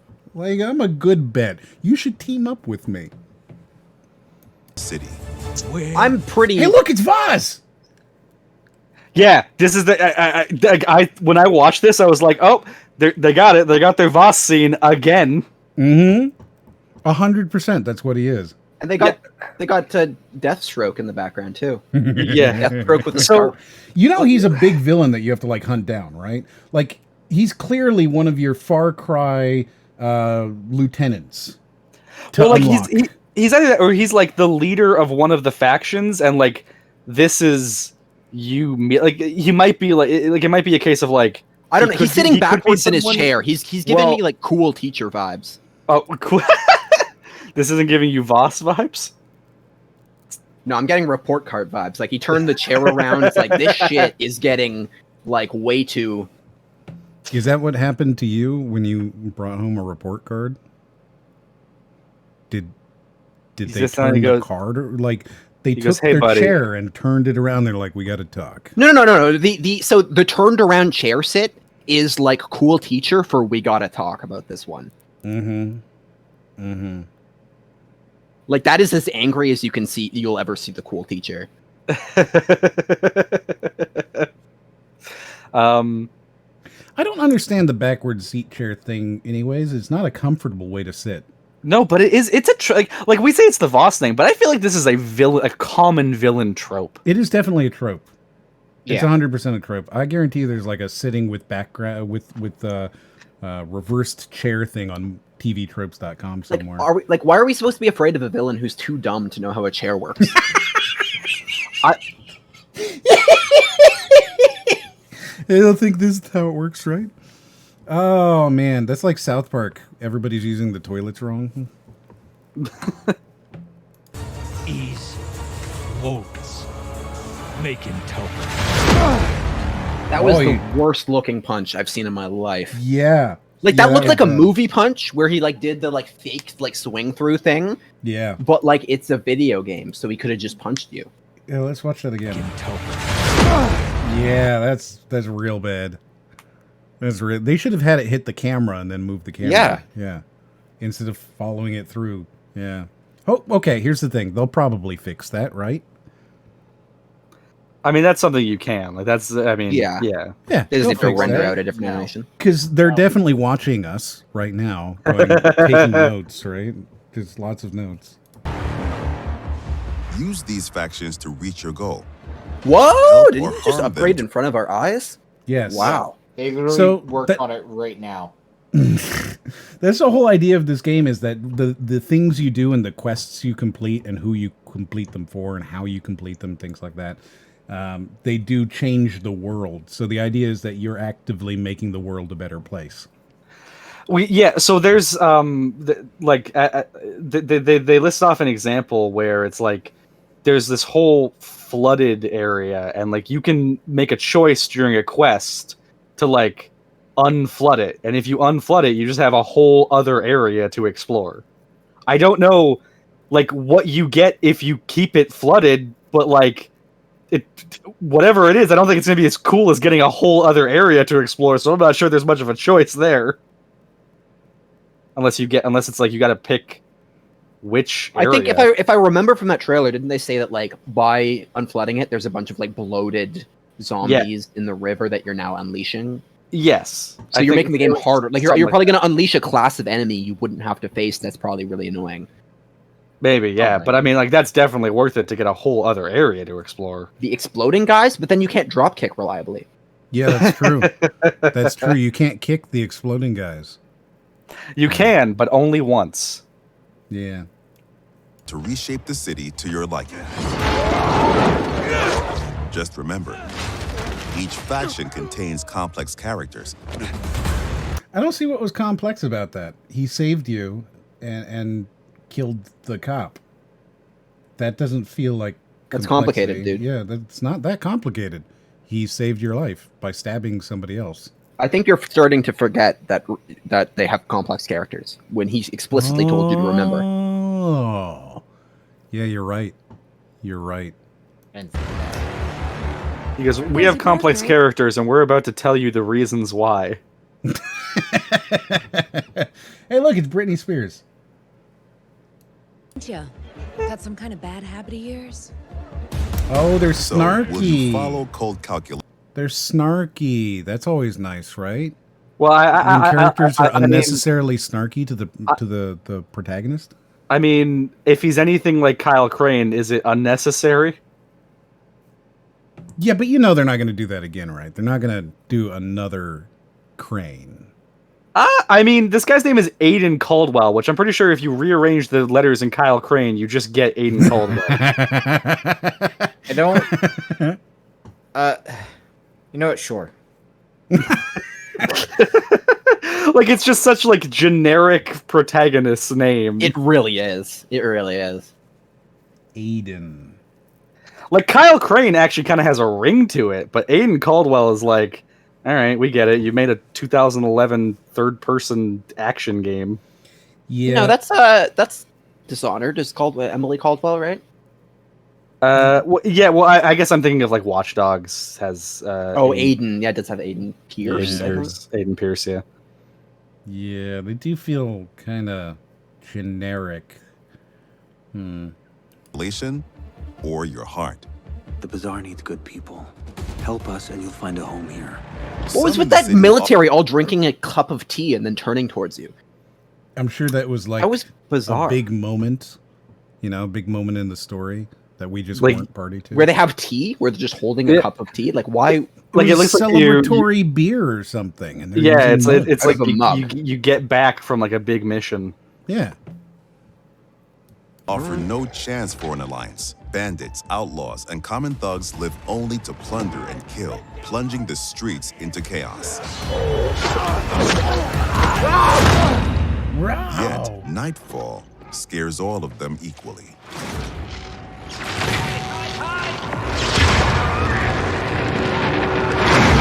That seems like a really inefficient design here, where they're just Yeah. sticking all of their lights in the middle, pointing out, and then building in a circle in the darkness. Okay, but have you considered that it looks sick as hell? Okay, but it's really inefficient. They could take those lights and string them along the perimeter and extend their safe space. But have you considered No. that it's a big totem of lights and it looks really cool? I don't think it looks cool enough to forego safety. Well, no, you can choose to show them that there's a more efficient way to change the lights, and you're changing your world for the better, imparting this knowledge. You go to them and they're like, we have all these lights, we don't know what to do, and you can be like, you can take the good choice, which is put Make them a around giant the perimeter. tower. That's the evil choice. Make a tower that looks cool. That's what we need to do. Yes. Yeah. The Yes. Brody choice. I like it. Every game needs a Brody path. Yeah. The dumb cool path. Hell yeah. Yeah. Give me that shit, baby. Get everyone in triangle shades. Give them all capes. Give them all. They're all no shirts, but they're all wearing sweatpants, or like not sweatpants, but like those pants. And like, this is what you think they look cool? A guy wearing a cape with triangle sunglasses, no Well, shirt and pants? sweatpants. You know those pants like when it's like a katana character and they have like they're like big poofy pants and they got like and they're like wrapped with bandages or whatever, and then like wrapped with bandages. Yeah. Just real fucking good. Or like alternatively, big pompadours and leather jackets and like regular shades. What Or if you know what? Still make them triangle shades because like you can't go wrong with triangle. What if a guy is balding? He can't do the afro. I mean that's unfortunate. Do you kill him? I mean he can still stick around and have like a Jason Statham vibe. What if it's not like a cool looking bald? What if he's got like an ugly head? That's where the helmets come in, right? Yeah. So you put those guys in helmets, but anybody who can make an afro is required to have an afro. Well, I said pompadour, but I mean, if you want to do an afro too, that's cool too. And like just cool hairstyles in general. Okay, so if you're balding though, you're fucked. You become part of the infantry that wears helmets. Make it like a religion, like the Mandalorian. So like if you don't wear an afro, you can't ever show your face. God. Yeah, you're just required to cut in shame. You're required to cover your face. Mm-hmm. I mean, when we go back 30 years to recruit people, the bald people are definitely who we're recruiting first to fight in our war. Oh, wow. You have 30 years to grow your hair. Oh, wow. I mean, I can make these jokes. I feel like I got another 5 years. Oh. Until They're fine. Enjoy that hair while you got it, bud. Exactly. 5 years. Well, it's my dad's bald, so it's like I'm probably headed there. I mean, either that or like I really embrace the front poof, which I got going on, which I don't think that's ever going away. So I feel like I'm just gonna front poof. Yeah, it's like a little mini pompadour just for me. Oh, that sounds disgusting. Also, yes, exactly like Kamina from Gurren Lagann. Although I am more of a virile man, like the whole like blonde hair, spiky teeth situation, like yellow eyes, like kind of like the snake eye kind of thing going on. So yeah, I don't know. Virile, virile is definitely above Kamina for me. But then Kamina's good, Simone's good, Keaton's good. Just any of that situation going on, you know. No. What are you saying now? Yeah, I have no idea what he's talking about. Well, I described a cool design, and Aaron went, so Kamina from Gurren Lagann, and yes, that is literally who I was picturing as I was saying with the cool design. Well, Kamina from Gurren Lagann, so you're bilingual? I didn't know that. What? You're bilingual. No. Because you just read that other language and you started speaking it. Mm-hmm. What? What? Yeah. No.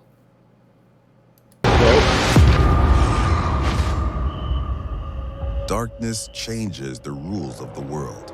As the light fails, monsters crawl out of hiding to prey on the poor souls caught outside the safety of UV rays. Hordes of infected... It's literally Pikmin. I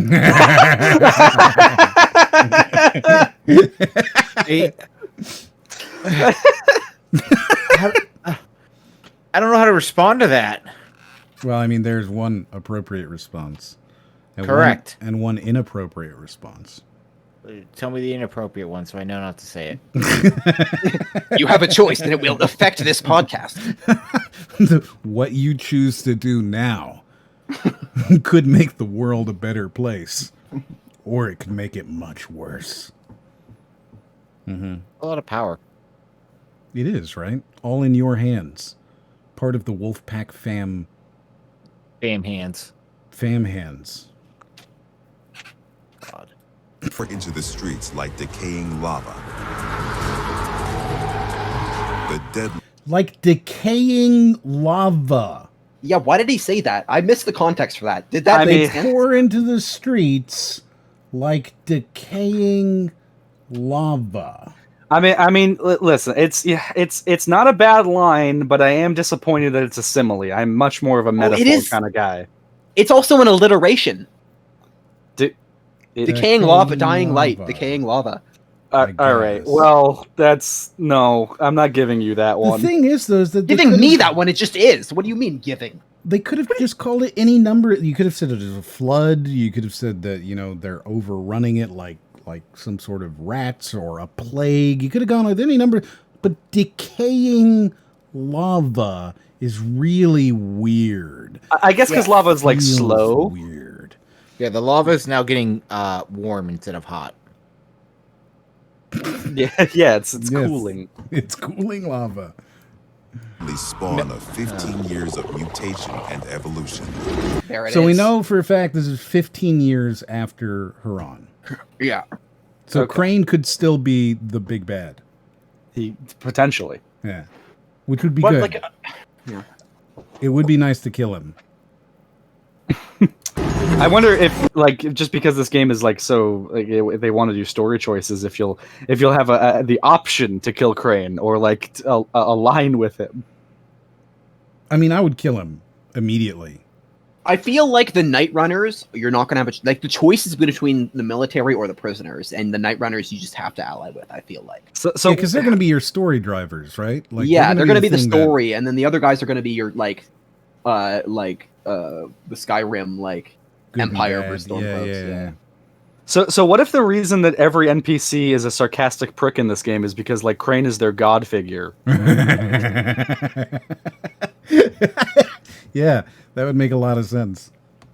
Because he is definitely, yeah.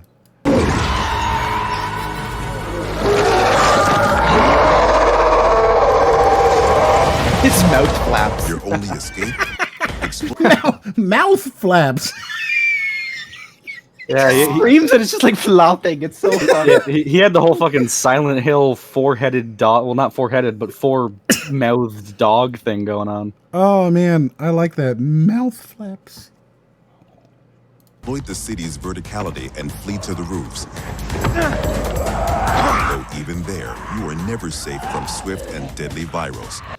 But this is supposed to be like clearly one of the bases, right?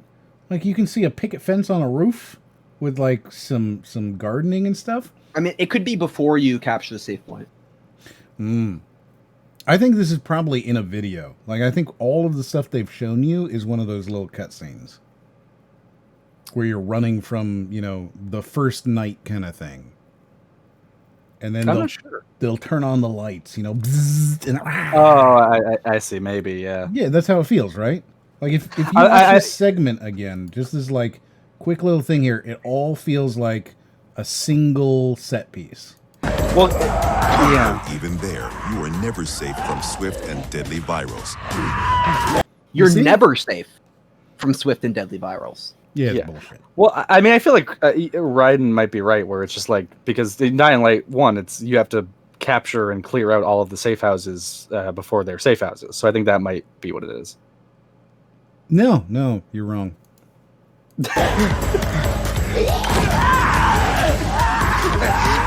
Or even greater threat. Oh, he's in a building. You see, like all of that feels like it's part of the same single set piece to me. Right? Like this is all how they're introducing you to these new characters, that nighttime is bad. And then you get saved at the last second. Maybe, because the only time you get like cut scenes in Dying Light 1 with like outside of like the story stuff is when new enemy types are introduced. Yeah. So like this feels like that kind of stuff where they're introducing it. And the thing is that it's been long enough, and I think the meta in the gaming industry is to force you into these unskippable mini cutscenes that give context, you know, like the context cutscenes, where you run from a point and then suddenly it just grabs it away from you and shows you something.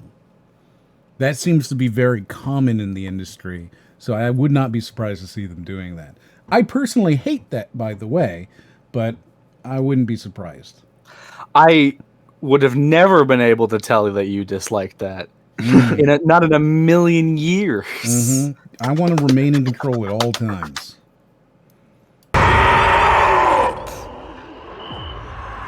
Yet night I think my brings favorite opportunity. aspect of video games is defeating a boss and then a cutscene where the boss runs away. That's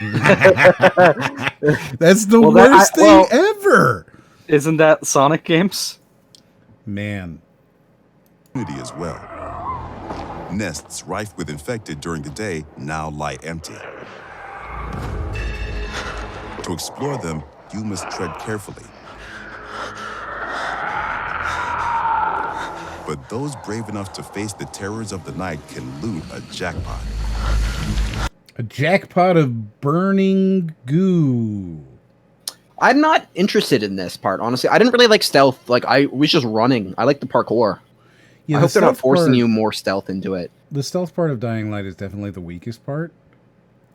Well, I mean, to put it in perspective, we went into one of those dark zones, and it was like, complete it stealthily, and then we immediately failed, and it was fine. Yeah. Immediately failed. Like, within seconds. Because, I mean, you can't do stealth in 4-player... 2-player co-op, you can do stealth. You can't do stealth in 4-player co-op. It's not possible. Within, what, a second and a half, you were already being attacked. I think I was still saying the words, complete it stealthily, when you were being attacked.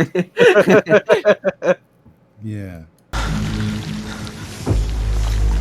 Do you see what I'm talking about? There's a lot of little cutscenes in this already that they're showing us. Well, here's the antizen, I guess. So you are infected, and you're trying to... I don't get how you can do that, because once you run out, you turn into a zombie. So, like, how do you do this? You video gamify it and say that you're just going to keep taking it forever. And then when you win, you don't show the part where you lose and turn into a zombie. I mean, either that, or you do show the part where you lose and turn into a zombie, and that's the tragic ending. I mean, that's what Resistance 2 did. Yeah, but nobody played that. Yeah, I would say that's sad, but Resistance 2 is the bad one. Resistance 1 and 3 are the good ones. I don't think that's a hot take. Yeah, I don't know. Well, the main thing is just Resistance 2 is more like a generic campaign linear shooter. Like they got rid of the weapon wheel and went, you're just using the two. You can switch between two weapons, whichever ones that you find. And it's like you've vastly misinterpreted the way why Insomniac games are fun. They're fun because of the weapon wheel and the fact that you can use crazy weapons at any time. That's why 1 was good, and then they realized that was stupid, and that's why in 3 they brought back the weapon wheel. And 3 I play them for their poignant endings. Well, 3 has like a friends we made along the way ending. I really like it a lot. I love it. All right. I'm just stuck looking at this logo of the GRE in the upper right-hand corner, where it's a cross with GRE and then nothing in the lower right. And I can't help but feel like they've fucked this up. Like, whoever it was that designed this, right, they should be fired. That's not a good design. This is a terrible design. I hate it. Yeah, they've got... What are those continents? Like, what are they missing? You've got... Is that Africa? That's Africa, Europe, India, down towards, like, the lower half of China. So you've got none of North America. You've got none of Oceania. Mankind, since 2002, we trust in something to help. Yeah, that logo is trash. It's terrible. That's a terrible logo. And also, it's some serious, like, don't dead open inside, because I'm reading it as Gree. Gree. Or Gur. Gur. Yeah. Gur. It's like... Well, I mean, maybe it's good that you hate the logo, because the GRE are bad. No, they're good guys. They give vaccines, as you can see. But in Dying Light 1, they're bad. They don't care about anyone. No. And that's why you, the hero protagonist, turn on them. There's just one person. Really, his only idea that the GRE is bad is his direct boss. He has no proof that they're not a fantastic organization led by real humanitarians. Also, her boss's whole point is just like, yeah, dude, like, there's the fucking zombie apocalypse. Like, people are dying in Haran, but, like, we're trying to keep it from spreading. So that takes priority. Like, it makes sense to me. It does take priority. And they're just like, look, we don't care what you have to do. Just get it done and get us this file so that we can stop the virus from taking over the world. At no point is she like, you need to be a bad person. She's just saying, look, if the only way to get this file is to kill this person, then that person's got to die. And, Crane being a soldier who I think volunteered for this, right? I don't know. I don't remember. But he is a trained soldier who hypothetically volunteered to go into this dangerous situation. He should be murdering the people he needs to murder because, look, since he didn't, look at the world today. Look, this whole game. There's that specific scene, though, where the GRE, like, he needs to get the vaccine for the tower. and he like has all of the vaccine with him, and he's like, okay, I can take it to the tower, and his handler is like, throw it all away so that they need to rely on Rice, so that like we can get in with Rice. And then he throws it all away. Right. Despite because the fact getting that it in would with be- Rice and stopping Is that the file job. is more important than You can save 10 people for a few days, or you can stop the virus and save the world. Well, we had to play more because I'm pretty sure there was some. When I played it the first time, I'm pretty sure when we get to the ending, the reason they want the file is to cover their own asses. I'm pretty sure. I'm almost positive that that's Right, why. but And you then don't know they that. just try to nuke her on. No, we don't know that yet. Yeah, you don't know that at that point. You don't know that throughout the game until the very ending, which, you know, you would if they didn't do that, then you would be the bad guy for everything that you did. If at the end they were like, actually, no, we were legitimately trying to do this and this file would have saved the world. But because you were such a little bitch, you know, oh man, they really could have made him a bad guy. Wouldn't that have been great if afterwards it was like all of your bullshit and just not following orders is what caused this? I would have really enjoyed that a lot. That would have been a good ending. Right? That would have been a really enjoyable ending. And then you'd have a reason. He could be the villain of this game because he didn't obey orders. He could have saved everything, but he kept questioning. That's the Don't one be cutscene like we Crane. That we could be on wouldn't press B for. boards. Right? So you walk into the base and it's like, don't be like Crane. Oh, that's great. Like it turns into like a high school level PSA of like, follow your parents. Right? Exactly. Stay in school, kids. Obey authority. They know what's best for you. They know what, then they really would. You'd have no proof that they didn't. It'd be so good. So Why would you good. stab yourself in the stomach through your shirt with a I was vaccine? just I gonna don't say get that, fucking yeah. people. Like, God damn it. Here's the thing. I think if you look at it, he stabs himself through his shirt and his jacket.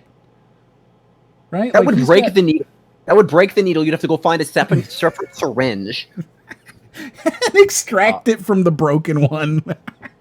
Yeah. Look at this. So he like does it, and it looks like in through his jacket too. So he pokes himself in the jacket, in the shirt, into his chest, and he like I don't know where. So I mean, this is where player choice comes in because if you're wearing thinner clothes, the vaccine works better. See, I actually hope there's like a vaccinate yourself mini game where like the point of Stay Human is that like if you like there's only like you're basically trying to give yourself the vaccine with like hand simulator style controls where you're trying to like direct it onto your body. You know, and like if you could just flub the vaccine and completely miss and be like, oops, well I guess I'm But the thing is, if you look where he's doing that, that's like directly under the rib cage. So there's a good chance that he's going to hit his ribs. And if not, he's just punctured his fucking sternum. Yes. That's going to hurt for a long time. And like, if you did that wrong, you could break your coccyx and like, that would not be good. He should be stabbing it into his arm. This is why people give you vaccines in the arm. This is dumb. He's an idiot. This guy's instantly an idiot. Aiden, you're dumb.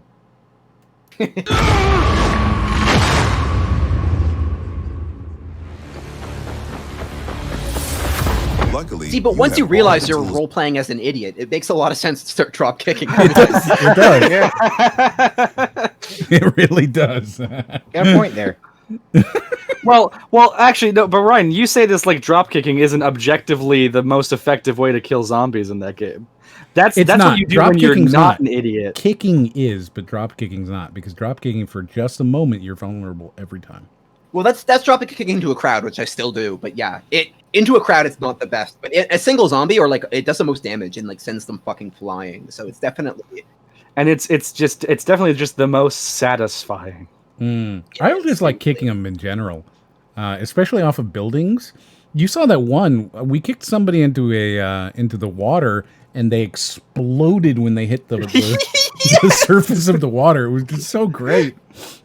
Like hit the water and just jiggled around a bit, and then went kablooey. Yeah, like I don't know what in like the fucking AI went wrong there, but like yeah, Just hit as soon as he touched water.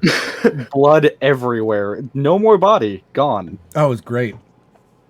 You need to survive. And don't worry, Rico, taking this out of context is kind of the point of this, isn't it? Like, I gleefully talk about burning people alive on this show. Yeah, I'm surprised someone hasn't like made a soundboard at this point. Right? It would be filled with awful, awful things. Just the worst. Your extraordinary yes, they have skills allow you to wall navigate even the most treacherous terrain. Yeah, no, he's broken his leg. That is a broken leg. I'm sorry. He rolled. He's good. Broke if you his parkour roll leg. out of it, then you will be fine. Oh. Yeah. Oh, I see. I think you just don't understand physics. Oh. Oh, there's jump pads. All right, now I don't understand physics. There's jump pads. Simple. Hell yeah. Look at him. Watch him hit this jump pad and watch him go like 12 feet in the air. And jump pad. Hell yeah.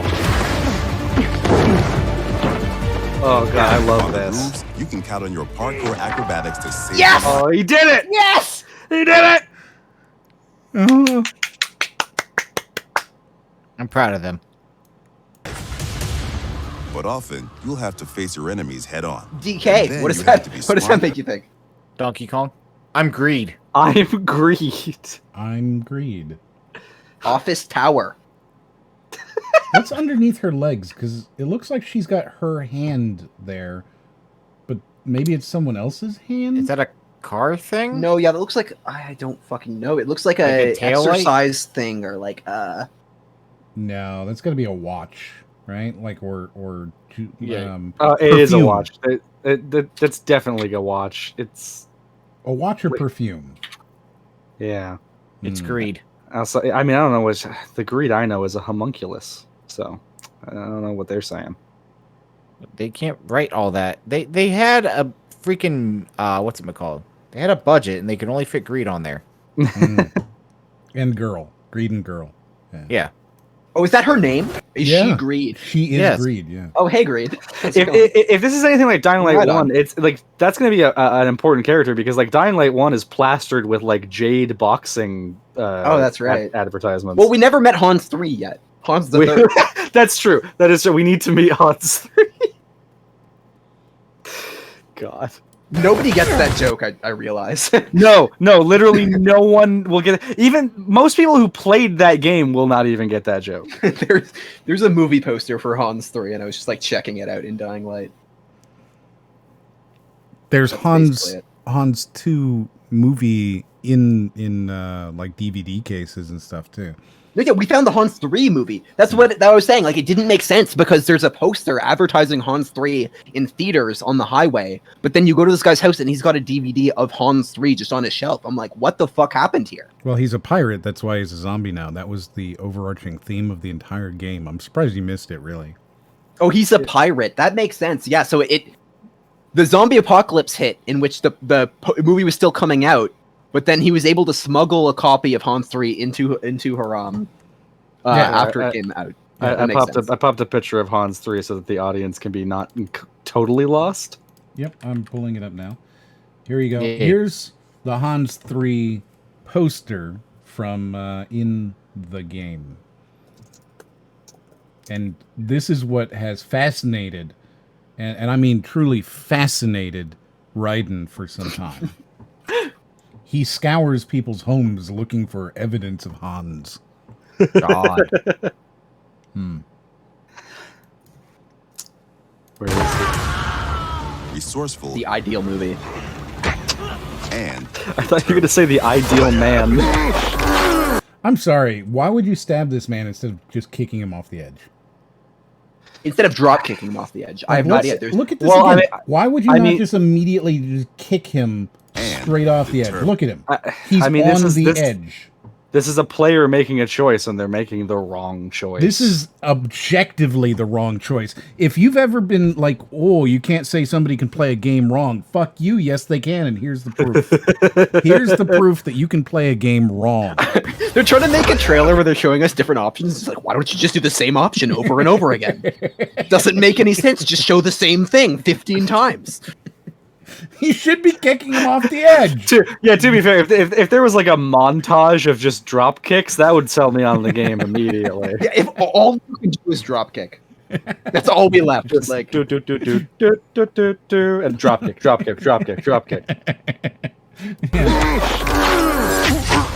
We've worked hard on the essence of our combat, making sure swinging a big, meaty weapon is fun, satisfying, big, meaty and weapon. well executed. Well, so like using the heavy weapons is not an enjoyable experience in Deadlight 1, right? I mean, using any weapon kind of feels shitty. I'm sorry, in what game? Dying Light 1. That is not what you said. You said Deadlight 1. You did say that.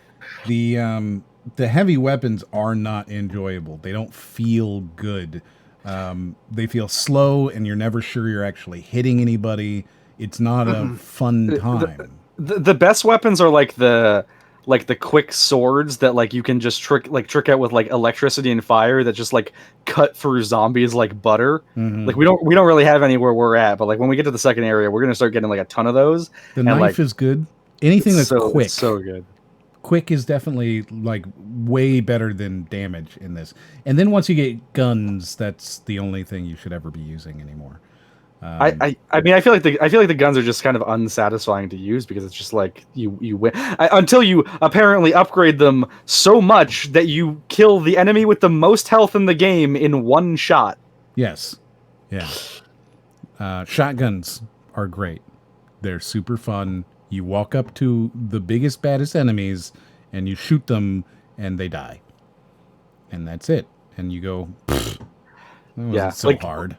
Like, it's not really evident playing through 4-player, just because you're just so powerful against all of the zombies with 4 people. But what I really like about that game, and like the more, I guess, controlled environment in which it was probably meant to be played, which I just played it 2-player a few times, is that like, at the beginning, it really is like survival horror. Like you gotta loot. Like you don't have much.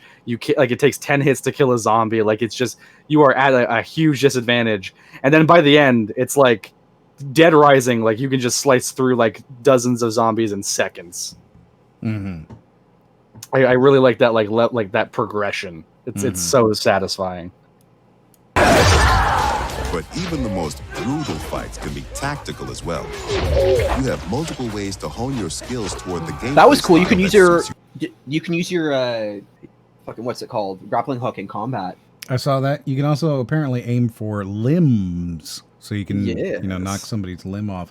Also, you'll notice that they did go with the drop kick again, which was a smart decision. Very good. Yes. Do best.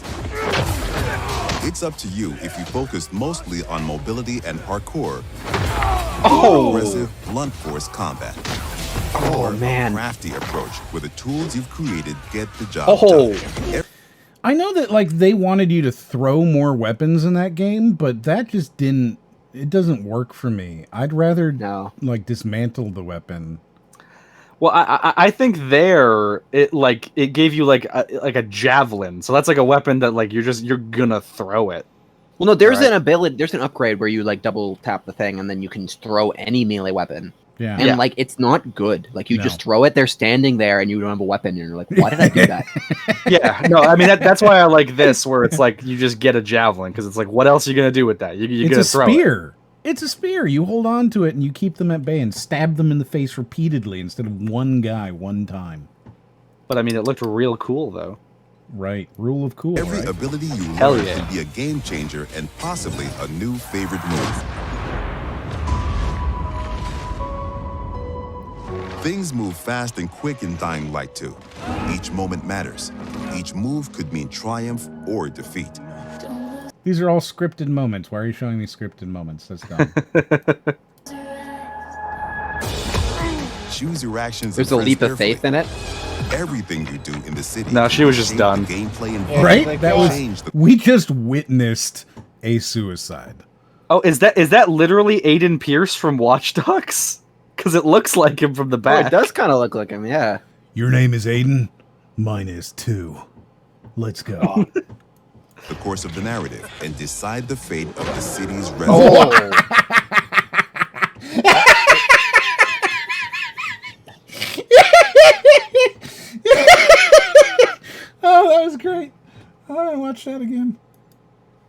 Oh, fuck you, and Aiden. decide the fate of the series. But most important, He gets fucking dunked on real hard. Oh, it's so decide good. the fate of It's the so city's residents. But most Demolished.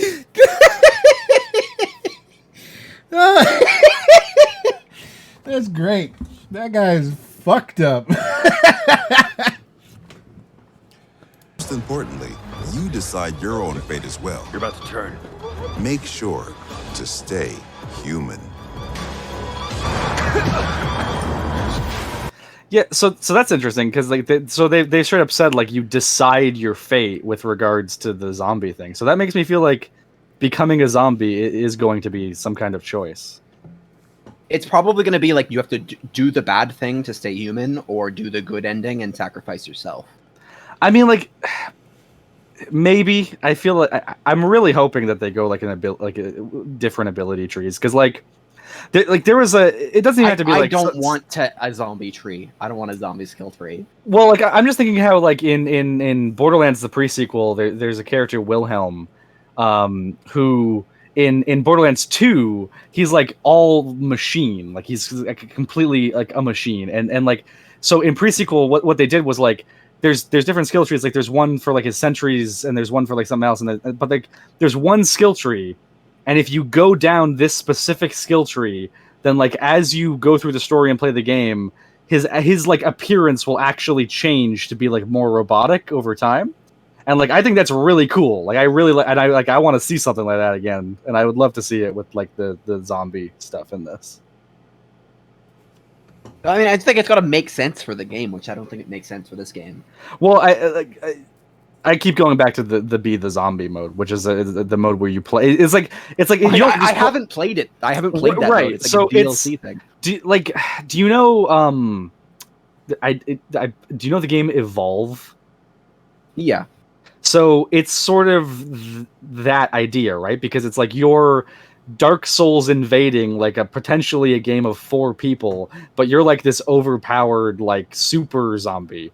Like that, like not even one of the volatiles. Like you're your own thing. Like you're just a big ass monster, basically. Like that's a fun mode, but I just don't want the game around that. Yeah. Though I do intend. Like, I don't think I would want invasions in the normal game where other people are zombies invading my world.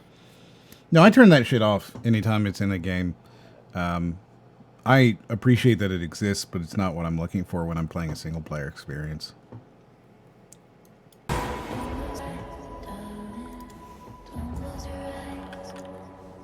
And there you go. December 7th release date. Okay. Now, how much do you want to bet? Oh, it's going to be delayed 3 times. That gets delayed at least twice.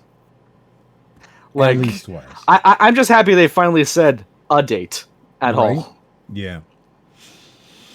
Okay. So there you go. That's Dying Light 2, Stay Human. It looks interesting. I'm hoping they show some more. They have, I don't know. I feel like they're being ambitious with this, so I hope that they see some success and we can see a little bit more. Probably, I'm assuming at E3 this next couple of weeks we're going to see something. And then maybe September-ish. October-ish, we'll start seeing some more stuff because they're going to want to get it out before Christmas, obviously. And if they don't get it out by Christmas, then you can firmly expect this thing gets pushed to March, April at least. Yeah, sounds right. All right, so there you go. There's our intro for the night. I think that might be the longest intro. That is the longest intro. 3 hours and 40 minutes. That is the longest intro.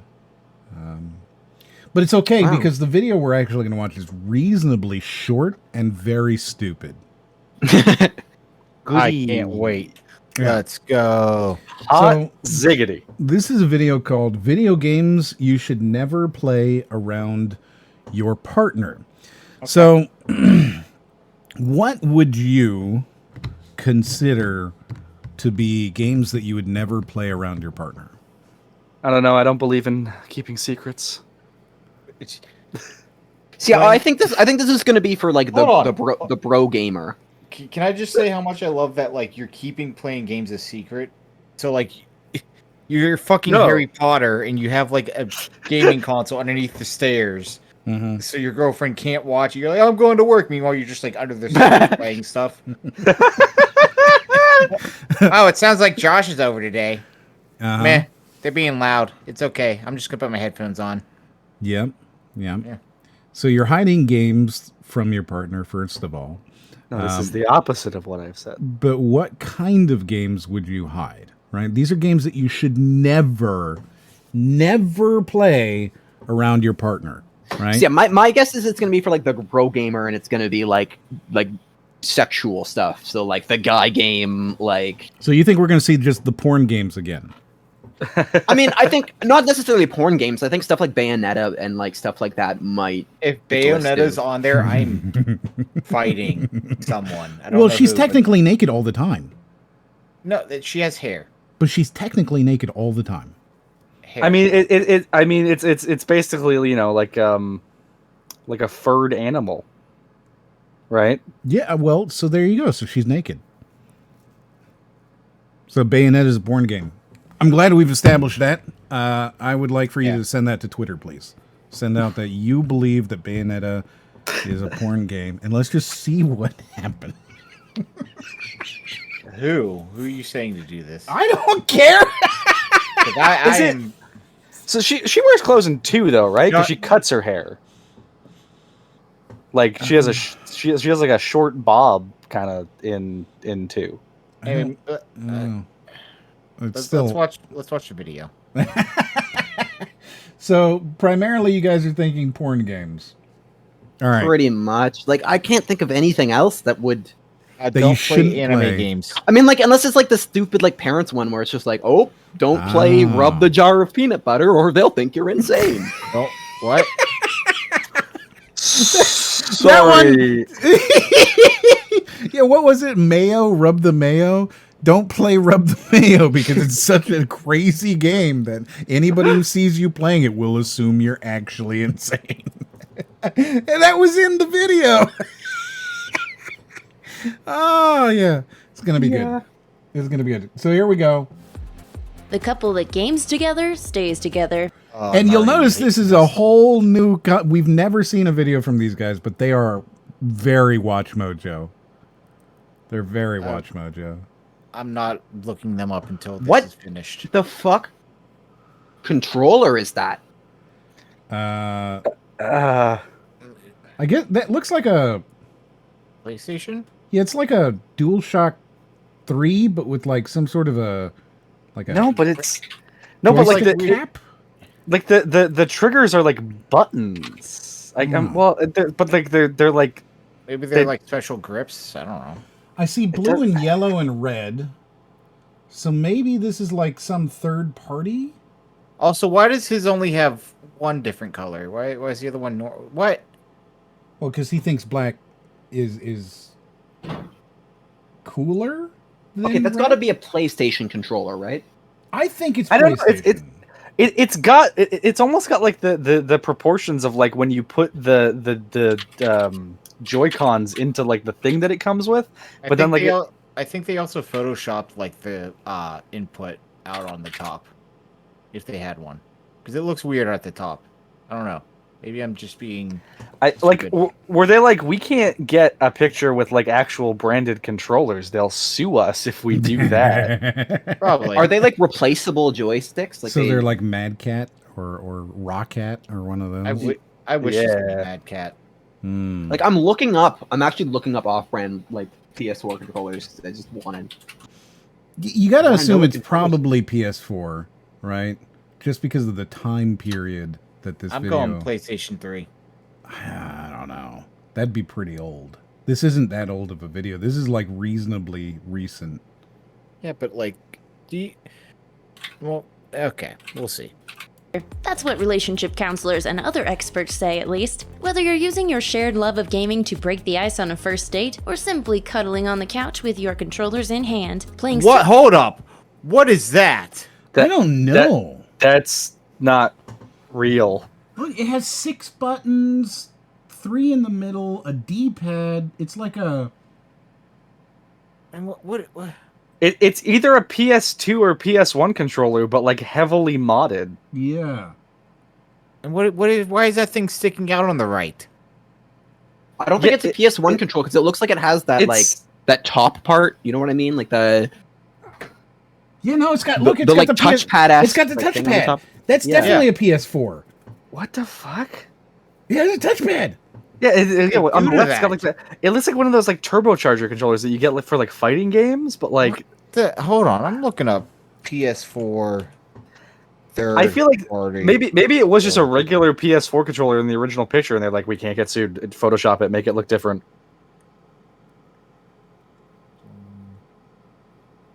The touchpad also doesn't look big enough. It has an A and a B button or whatever, like right by the right hand like buttons. You know what I mean? Like you've got that. So on her left, there's the D-pad. And then on her right, you've got like the 4 buttons, and then there's just the 2 extra. Like those 2 extra buttons are the only thing that's confusing. Is it a new one? Because it kind of looks like this GameCube controller, but like GameCube. Well, It does kind of like have that layout. feel. Like button layout. Okay. Here, I'll show you the thing. So yeah, like it's a. Well, the A button is the. Like it's like the B and the X button, with like the A button being the D-pad, or like I don't even know how to. I don't know. Certain games together can be a great way for you and your beau to bond.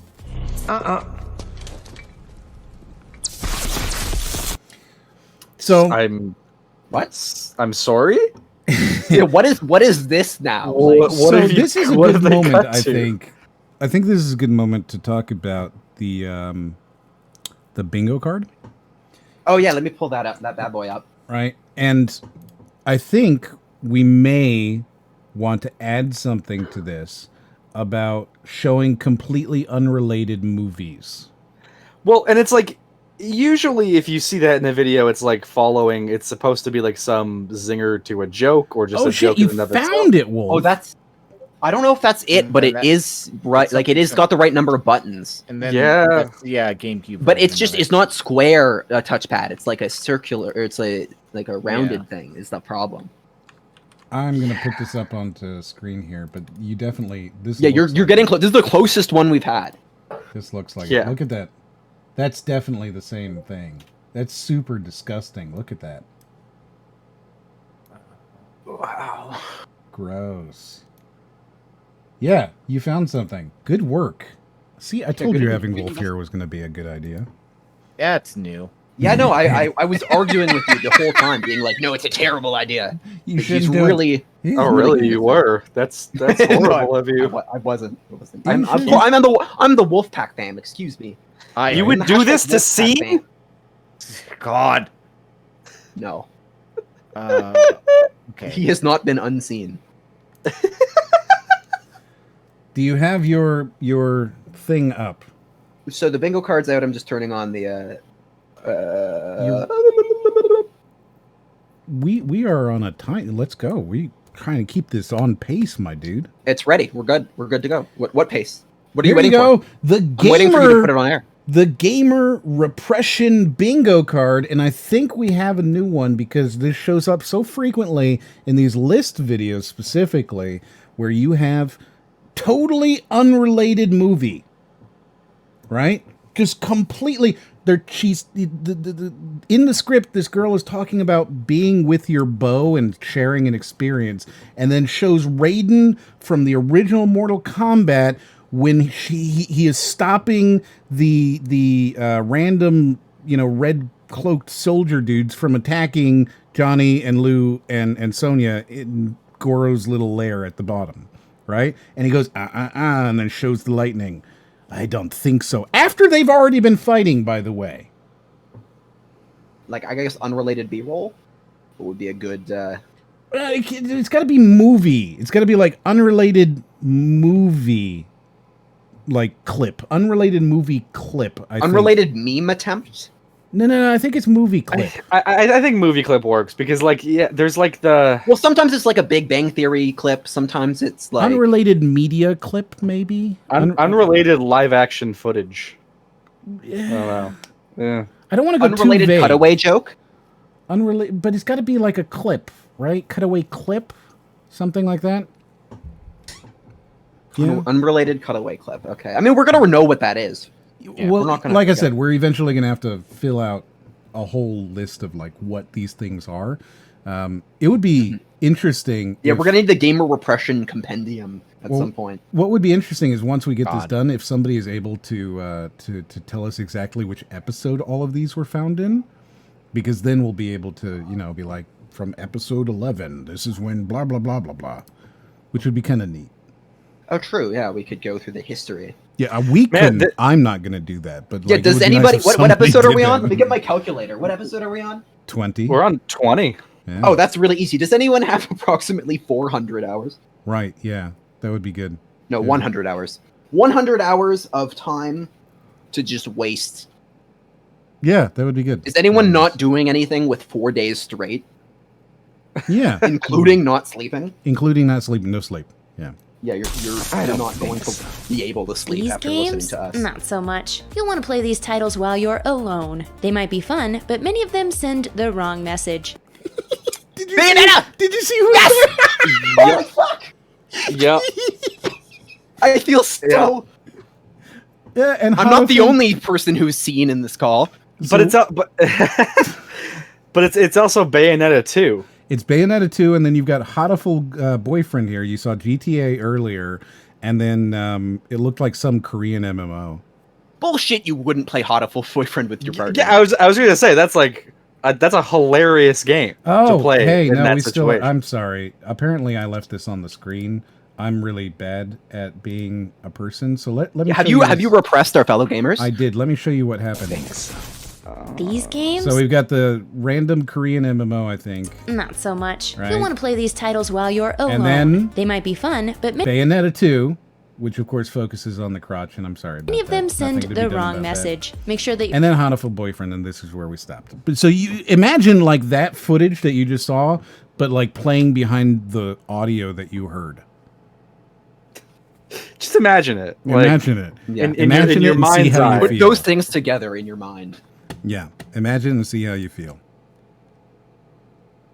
Think, what if that existed, and then realize it does exist. You just missed it. All right, you've had a few moments to do it. How did it feel? How did it feel? Was it... God, you are a bad person. your partner doesn't catch you with these gems. Otherwise, as far as your relationship is Also, you'll notice we have Catherine again, right? So yeah. From the Golden Playhouse. I was about to say with the watermark from where they stole it from. Right? Yeah. Interesting. I had IGN send me an email asking me if they could use my use footage of something, right? So they do actually ask for permission, I think. Did you give them permission? I did, because it was like, okay, I don't care. Like the thing they asked for permission for, it was like, I don't care. Why would I stop you from taking it if you're gonna give me credit? Whatever, I don't care. you with these gems. Otherwise, as far as your relationship is concerned, it's game over. What was this one? I don't know what this game is. Like it looks to me like it's like Jet Set Radio, so I have no fucking idea. Yeah, it looks like something like The World Ends With You. I mean, I don't think. I don't think Pokemon it's that like cartoon shaded. Like it's Pokemon so is cartoon really- shaded. It's like loops back to being realistic almost, like in a way. I mean, you know why? I mean, I'm Sword and confused. Shield as is to- really ugly like this, though. Well, it's like, why is he doing a Kamehameha to his crotch? Well, that's where you do it, isn't it? Well, I guess we'll find out. Because, like, yeah, it looks like The World Ends With You, but I don't think it is The World Ends With You. I don't know what that is, but I'm gonna take your word for it.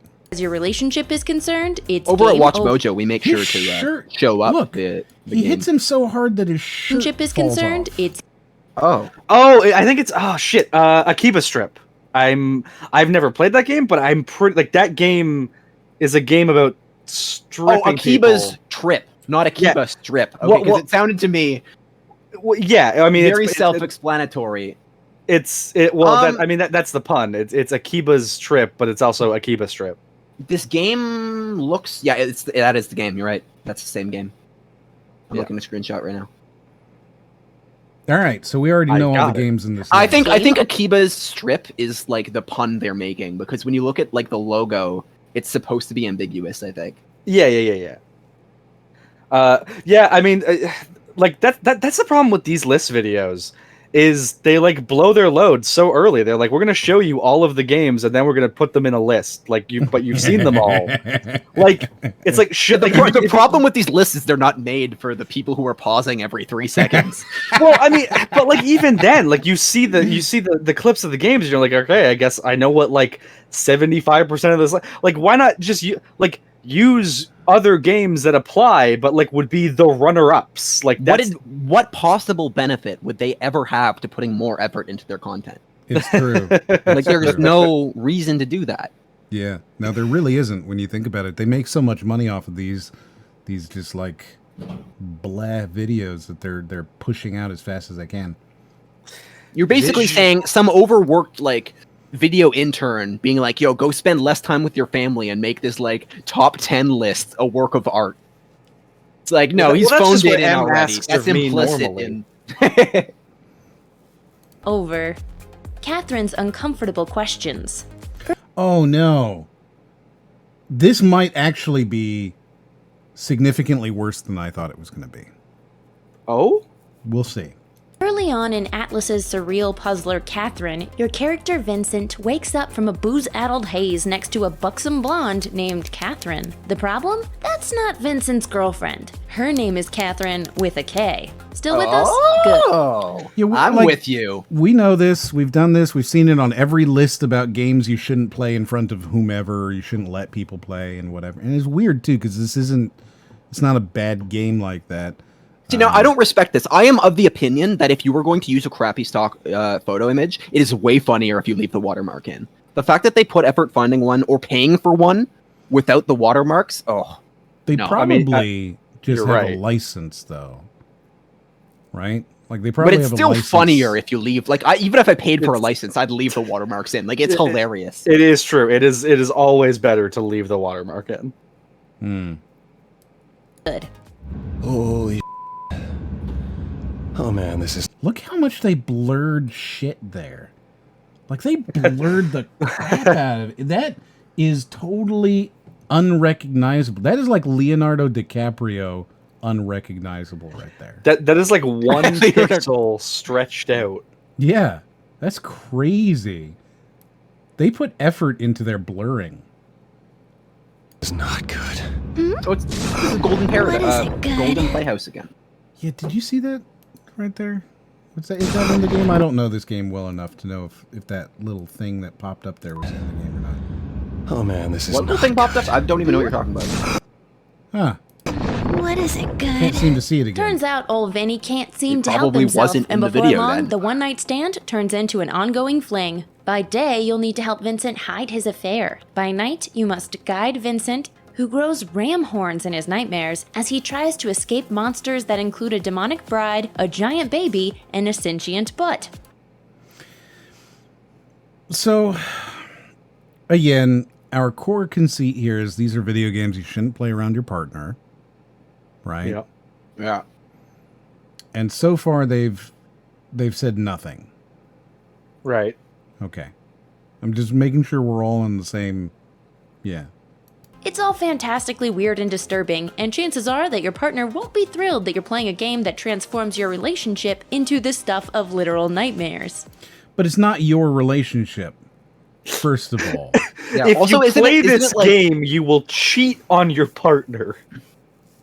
That's what they're saying. That's how it seems, but like at the same time, you shouldn't play this game because the character in the game has nightmares about their relationship.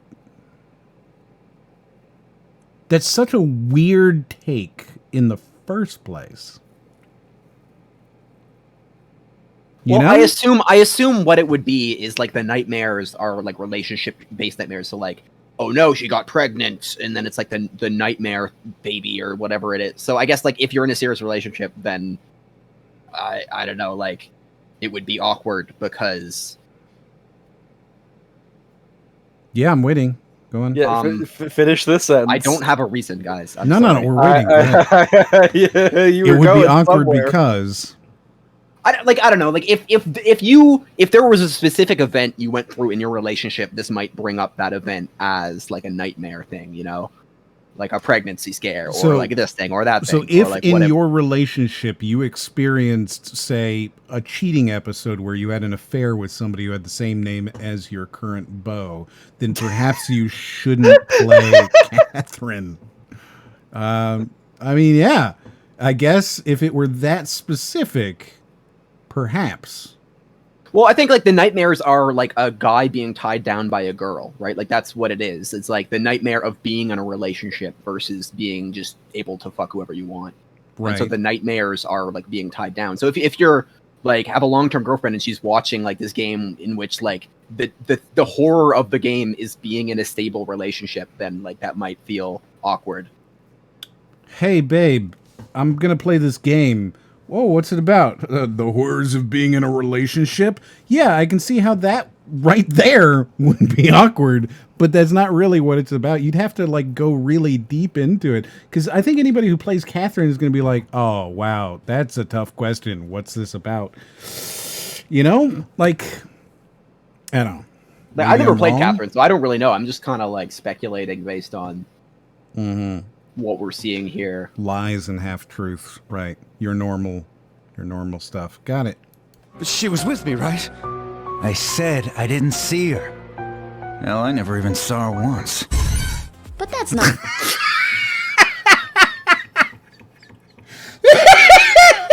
Why would you use that?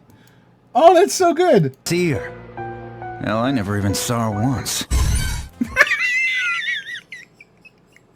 I love the facial animations. Go back to just show the facial animations again. Because it's literally just like, oh, we need our characters to have facial animations. It's like, do they need to be good? No, they don't. They just need to move. That's really funny. That's really funny. That's good. But that's not all that other Catherine guys has. Like eyebrows going around too. It's ridiculous. Right. Up its sleeve. In addition to the game's bizarre take on infidelity, it also asks you probing personal questions about your views on dating and long-term commitment.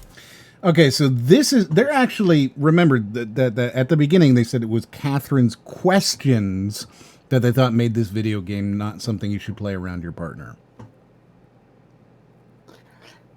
Oh, so they ask you tough questions that like could get you in trouble, basically. So everything else that they've said is just like icing on the cake why you shouldn't play this game in front of your partner. But because the actual... Hold on! If this is true, and that's all they're going to talk about, right? And like I said, I think this might... At the very beginning, I said, this might not be what we think it is.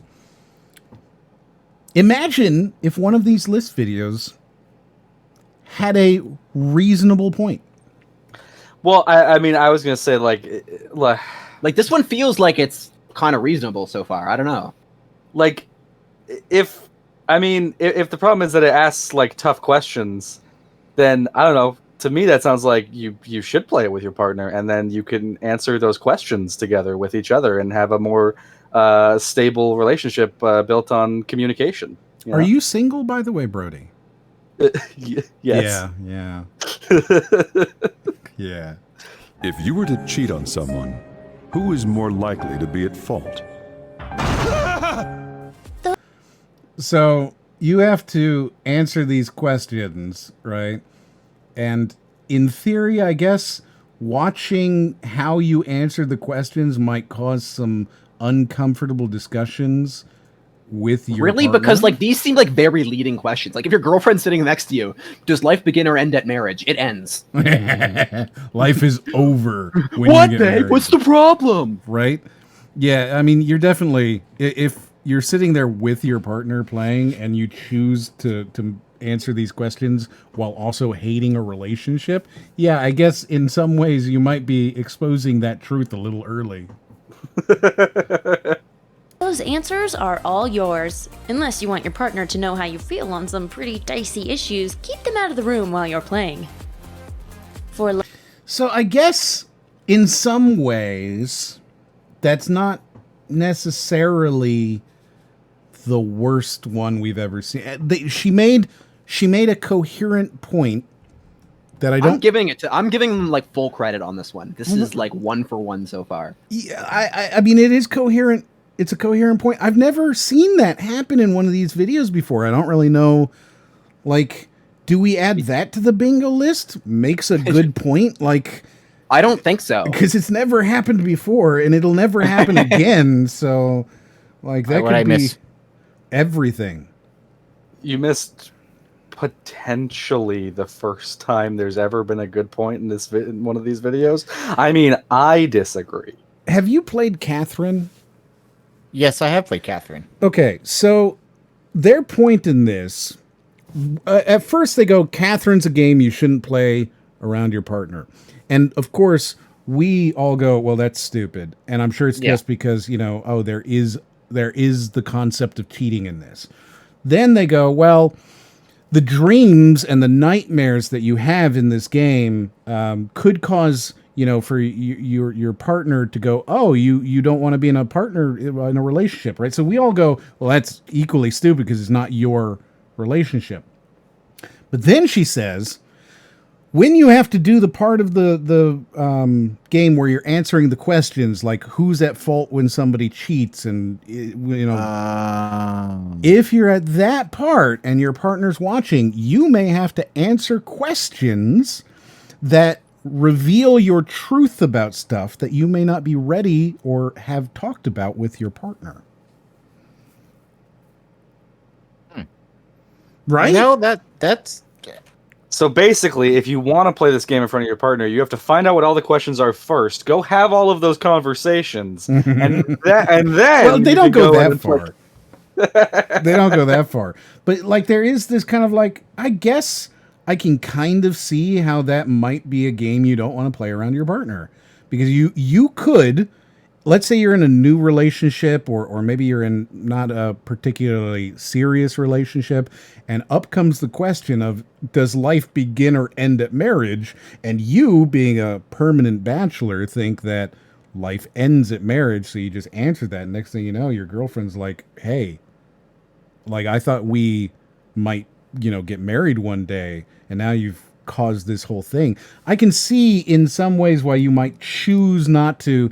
Like, Ryan's giving them full credit. I definitely think that they get half credit at least.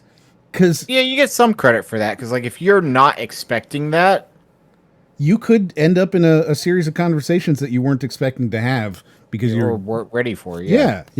I can kind of give it to. I think this is the first time we've had a point where it's like, yeah, I guess. Yeah, there are. I mean, obviously, every relationship is different and whatnot, but like, I will give them credit for actually bringing up a possible valid point. Yeah, it might be valid. God, could you imagine if this whole video was valid points?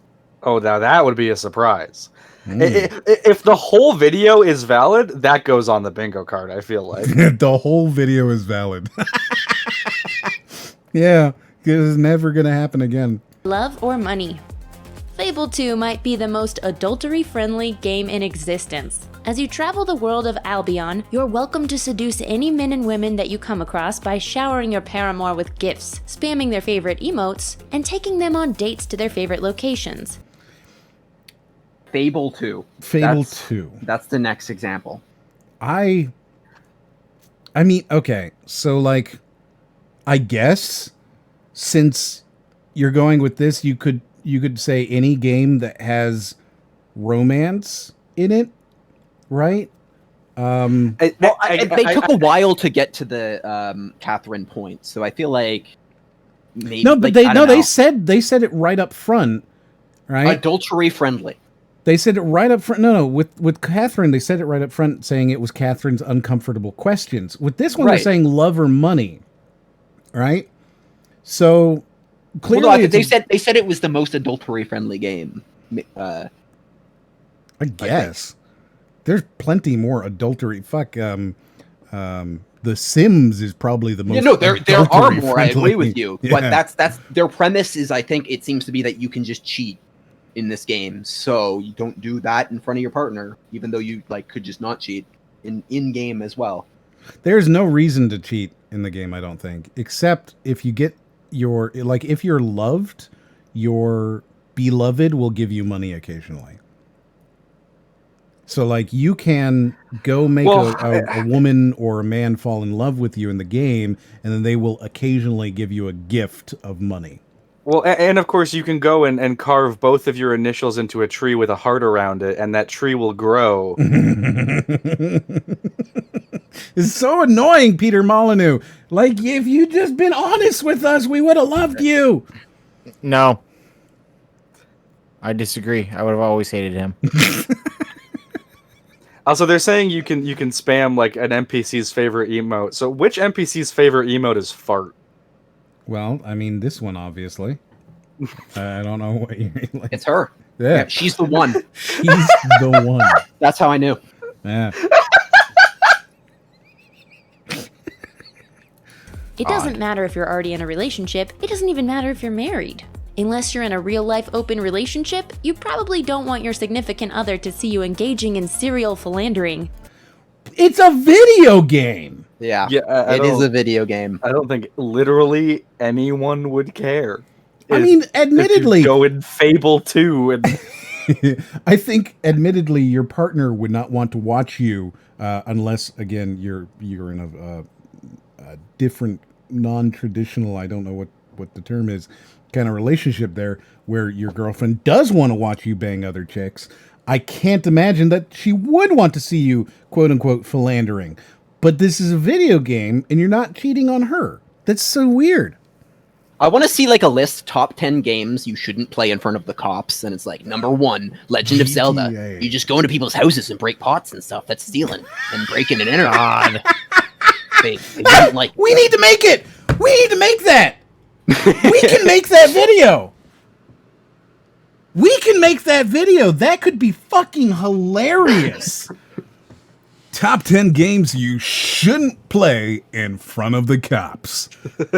Number 10, Legend of Zelda. In Legend of Zelda, and then we'll talk about Breath of the Wild for a few minutes, right? Yeah. Breath of the Wild was one of the best games that ever came out. People loved it, and it won all of these awards, pushing the Switch towards 100 million units sold.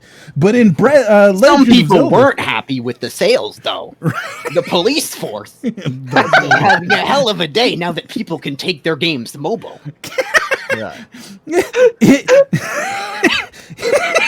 In Zelda Switch 2, and driving cases have gone up insanity since Breath of the Wild. In Zelda 2, you can break pots, which is breaking and entering. This particular NPC doesn't seem so happy, clearly proving that you're going against the grain. Number 9, Sly Cooper. You're playing as an actual thief. This encourages you to become a master thief, something the cops certainly won't appreciate.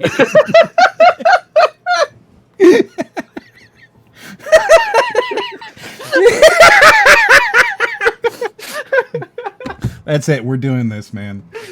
This is video game. How are we? I can't believe we're gonna end up making more than one Watch Mojo parody video. God damn it! We're gonna do it. We're gonna make another. I don't think anybody really realized that you did make a Watch Mojo parody. It's on the archive channel, and it's it's so good. What is it? Reasons why I'm not paid enough or something? Yeah, top 10 reasons why I don't get paid enough at Watch Mojo. I think. Yeah. It's so banned it's video so good. re-upload. Like when that's what it is. It's banned video re-upload banned. Yeah. Oh, it's so good. We're gonna have to do it. I think I just came across that. Like I don't think either of you sent that to me, and like when I saw that, I was just like, oh, I can't believe they did that. It's so good. It's so good. Yeah, we're gonna have to do it. We'll do the top 10. Top 10 games you shouldn't play in front of the cops. Cops. Oh, but number 1 has to be like Has to be like Pac-Man or something, because ghosts aren't real. Pac-Man, drugs are illegal, but Right? this game It's all about seems drugs. to encourage. Your pill-popping days are over, buddy. You might be thinking, surely the police wouldn't be that excited about a game that seems to encourage drug use. Well, you'd be right. Oh, just nothing but terrible, terrible things like that. Fuck yes, we're doing that. They say at the beginning of the arcade game, winners don't do drugs. That was propaganda. Yes. We'll have to figure it out. If any of you have taken the DARE program, you might know that GOP's stance on drugs. So it comes as no surprise that a game like Pac-Man... It's so stupid. I love it. I hate God, it, watch though. it go and get 100,000 fucking views, too. Yeah, it's gonna happen. Congrats. Oh, congrats. Congrats. We're already being congratulated on our obvious success. Yes. And then we become actual list makers. Can we also make a top 10 games you shouldn't play around Wolfkaosaun's grandma? Oh, yeah. Around grandma. But like the catch is, like, as you guys, I'm just going to show her the video the entire time. Number 5. Any game with furry people in it. Number 5, Star Fox 64. My grandma doesn't know how to react that fast.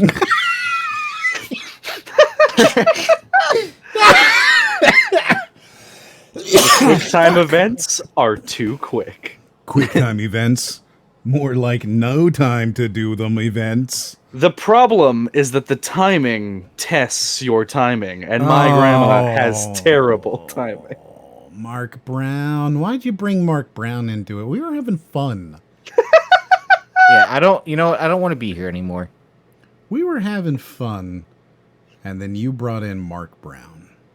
I was really hoping that when you said you didn't want to be here anymore, you'd do the same thing as last week where you just left. Why are you encouraging people to leave? Well, and then he came right back. You're encouraging him to leave. We have no control if he comes back. Yeah, you see, now I never want to come back, but like just to prove a point. Oh no. God, you put me in a conundrum. I'm sorry, Steen. All right, let's see if they continue with this and say it really is just about adultery. But that's not what makes Fable 2 a romance killer. It's the Okay. But that's immediately. But that's not what it is. Are they It's gonna, Catherine. Hold on. It's Are they Catherine, gonna- that's why. Are they going to bring up the ending to this game? That's fucking awful. Let's find out. end of the game that poses the biggest problem. During Yep. Fable Yep, they sure are. Okay, let's go. 2's climax, the villain whacks your husbands, wives, your kids, and your dog. At that point, you have to make a choice. You can bring back everyone the big bag killed except for your family. You can bring back your loved ones, including your dog, or you can cash out for a giant pile of gold. And this is why you shouldn't play it in front of your It's a bad ending. partner. Also, that boss battle is just the fucking worst thing I've ever seen in my entire life. But no, that's stupid. This is dumb. Any kind of encouragement I gave them in the beginning of this video is now gone. They should never do this again. Yeah, this is really dumb. This is a very dumb idea. That Are they insinuating that like my significant other would be like, well, you chose to save like hundreds of other lives, but you could have saved your loved one and your dog, and you chose like millions of other people? That's fucked up. Like, So wait, So what, Wonder you're not Woman gonna- just ripped off the ending of Fable? you wouldn't save me? If we were in this situation, you wouldn't choose me? That's what they're saying. Yeah. It's I feel- stupid. I feel like I would choose to save my loved ones, and I'd look around going, wait, where's M? He didn't come back. Ah, you got it. That was mean. You hurt me. You hurt my feelings. Well, the idea there being that, like, I thought that you would come back, but then you didn't. So it looked down deep into my heart and found my true feelings. Wow. You doubled down on it. I mean, I don't respect it, but I understand it. It's really mean. I feel like that was unnecessary. Make that decision alone. The last thing you want your partner to know is how easily you'd sell him out. The 'Cause watermark's let's in be it, honest. you cowards. Oh, they're gonna say you'd pick the money. You don't pick the money. There's no point in getting the money. Of course you pick the money. That's what they're saying. You always pick the money. No, that's. Oh, so you wouldn't bring back any of us? Are they just gonna throw out like Red Dead Redemption or something just because? You know, when did this come out? Did this come out whenever Red Dead Redemption 2 was out? No, this is recent. This is reasonably recent. Okay. That's too much money to pass up. Woo, I got my It's money. too much money to pass up. They did the thing. I mean, I guess it's related, unfortunately. Yeah, can you check off a box on the bingo multiple times? Right? Just keep crossing it off over and over and over again. Just over and over. I would be happy to the cross off repeat same point multiple times. No, we really should have that on there twice. Just because it'd be funny. Oh my god, that would be good. It would mess funny. up the automated bingo card, but we will. It would be funny though. Repeats points multiple times and repeats points multiple times. Well, we need to fill this bad boy up. So why don't I put it in there for now, and then once we come up with something else. That's super funny. The land of make-believe. If you've ever shared an apartment with your boyfriend or girlfriend, you know that splitting household duties is crucial, and you better make sure that you hold up your end of the bargain. Have you ever cleaned the dishes or done that 2 weeks worth of laundry? Is this never? Is this never in my all life. games? Are they not talking about any specific game here? I mean, they might get to it. I hope it's Sims. I hope it's a Sims. You don't play The Sims. Is he washing a cucumber? Yes. That's yes. Yeah. It's Pickle Rick. Yeah. Yeah. That's a Funniest thing I've two-hander. ever seen. That's a big boy. Well, you know, I mean, Rick's got a big pickle. Yeah. Gosh, don't you watch it? He's not even a fan. Did you remember to water the plants or walk the dog? Yes. Well, if you answered no to any of those questions, Don't give it that. Don't give it that. Don't give it that. It doesn't deserve it. Don't give it anything. Oh. I don't. What is this point? Like, I can't argue. I gotta go back. I gotta find out what the point is. Right. You're cheating. The land of make believe with That's Animal Crossing behind with a it. sombrero and a mustache. So, and the Zelda or the Link costume. I just did the. Is this just like all of gaming? You shouldn't play games because you have chores in video games, and if you do the chores in the video games, why don't you do the chores in real life? Yes. Oh, BladeBlur redeemed notice me. We should notice him. Oh, hello, BladeBlur. Oh, look at him. Let's all stare in his direction right now. He felt that. Yeah. I mean, he's in this chat. He could just join the call and be like, "Hey," like, you know, it's kind of okay. There you go. I'm noticing everybody. You've all been noticed. Thank you very much. Apparently, it is. He's trying to see how long it will take you to notice. I know. Yeah. Okay, so we're just not noticing it publicly. No, I did in chat. Mm-hmm. I did my job. No, that's fine. That's fine by me.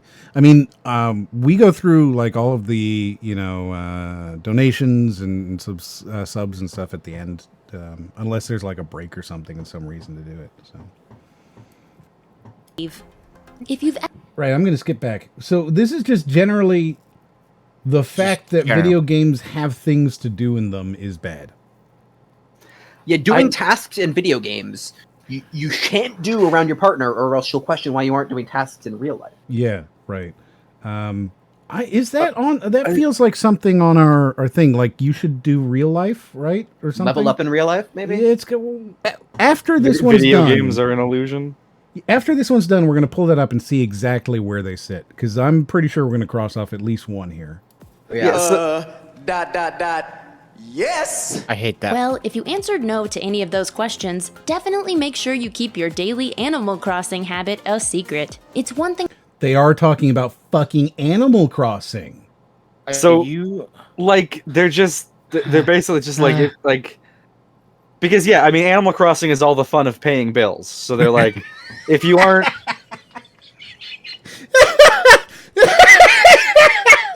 It really is! Fuck Animal Crossing! Oh, God. It's a timer that you just go back and click again.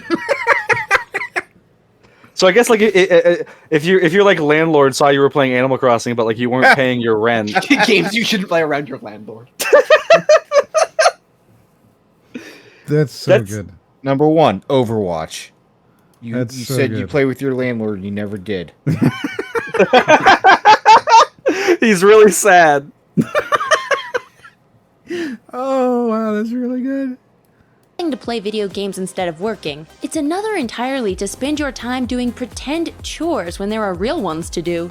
Yes, pulling digital weeds and running errands for Animal Crossing's adorably doofy cast is oddly calming. But not everybody gets it. We realize that a couple of days living in filth is a small price to pay for a snazzy shamrock hat or a cake shaped like a teapot. Your significant other, on the other hand? Like, why are they unable to, like, I feel like this is another you are addicted, because they're unable to comprehend somebody who does their chores and then turns on, like, video games. Thank you for reminding me about that video. I forgot all about it. Oh, yeah. It's a thing. That happened, and they let it happen. Yeah. Yeah. But I don't know, man.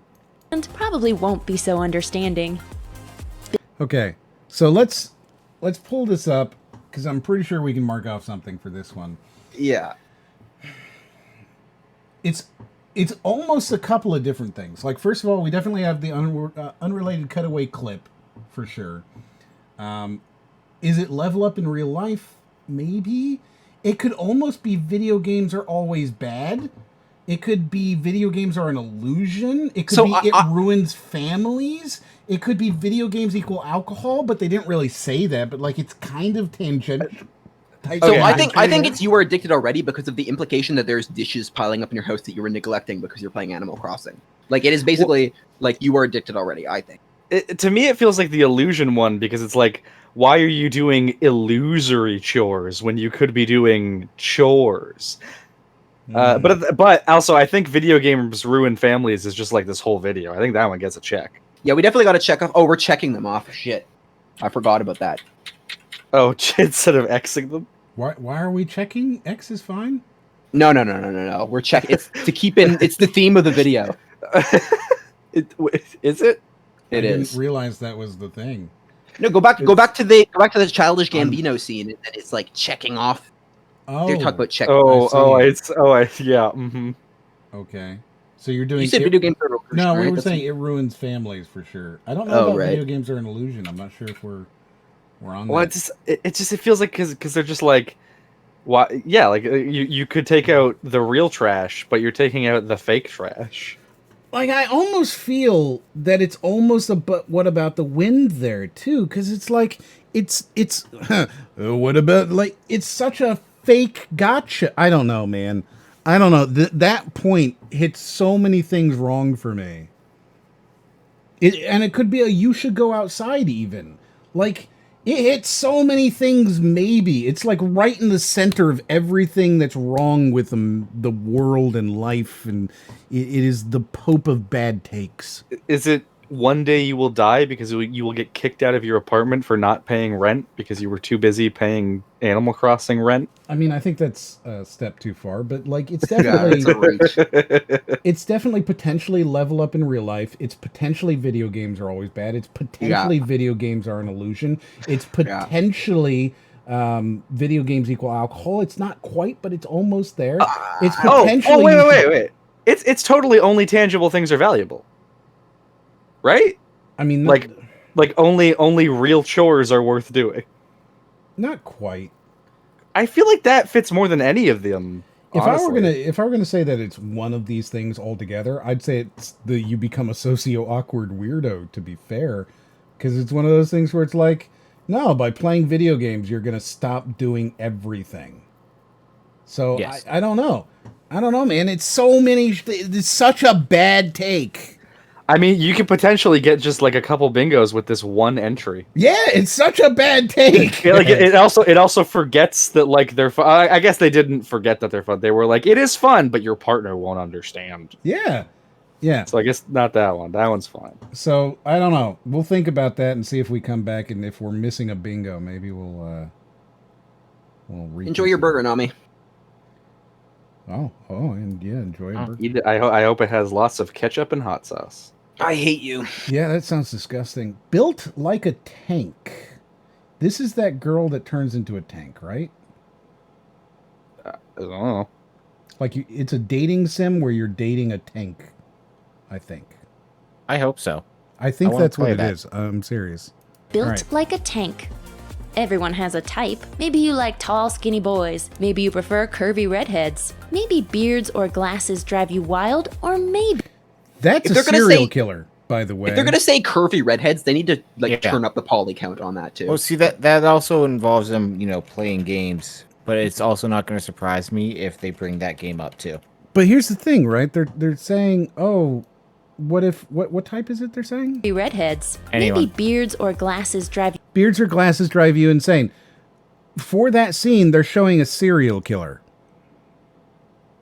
Oh, this is Life is Strange, isn't it? Yeah, and that's a serial killer.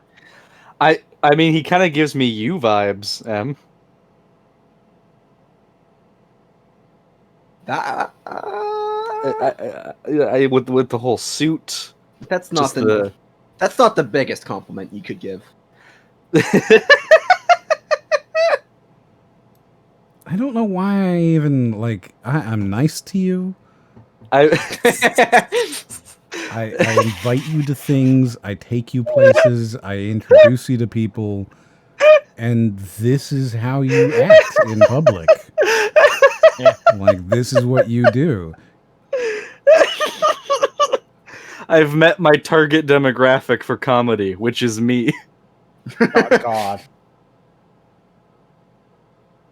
You wild, or maybe, just maybe, your heart swells at the thought of caterpillar tracks and armor plates. Hey, whatever floats your boat. Or in this case, your PT-76. Like your typical dating simulator, Panzer Maydel's casts you as a... Yeah, see? You are a tank. Okay, I'm sold. And you're dating tanks.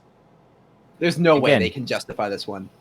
Well, yeah, I'm actually upset now because you're this is way worse than most of the other ones somehow. But also they started at number 10 with a valid point. And so I was literally scared that they were just all going to be valid, and then it immediately just falls apart in front of me, and I'm just you know what? I wished a bit too hard, clearly. Yeah. Because it's all coming. The crap is now flowing through. like drying lava. Yeah, no, it's really bad. It's really drying lava. Decaying lava. No. Like drying lava. Like drying lava. All right. You know what? I'm okay with that, actually.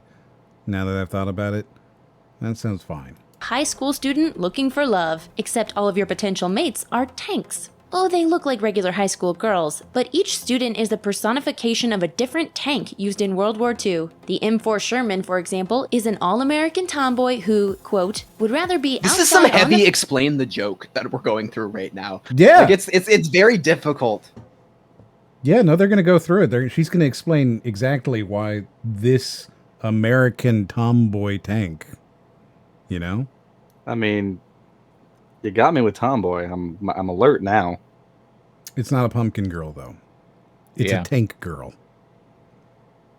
Firing line listening to classic rock, then sitting in class. We'll stop there before you get too hot and bothered. Playing a dating simulator in front of your partner is always a risky proposition, but Panzer Maydel's is more dangerous than most. No matter how you're... What do you think they're going to say here? Why is this more dangerous? You can fuck the tank. You can fuck the tank. You can fuck the tank. Let's go. But why is this more dangerous than any other just right in the dating turret? Sim? Because I'm really hoping it's because it's a German tank. Yeah. I feel like that's how we're going to go. Yes. So out of curiosity then, is banging a German worse? Well, Like no, it- it's not the war. It's Well, not no, a because World War II if tank. that's a German tank, like she's a Nazi, is what I'm saying. Yeah, it's a It's specifically World War II tank. I see. So Like that's the Tiger. The Come Tiger on, one is let's a go. German World War II. Bang the tank. Bang the tank. Bang the tank. Your Yeah, beloved they were dresses phased or out how- after 1944, so like it's literally like World War II is the only era you would find a Tiger one. Like Yeah. she's a Nazi. All right. Well, let's see exactly what she has to dangerous than say. most. No matter how your beloved dresses or how hard they work out, they're never going to be a tank. Are you shitting my nuts? Wow! Why? Wow! Because it enforces unrealistic body standards. Wow! Holy shit! I didn't expect that. You know,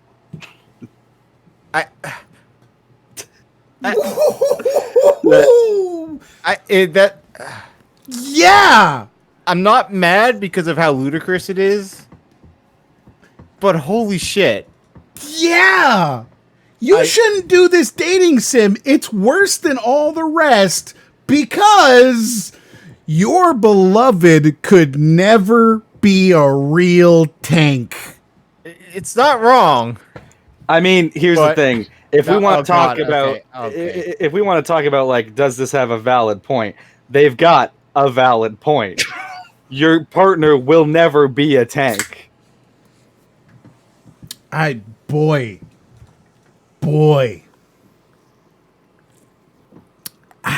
Yep. It's that time of the night. Is that anything on the bingo card? Just Fuck they'll no. never Who be a would ever tank? say such a thing? I don't even know what you would put that under. Yeah, that's what I'm asking. Just Like that feels like a noncha. like- Like I don't know what else I could possibly check off but noncha on that one. You know what? Yeah. No, you're right. That's a what about the wind? All I have to say is hashtag bang the tank. Bang the tank. No, don't do that. Your girlfriend could never be a real tank. I think it's the opposite of a not. It's a hyper gotcha. They did Hyper it. gotcha. They got it and won. They were like, "This is it. That you can't argue with this point. Your girlfriend could never be a tank." And yeah, Well, no, you're not arguing with the point about that your girlfriend could never be a tank. You have to argue with the point that your girlfriend is insecure about the fact that you're into tanks and she'll never be one. I mean, I would be insecure about that. Like, I can't fucking shoot off missiles like that. I don't even know if Yeah, but that's just missiles. general insecurity. Like the game doesn't does the game trigger it even more heavily? This is supposed to be a meme, funny, haha moment. No, I'm taking this seriously. I'm making you like you must follow through with the implications of your jokes, okay? You can't. I don't want any half-ass thrown jokes out. I'm here. not We're gonna half-assing, follow I'm just where saying- they go. Okay, fine. I'm sorry. No, you're good. You're good. Well, I Wow. guess we got Wolf's fetish. You know what? Tank girls. Tank girls. No, not even tank girls, just tanks. Just tanks. That exhaust port, baby. Baby. You're gonna regret committing to this bit in about 5 weeks. No, I have hashtag WolfPackFam and now you've got bang the tank. Bang the tank. Yeah, you know, yes. Yeah. Hashtag bang the tank. That's good. Wow. I'm just shocked. I can't believe, like, I didn't expect that. I really didn't. It's just not going to happen. Keep your love affair with military hardware to yourself. It'll be better for everyone. Super Sed... Oh, Super no, they're going to okay. talk about Super Sed. You're right. You shouldn't be playing this game with your partner. This is not wrong at all, actually. Not wrong at all. They just have to leave it at this, unless they like somehow fuck this up. If they somehow fuck this up, that's the thing, right? Do you think they could fuck it up? Because right away, Super Seducer, the whole concept of Super Seducer, for anybody who's not aware, is that it will hypothetically teach you how to be a pickup artist, right? And teach you how to interact with women in the wild in order to convince them to have sex with you.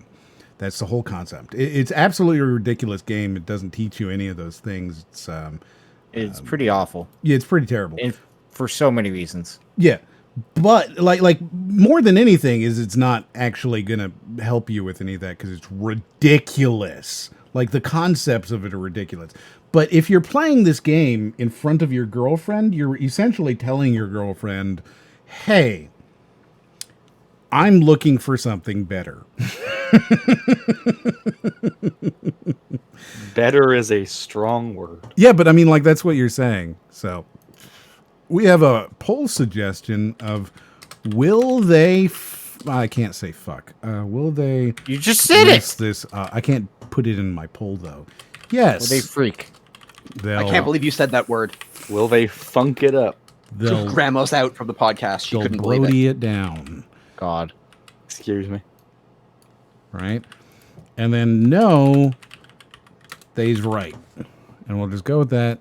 And I don't know, we'll do like a 5-minute duration on that because I'm sure we'll find out pretty quickly. So yes, will they mess this up or not?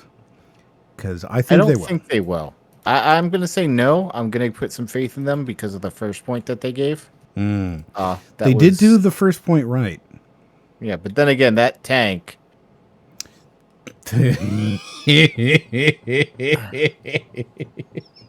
That tank.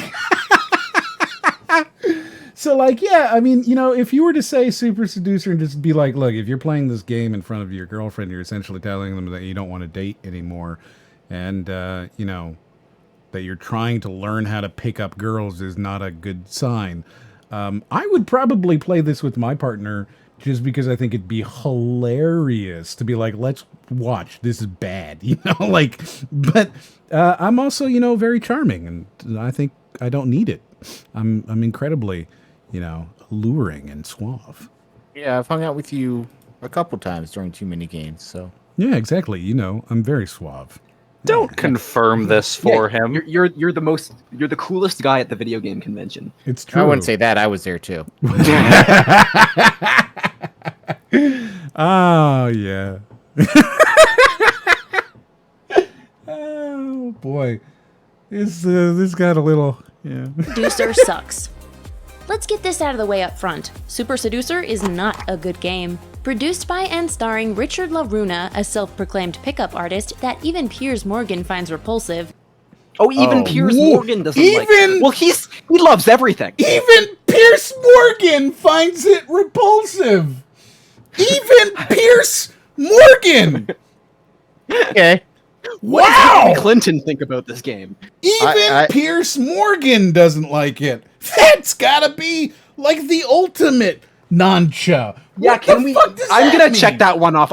That's gonna get the double check. That's it. I'm sorry, but even Piers Morgan doesn't like it? What the fuck are you talking about? Didn't he just get fired too? I think he did, yeah. I think so, yeah. Like he went after Meghan Markle, right? And they fired him for it. This is not somebody that we're going, oh, even Piers Morgan, you know? Like, I don't think I've ever heard that before in my entire life. I mean, is even Piers Morgan. I think maybe they dislike him so much. They're like, hey, this guy sucks, but he doesn't suck this much. Well, maybe even Piers Morgan doesn't like it. Yeah, like if they'd said it like that, like, you know, even this piece of shit doesn't like it. Wow. Yeah. Ooh, wow. That's some strong words to find out. Even Raiden likes, you know, wow. You know what I mean? Yeah. But no, that. I'm glad This we've game marked is off. so bad. It's Raiden's favorite game of all time. Right, exactly. So I'm glad we've now double confirmed the noncha. Because, yes. Wow.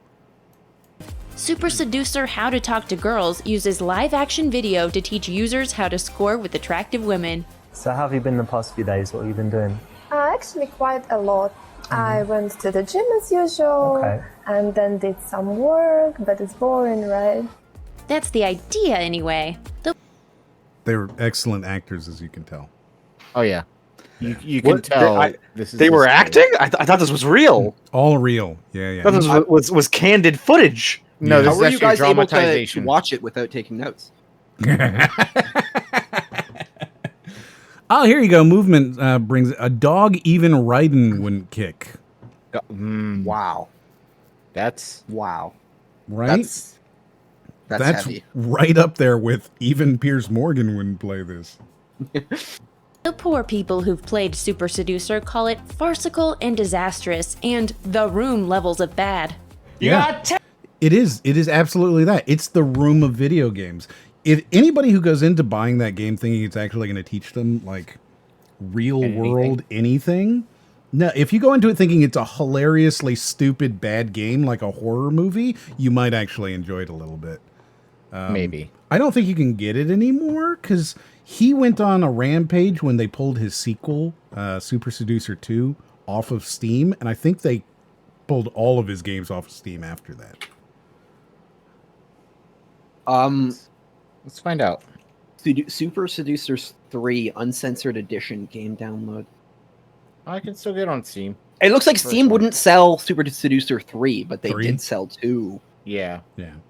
So the current vote is 77% think that they're going to Brody it up. I'm sorry, fuck it up. So we'll see. Thank you. Tear me apart, Lisa! Almost Lisa! all.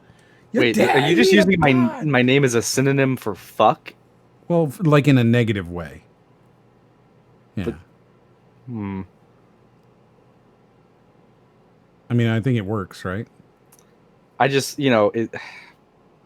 Like it's in what way can you apply it? Is what like I'm as wondering. like it mess up something, you would Brody it up. Some sort of a negative like disaster would be a Brody. Right, but you wouldn't say like I would Brody pumpkins. No. It is not that at all. No.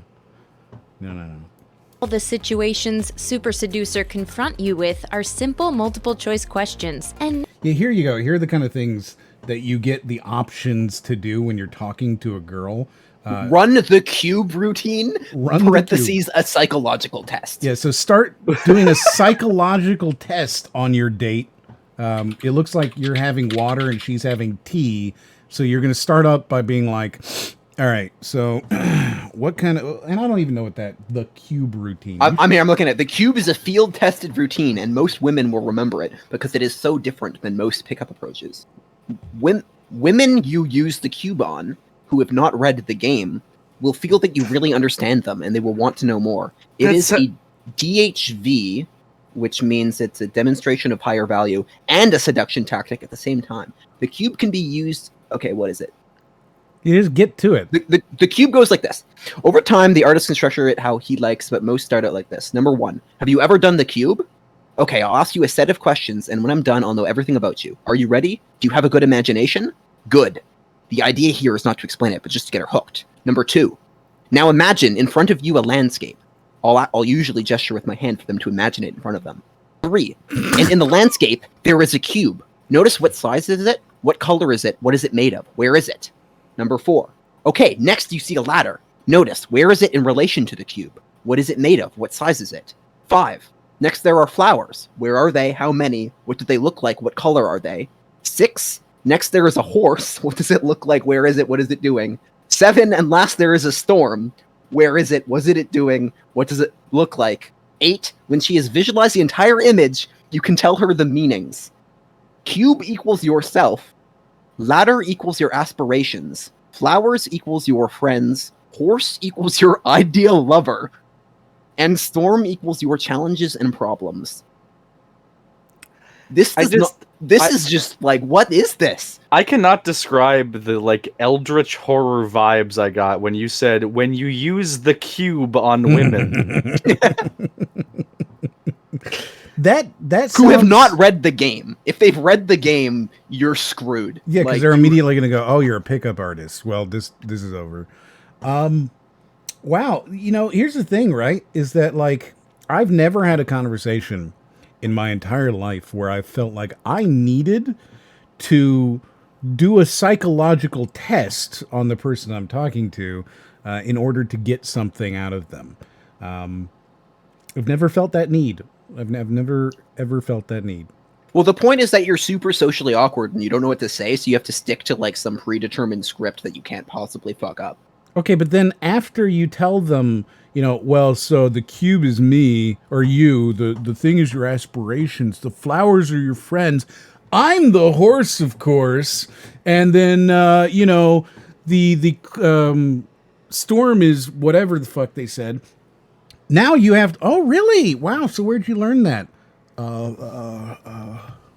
Virginia Tech. Right? Like your conversation. You need to have the ability to have a conversation with a person. You know what I mean? Yeah. Like that's. Well, like it's a scam directed at people who are unable to have a conversation with women, right? Like that is. Yeah. I think that's exactly what it is. Yeah. I think that's exactly what it. Wow. Because I would say any of these other things are well, other than touch her face. Could you imagine you're on a first date and somebody's like, "Hey, how you doing?" and you just reach out and like stroke them? You know? No, oh god! Why just would you do that? What? Hi. Because physical contact makes them trust you more implicitly, and you got to make sure you're touching them, or else. Seriously, I you know what the fucking best know. pickup line It's is? so weird. The best pickup line in the world is "Hi." I'm telling you. Just start with "Hi." You will get so much further than you think you will. Holy shit. Not difficult ones. Much of Oh, wait, here we go. So she's smoking. It's a bad habit and she should quit. So I'm assuming this is the one where you're going to be like negging them, right? Because that's a big part of the pickup artist in community. It's no problem, even if you don't smoke. You don't like smoking, but it's her choice. Or, yeah, I'm into harder drugs. Yeah, what if you're okay with smoke? Would What you if like you're some okay meth? with smoking, but you don't do heroin? There's no answer for you. Mm. Like if you smoke but don't do heroin, there's no choice you can pick. What if you do heroin but don't hate smoking? Well, you have multiple options in front of you. You could be honest about your heroin addiction, or you could be honest about hating smoking. Really, whichever garden you want to tend to, you know. Yeah. Wow, man. of Laruna's advice, like planting yourself in front of a woman on the street so that she can't escape, ranges from creepy to borderline abusive. It's truly the definition of cringeworthy. You know what? You're just adorable. Look at you. Tell her she looks like a baby lamb and tickle her, then kiss her. This is honestly terrifying. I'm terrified of like the thought of If just, like, anyone ever did this to me, I'm calling the cops. Like imagine some guy with severe anxiety who just like legitimately wants to talk to women and he's walking up blocking her exit because he thinks that what he's supposed to do. Like this is genuinely terrifying to me. Yeah, right now. people. Like I'm afraid. Have you ever looked up YouTube? YouTube pickup artists? It's fucking disgusting. Well, normally it's like most of them are scripted pranks and it's like obvious it's scripted. Like it's like you don't get the genuine fear of like. Oh no, so there's people that like literally sell books about stuff like this. He's one of them. This guy's actually like the reason he has his game is because he's like the #1 pickup artist, consultant or whatever. Yeah. But wow, just tell her she looks like a baby lamb, tickle her, then kiss her. I can't imagine how you could be sitting down at a bar or you know, at an event with somebody you just met, being like, "You look like such a baby lamb." Like, you're like a little baby lamb. Oh my god. Thank you. In fact. Did he seriously do that? What? Yeah. Even you look like a baby acting- lamb. Like even acting, you could feel how fucking uncomfortable. Yeah. Like, in that situation she was. Holy shit. Yeah. Yeah. Never mind that she's been paid to like him in this. Yeah. And she can't it's just like, nope, it's too much. It's too much. Wow. Shy. Basically, you've got no reason to play this. Find out whether she loves her job or is just doing it for money. Wow. If you're already in a relationship, at best, your girlfriend. I'm having a nice time and I'm really happy we met. Immediately lean forward and kiss. Say, "You look like you're imagining kissing me. Can I kiss you? Listen, I want to kiss you, but can you chew this gum first?" I'm gonna guess that is an alpha correct. move right there. That is always Yeah, the right that's answer. Oh, God. Listen, hot legs. I want to kiss you, but chew this bubble gum first. And you give them like one of those like The zebra striped ones. Yeah. The zebra striped ones that have no flavor after 5 seconds. Oh my god. Like She it's goes to literally spit out- like I Yeah. want to kiss you, but I think you're gonna have just horse's breath. No. I want you to. God. I just want. No, I wanna that see if you lamb can eat comment, that this, was your Eva. breath. It smells like a dead lamb. Please. Fucking hell. You've got lamb gout mouth. Lamb gout mouth. Lamb gout mouth. Okay. That is Like a word. your mouth smells like a lamb that has gout. How do you feel about that, Sean? I feel bad. Lamb gout mouth. Mouth. Yeah. No, it's pretty bad. I'm Lamb gout for short. Gout. Gout. Gout. Oh no. Oh. All right. Is going to think you're a creep. At worst, she's going to think you're planning on cheating. What was that? Why That was there dance? sudden Nicki Minaj here? No, that's the Lonely Island song called "The Creep." Oh, okay. Okay, you made sense. No Think you're points are planning on deducted. cheating. And honestly, if you're willing to subject yourself to super seducer while you've already She Say should that be she grateful. grateful. That's the best she can do. I'm really interested with the context of that now. That's, doesn't matter. That's like the most textbook abusive. Also, like, shouldn't the like manipulative- if you've showed up to the date with a hoodie, you've already failed the game. Like, stop acting like there's lines you can use. Yeah, like, look at the outfits. like put a fucking shirt Like- on, my dude. She's like, she's, yeah, I'm gonna get dressed up, get a little fancy, and he's like, yeah, these are the jeans that I wore the past 3 days, and this is my I favorite haven't hoodie. washed these in 3 weeks. Wow. And this is the hoodie I wear everywhere. This is.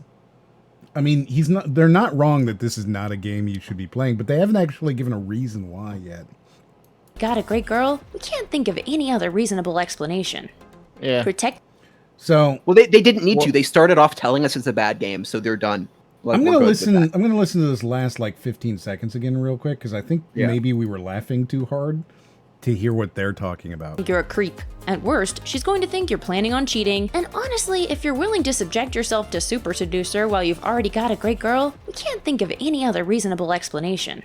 So, as I had presupposed, the concept of this point is that Yeah. if you're playing Super Seducer in front of your partner, they will assume that you want to cheat or leave them.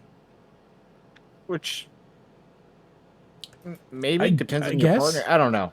The thing is, though, right? The people who are playing Super Seducer don't have girlfriends. Or maybe that's how we got the girlfriend in the first place. And now he's playing like the second or third game. That's the tough part of gaming addiction is that you get addicted to Super Seducer, which means you can get a girlfriend, but you can't stop playing it and losing your girlfriend. Get addicted to Super Seducer. God, could you imagine? I'd be like, babe, come watch me play this game. This is how I got you to go out with me. Oh my Here, god! Here, I'm gonna speedrun Super Seducer. Let's go. There's no replayability in a game like that. Once you know the answers, you know. How I Met Your Mother, the video game. Oh god! Just Super Seducer. God. Wow, that could be really funny. You should make that right now, and then we'll tweet it out, and I'll get lots of likes on it. Okay. And I'll make a video on it. How I Met Your Mother, the video game, and just make it Super Seducer. It'll be so good. Yeah. Protecting the mini masochist. What? I don't know. I don't know, but I'm excited to find out. By this photo underneath too, I'm so excited.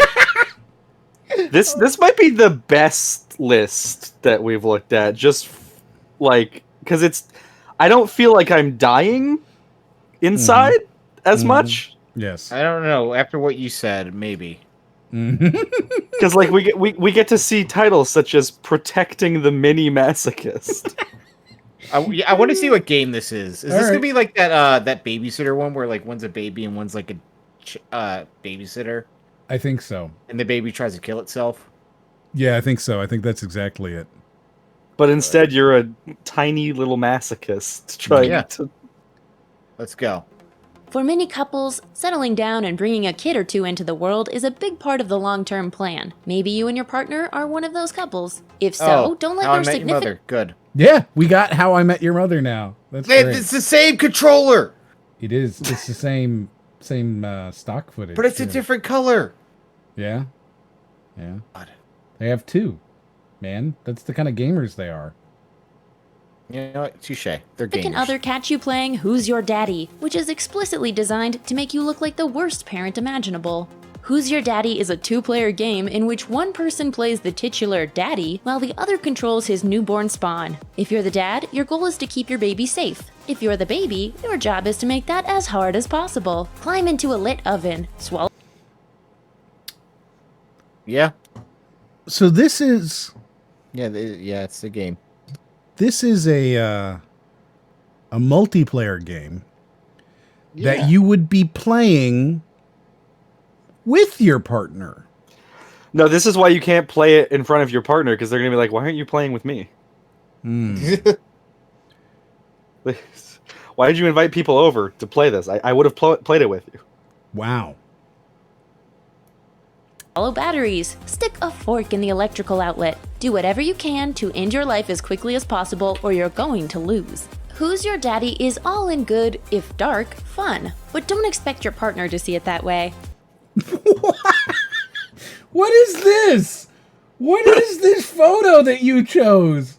I don't know, but I like it. Like, can you imagine how this situation... Do you think she's the one who's playing the game? Like, I just want to kill the baby, honey.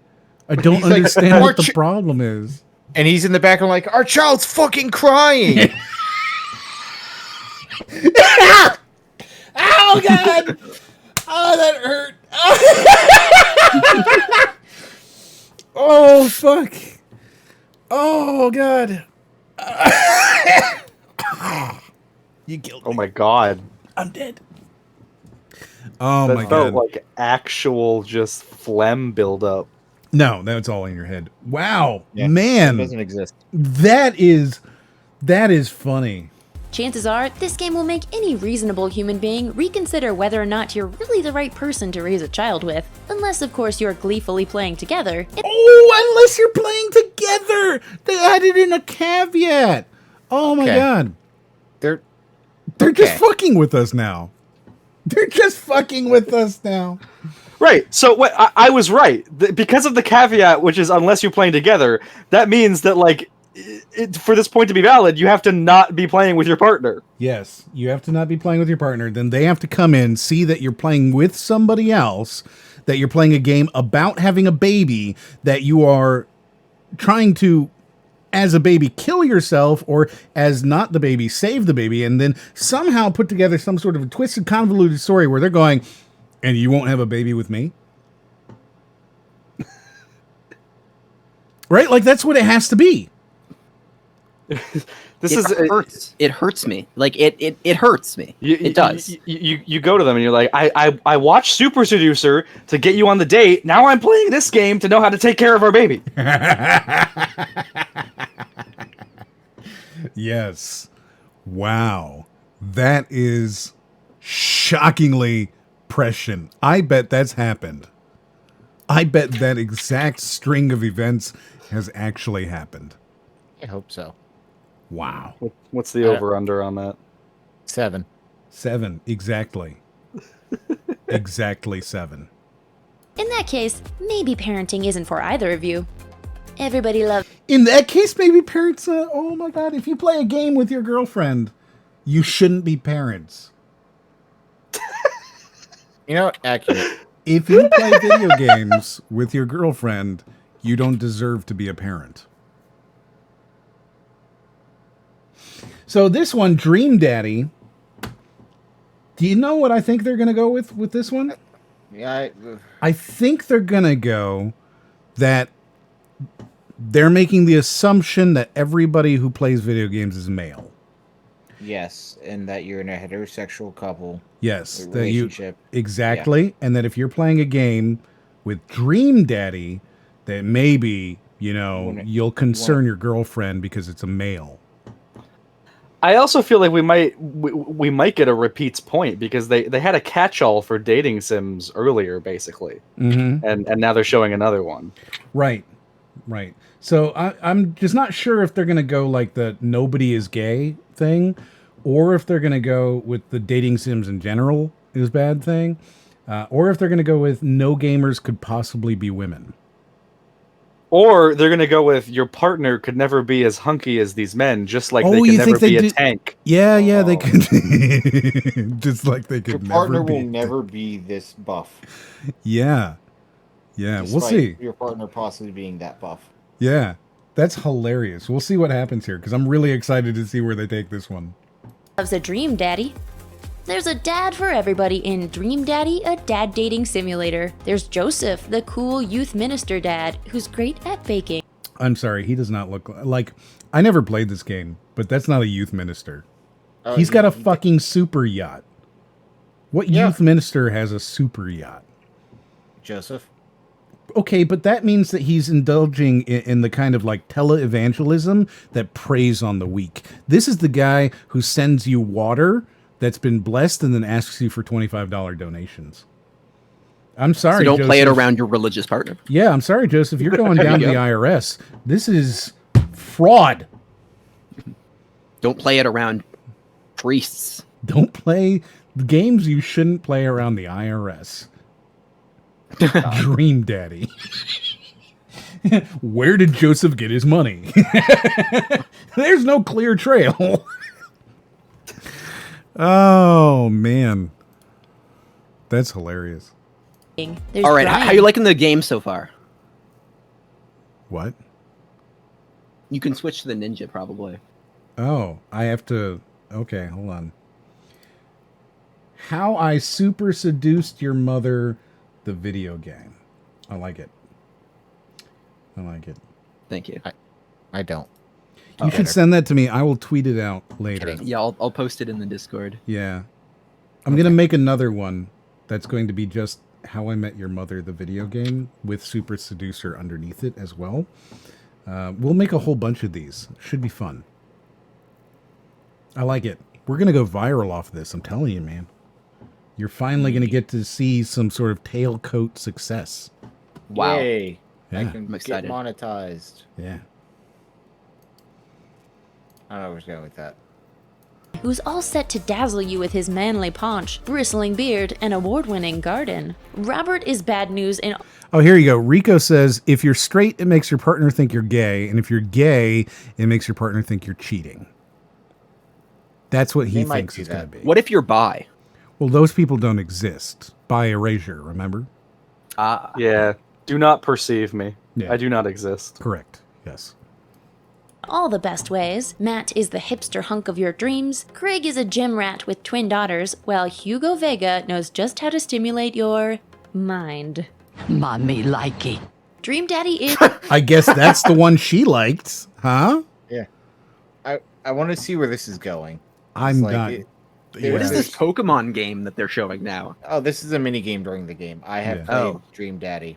Oh, okay. Millions of people have played Dream Daddy. Wasn't it made by a YouTuber? Yeah, the Game Grumps. Yeah, it was made by the Game Grumps. Yeah, exactly.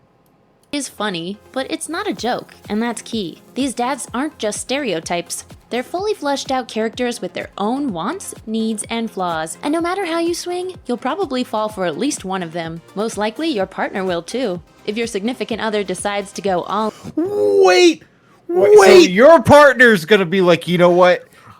Oh! Wait! Are they doing it? They can't do this! You can't do that!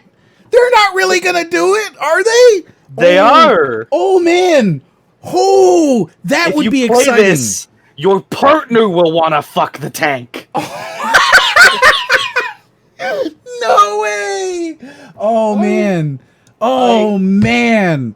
I was not expecting that. Why did they non-gender the title if it's just directed at guys? Well, of course it's just directed at guys. But then say video games you should never play around your girlfriend and make it clear that that's what the video is. But the way they made it sound like partner to include everybody, and then you watch it and realize you weren't included after all. Like, I mean, do you want to be included in this? Because It's a lot. Well, I'm included in this because I'm straight. I'm just saying that, like, I know, but like, it's weird for them to like do that. I mean, it's not. They were trying to just like cast the widest net. But I mean, if they're they cast a net. They cast a net. I wouldn't say it was wide, but they cast a net. Well, I mean, if yep, they cast a net. Was yeah, it, like they're not wood? Or was it ivory? What? What kind of chords did they do? Oh, cast a net, like the instrument. Like cast the a net. Ah. I figured you'd be the only one who would get it. Oh wait, no, BladeBlur got it in the chat. Isn't a castanet an instrument? Yes, exactly. Ah, that's funny. Just hit. You know what? Why am I saying hit All play? in with a play. video game character, that'll leave you painfully alone. No daddy is worth that. Not even these. Oh my god, they really did! They really did say your girlfriend's gonna leave you! Your girlfriend's gonna leave for a video game character. For a video game character! Oh my god! I'm definitely checking off It Ruins Families again. It ruins families! Oh my god! That's so good. This is so good! I'm I proud was of them. not expecting them to go there! Holy shit! They also said, like, no matter who you're into, you'll find a daddy you like, which implies that, like, if you're a straight guy, the game will turn you gay, and if you're a lesbian woman, if you're a lesbian woman, the game will turn you bi. No, I think they're saying that just if you're straight, there's a dad who would be indistinguishable from. Yes, and no matter what, your girlfriend will leave you. Yes. Yeah, you're getting dumped, my dude. It's over. Oh, wow.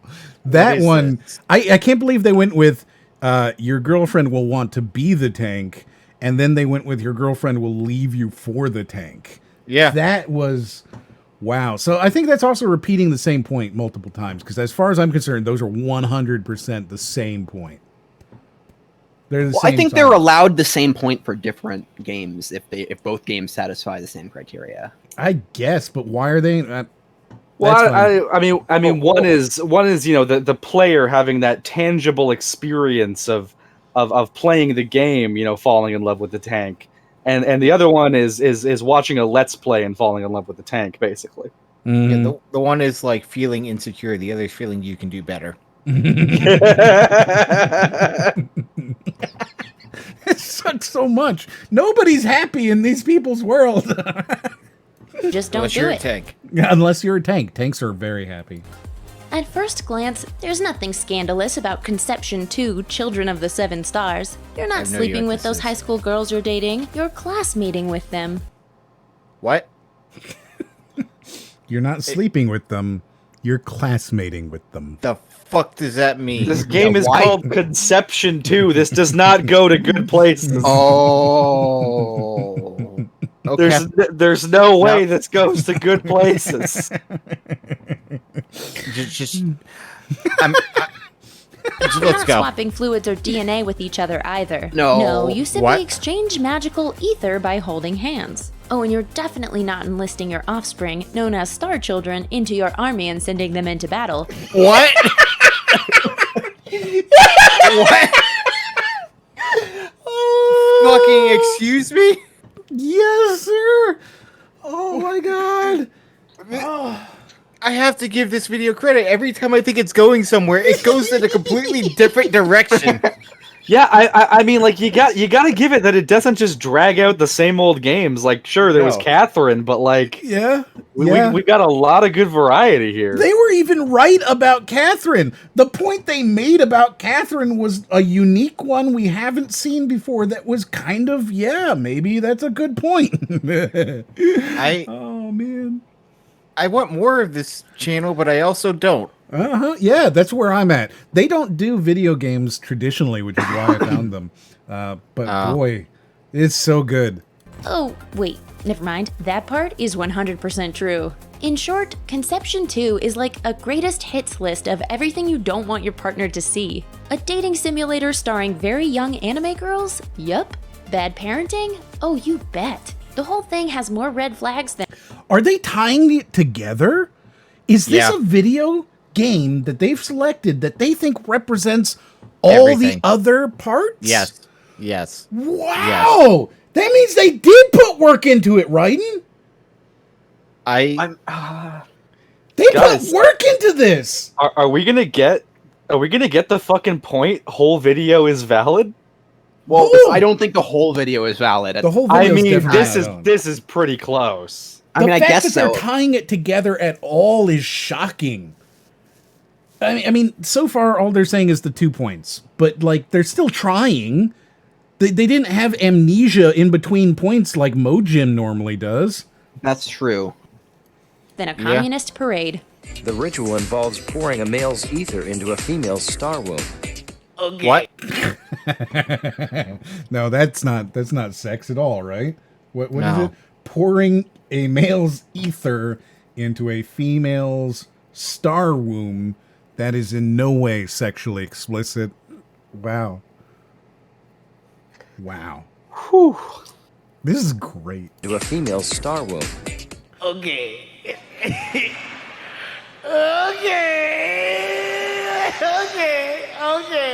Don't get us wrong, Conception 2 is wicked fun, especially if you're into JRPGs like Persona and Etrian Odyssey. If you're Who pulls this? They're pulling like weird ass sides. No, what? I'm kind of shocked, my dudes. I don't know what's happening. Like a lot. This is an Atlas game that I don't think anybody's ever fucking heard of outside of Japan. You know what I mean? Like this isn't like, wow. Anybody who's into JRPGs like Persona or Etrian Odyssey, you know, that's something I sure as shit didn't expect. So they're recommending the game. They're recommending the game. It's great fun, especially if you're into Persona or Etrian Odyssey.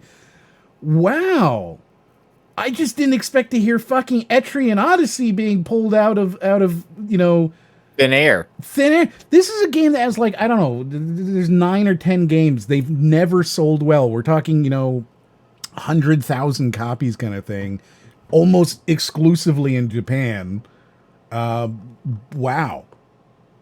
All right. you're in a relationship, however, do not let your other see you play this game. It's phenomenally weird and will lead to all sorts of questions and So they're doing the same thing as the bad parenting one, right? Where it's weird, so they'll think you're insane. Oh, hold up. Speaking of parenting. Well, video games you should never play around your parents. Made by the same people. Made by the same people. We might have to add this to the list because this one's fun. And, I mean, that one has Duke Nukem right on the front, so it'll be relevant in a week or two. chances are your partner would not like the answers. You've been warned. That My it? lord. There's one more. There's one more. This is the last one. Is it? Oh, they used the clip from Bayonetta, but they never showed Bayonetta yet. They didn't show Oh my Bayonetta. god, you're right. Did we get... They proved me wrong. Holy shit! Like they didn't use. I don't know. the runner-ups. They used the runners-up. Holy fucking shit! We've been bait and switched, my dudes. They actually did it. Oh, they did. My lord! This is real effort. It's a video with real fucking effort. I'm shocked. Speedy says they played us like a fiddle. They fucking did. This is a fucking 20th podcast spectacular. Like Holy shit! We found the one true video. This is it. All we need now is for Darman to come in at the end and be like, "Hey." If Darman shows up at all in any way, shape, or form, I am going to. I don't know what I'll do. I'll kick a door. I don't know what. Yeah, you have to. Holy shit, dude! I'm blown away. Okay, unless this, of course, becomes Bayonetta. But the fact that they've tried to tie it all together, they used runners up. They didn't blow all their load right at the beginning. They've had at least one good point. It's been hilariously bad in every other way. I'm not feeling like I normally, when we're getting to this point where it's like 12:30 and we've been watching a list video, it's normally like, oh god. Yeah, it's usually like painful and like my memory is shot. I don't remember anything. This just keeps giving. It's so good. I might be a fan of watching these. Lord, you're forgiven if you don't know what Ebony is about. Ebony! They're gonna talk about Ebony! Whoa! What? Their #1 game is Ebony! Holy shit! This is like, has this jumped the shark now? Like, is this in a different territory? What is happening? Oh my god, dude, I've never, wow! Wow! All right, so I'm gonna let them explain it to you, Speedy. This is not the game I expected to be #1. That's for goddamn sure. And I think they're gonna do it because of the ads. I don't even think they're gonna do it about the game. I think they're gonna do it about the ads. I hope. Oh.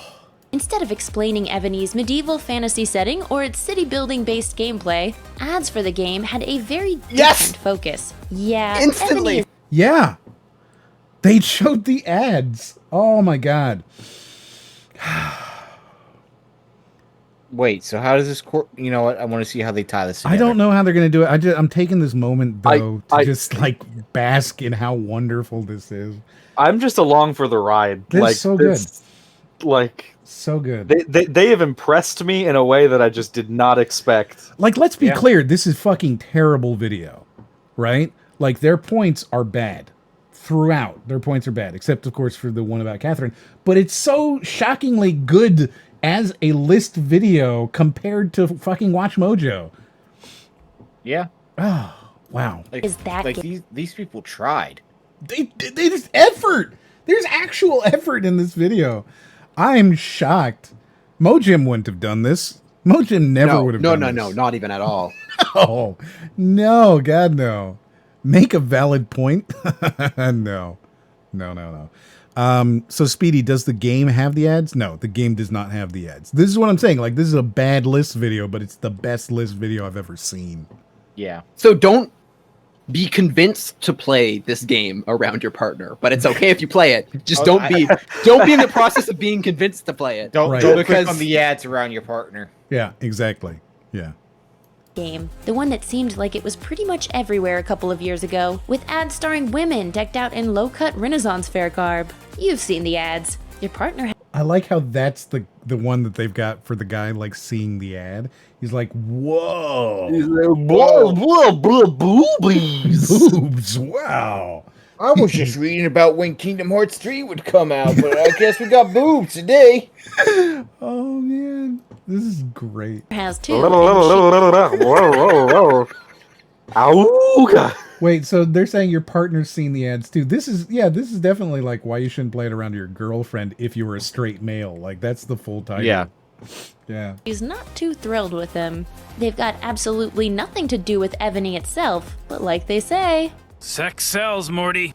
Ironically, Ebony doesn't have any sexy women in the game itself. In fact, there aren't really any women in Ebony at all. You might be able to get away with enjoying Ebony in front of your partner just fine, as long as he or she doesn't ask what the game is called. Once you answer and they realize that you're talking about the boob game, yeah, you're sunk. Way. Thanks for watching. Way. That was how they did it! No way! Holy shit! They brought it back to being like, hey, you better not play this game. And then they ask you what the name is, and you say the name is Ebony, and they go, wait, hold on, I've seen Ebony before. Isn't that the game with the boobs? We're breaking up! I have to thank you for this video. I told you, man. It's not usually... Usually, we get to the end of these videos, and I want to choke you a little bit just for making me have watched it. Yeah. But I want to thank you for this one. This one was a real treat. Boy. So there's the next one. Video games you should never play around your parents. I'm going to go ahead and say that's the next video we're going to watch. Because this was incredibly entertaining. Incredible. Well, actually, if there's a video games you should never play around your grandparents, that's like actually... Right, well, I mean, yeah, but are we gonna make my grandma watch that? No. No. But holy shit, that was the best list video. That was so good. Everything they said was wrong. But man, this was great. I enjoyed that super much. E3's best new games. What do you think Do you think this is this year's E3? I doubt. I'm gonna assume like click and see. 2018. Well, Two games that nobody is talking about. I mean, yeah, It well, is 'cause the it's- 2018 version, yeah. Yeah, I was gonna say like the way it's titled, it sounds like E3 has happened in the past. Yeah. Wow, man. So there you go, guys. That's this video. I'm super pleased with it, to be honest.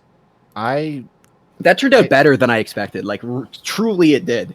Yeah. I was scared. Like again, at the first video, like they got a valid point, and I was terrified that it was just going to be an unoffensive, just normal video. And it's gonna be like, I swear to God, if just every like point hits, yeah, I'm gonna be really upset, and then just immediately not. Yeah. Okay. That was really good. Okay, I feel like we can't give this like the whole video was valid, but I feel like let's there's pull up something the thing and see what we got. There's something there with like we enjoyed the video, which is just such a, I feel like a rarity. It's never happened before. Like, well, I guess Darman, we did enjoy that video with the bully because the bully was hilarious. That was a good video. Yeah, he was great. I loved him. I hope he's doing well, and I hope he gets laid. Well, maybe if he plays Super Seducer. Oh man, yeah. I don't know that I have anything else to add to this right now. This is great. Like, it's too bad we didn't get a leopards ate my face moment there though. Like that would have been our first bingo. It was close. It was really close. I don't think we've ever gotten this close. Playing. No. If playing a video game, buying a video game to play around your partner, and then it turns out your partner dumps you because the video game was too good. That's a little bit of a leopard ate my face. You're almost right. We could almost make the argument that the Dream Daddy situation is in fact leopards ate my face. I'm not gonna fight for it or against it. I'm pretty lukewarm on that. It's just close enough that you can make that argument if we really wanted to push it into a bingo.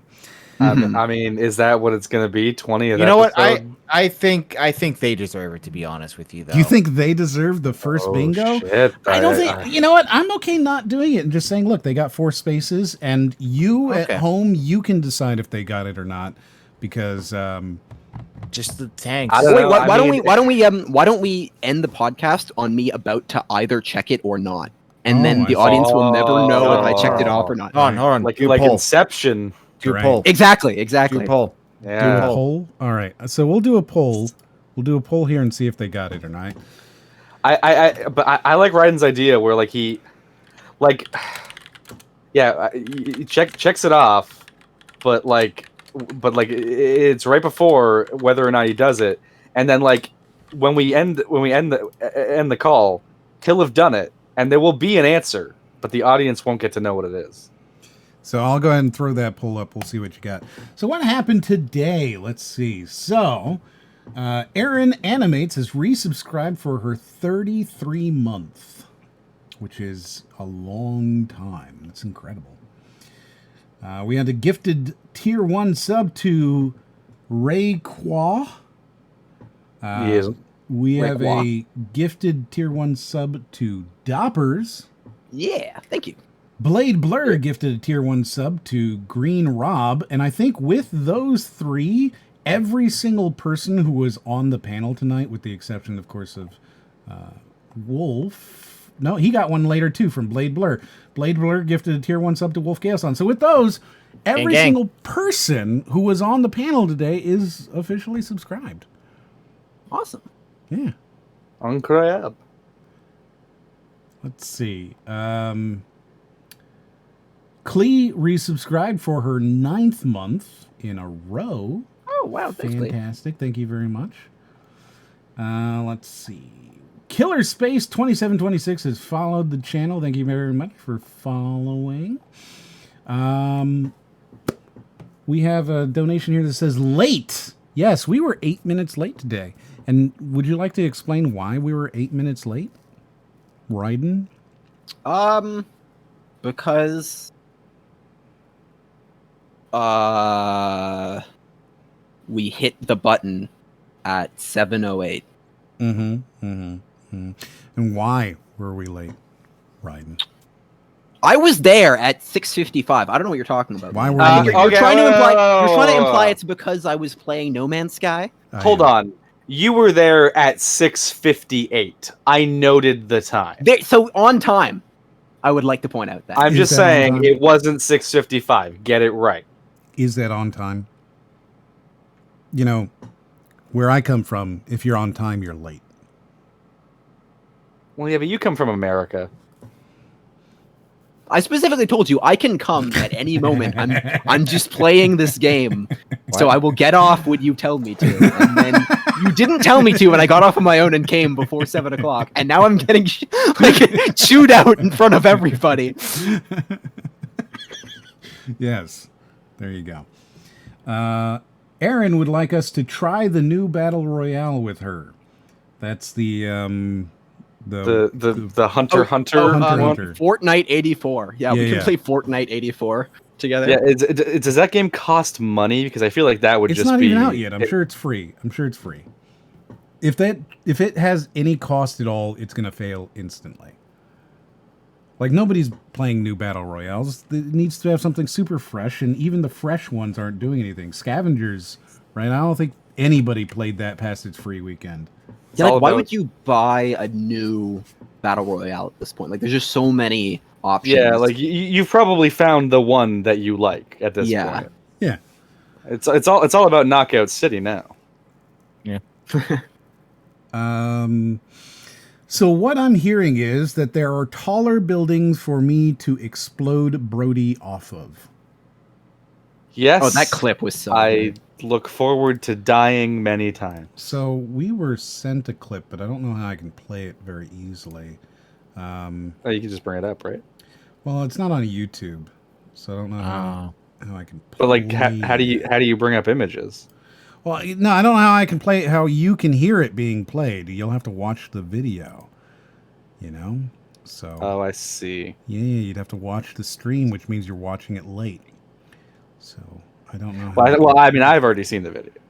You've already seen the video that I have not seen. If it's the same video, it might be a different video. I will create a new media source. I'll pull up this video. We're going to go ahead and pull it in. It's a WebM? Oh, all right. Nobody. That's it. Yep, it's showing. I'm going to pause it. Bring it back. Bring it back. Doot. I gotta... No. Keep it paused, please. Keep it paused, please. And... Well, this is a different video.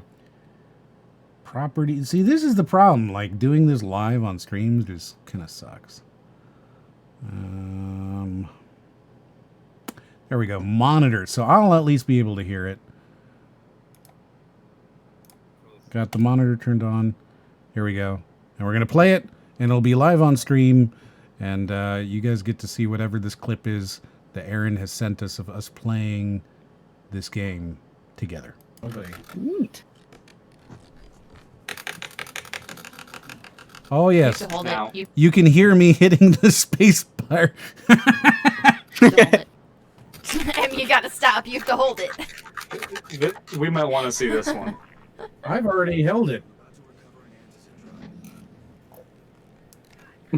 I remember this moment. Yes. Oh, hello. Good morning, Bexy.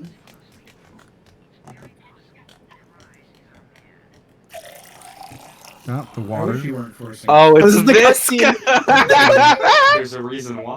Yeah, I wish you weren't forcing us. I wish He gets so mad at me. I am about to get really mad at Brody here. Yeah, so I'm going to let that play. deciding for the group.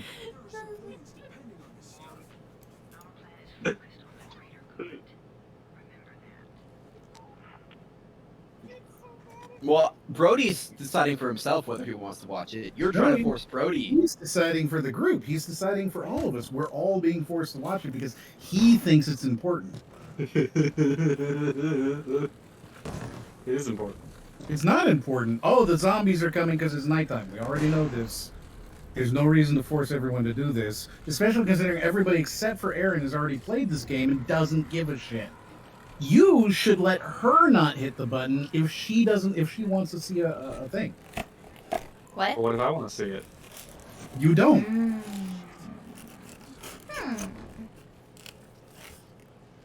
Mm-hmm.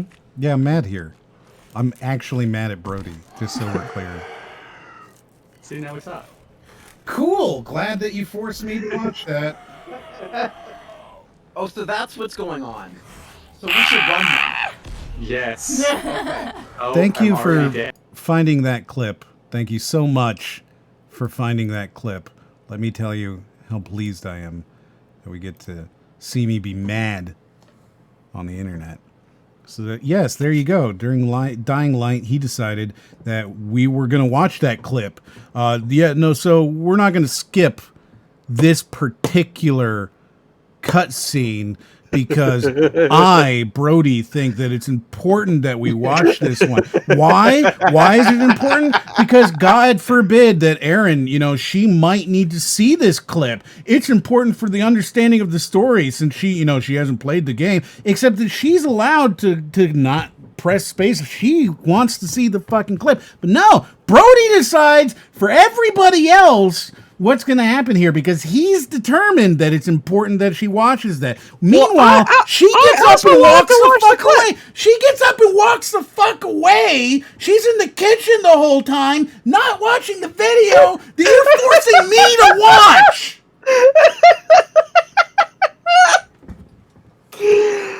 I'm still mad about that. It was the clip I was talking about was the one where Aaron just throws a grenade and blows Brody off the bridge. Yeah, that's the one that I thought was gonna show.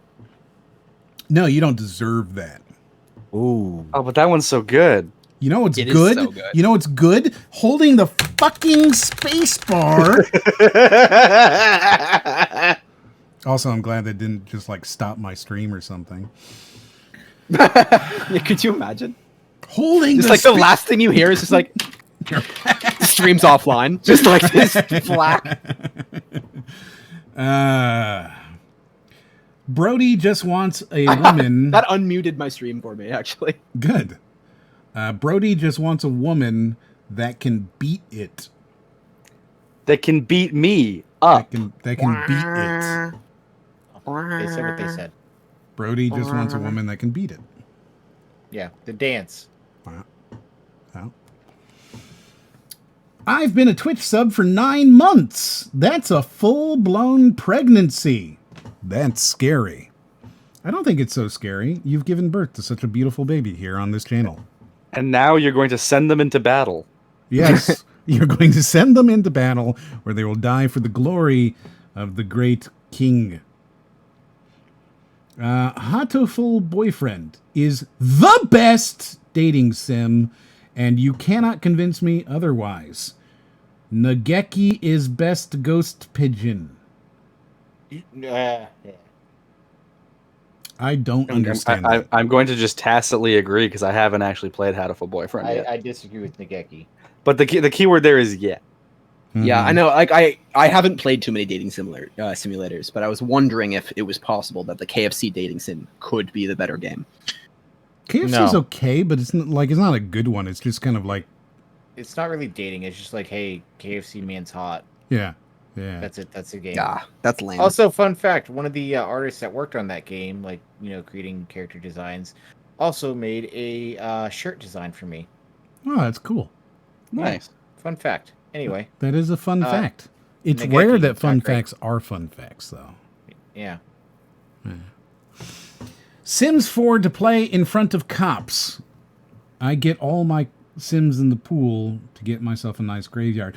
Oh, so we could add the Sims 4. So the first one is Zelda because you break pots and breaking into homes, and then Sims 4 because you could commit murder in it by deleting the pool, the way to get out of the pool. Yeah. So it's clear. No, it's just straight a safety violation. They because of OSHA, we make it seem like it's going to be because you could kill them, but actually it's because you're not following the. That's not the code. That's not the building. Can they just pull up the building code? You're not building the building code. Yes. Fuck yes. We keep showing our hand here. It doesn't matter. We're making that. You're right. Write it down. Write it down. We're fucking doing it. It's gonna be hilarious. It's gonna be good. Well, we gotta storyboard this. We got some We good will. games. You gotta write down those two, because that's yes.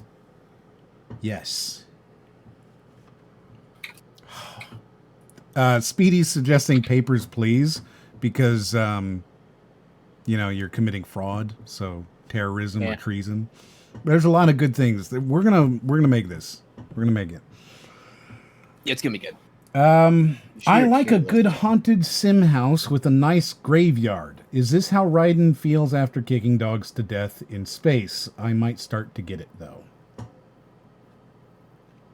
Is what how I feel like a graveyard? I don't really know what they're talking about here. That is what I feel like. Yes, you nailed it.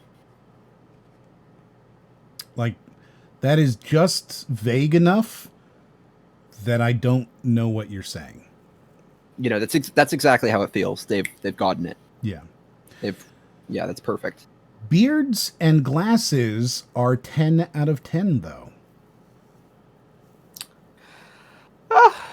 Glasses. I feel like I look silly with a beard. You probably would look silly with a beard. Oh, I basically need my beard. I'm babyface without it. You would probably look like a baby face. I'm not sure what either of you look like off the But top I of feel my like head, but oh god, this is gonna sound so mean. I feel like you should have a baby face. Like that's just kind of how I picture you in my head. yeah, no, you're right. If you didn't, if you had if you looked manly or attractive in any way, that would be very wrong.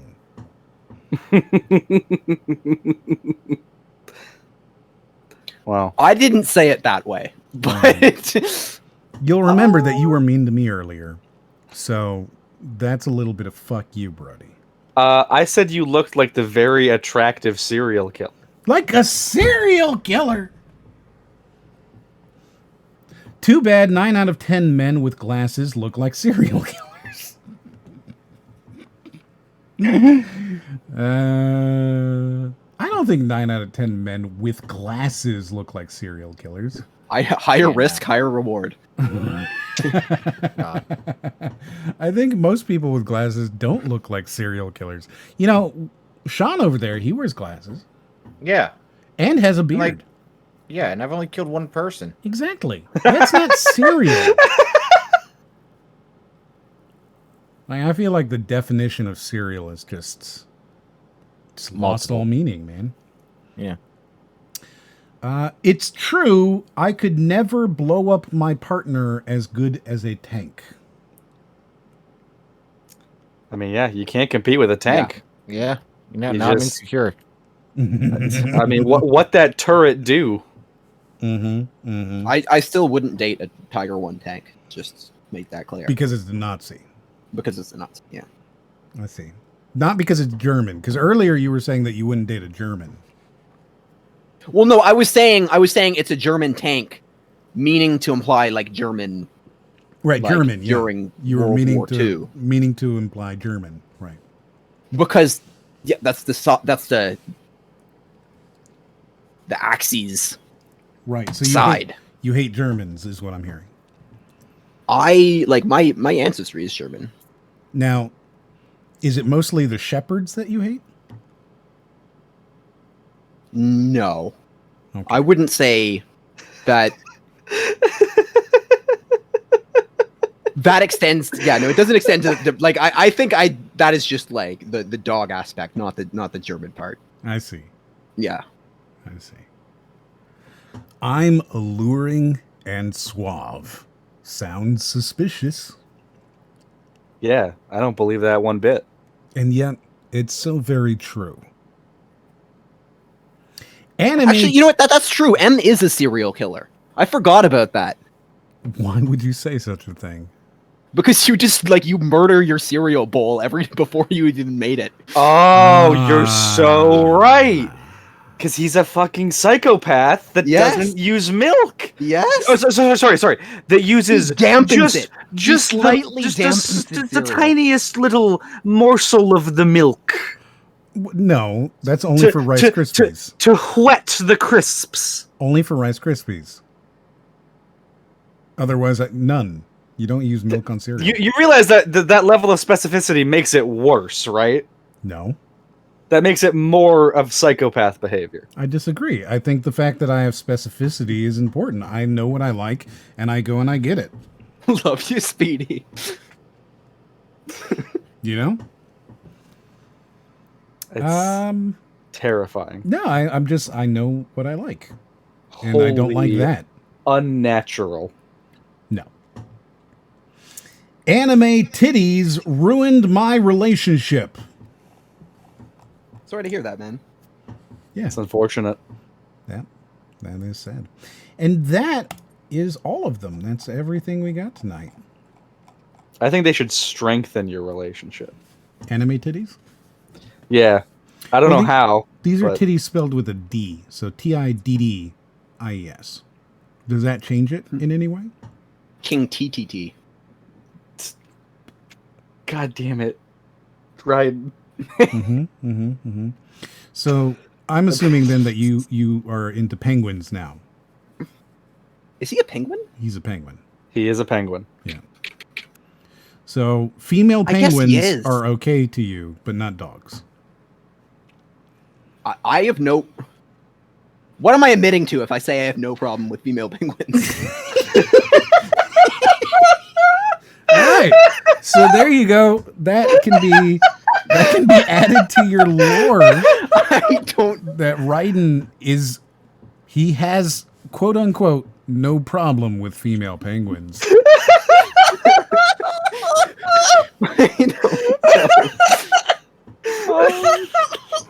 No problem whatsoever. You can hear him. You can hear him like raising his eyebrow as he says it, can't you? My name is Raiden, and I've got no problem with female penguins. Does King DDD pass the Harkness test? I think No. so. I think he does. No. Wolf is just like, no. Nope. You No. can't fuck King DDD. You can't do it. Not allowing it. We end this here. This is not no. Well, this is true. I mean, if you can't like legally smash King DDD, then what's he doing in Smash? Oh, This no. is true. Because he's the one smashing. Here's the thing. It specifically, it has to be the King DDD from the Kirby anime because only there did he talk with his foghorn leghorn voice. Just to clarify, when I look up the King DDD in the Kirby wiki, kirby.fandom.com, it says species bird, comma, likely a penguin. It's not because confirmed. It's not. Who the fuck is Waddle Dee? What? What? You don't know Waddle Dee? You don't know Waddle Dee? See, this is why you don't get to fuck Waddle King Dees DDD. are Kirby's who serve King DD, okay? Yeah, No, this is- that's not correct. Well, that's what fucking looks No. like, man. You see again. This is why I kept saying no. You. That's. There's. Brody's having a hard time. Because it's just discussing the fuckability of King DDD. Not, but specifically like a female version of King DDD, right? Why does it have to be? Because it has to have anime titties. Yeah. Well, I mean, you can have guys can have anime too, big enough pecs. How does Waddle Dee look with? And I mean, King DDD looks like he gives real big pecs. Is there a Rule 34 of King Of course DDD? there is. There's Right? absolutely. He does have Are you tits. kidding? He does have tits. Okay, hold on. Let's go. I don't want to see it, but I just Oh, want too to bad. know that it's out. I can't show it on stream. You can't send it to me. Yes, I can. You can't do this. He can send it to you. No. So yes, his fetish is now also penguins. We confirmed it tonight. Thank you very much. My name has been Moriarty. Tonight we have Brody and Raiden and Wolfkaosaun. And obviously, of course, thank you very much to BladeBlur, who was here earlier, and Greenrob. Hey, Wolf, where can they find you, my dude? You can find me over at YouTube for Wolfkaosaun, where I do video game reviews. What are you working on? I'm actually releasing new Pokemon Snap this week, and then after that, I'm doing a retrospective on Dino Crisis. Oh, that's interesting. You know, there's a new Dino Crisis kind of game coming out soon. They recently sent me a copy of it. Did they? They did. Is that the it's like first person and stuff? Yeah. They sent it to me, and I was like, I don't know if I'm going to do anything with that. But if you're doing something, maybe we could do something. Let's do something. Let's see, dinosaur. Second extinction. Yeah. I've got it right here. So, Nice. yeah, we'll talk and maybe collab in the future. You know, maybe could happen. Maybe. Maybe. Oh my God, you guys! I can't show this stuff. I can't show this stuff. I set on my screen. one. Yeah, Aaron has been sending me hot DDDs. Oh my God. In my defense, mine is fine for stream. Hashtag bang the tank. We'll see you. Like I was next promised week. King DDD with anime titties. I wasn't promised like an anime girl version of DDD. Oh, Look at mine. You're very- gonna sit here and tell me those are not anime titties. You're very specific. Yeah. I mean, So next week, we may be a little late. Maybe things get postponed. I'm not entirely sure. Like I said, I'm going to be traveling that day. Hopefully should be back by time to get in and get everything ready. But I have no guarantees right now. So, unfortunately, when you have these like really long trips, because we're talking like a 12-hour trip day, I just any one thing, a few % off here and there, and we're behind. So, if not, maybe Raiden will do a solo show. yeah. He won't do that, but it could happen. Hey, I've run the stream. We know I can do it. Technically, yes. We'll just spend an hour bad mouthing you before you get here. I mean, that's Yeah, we'll just watch through all the Dying Light cutscenes.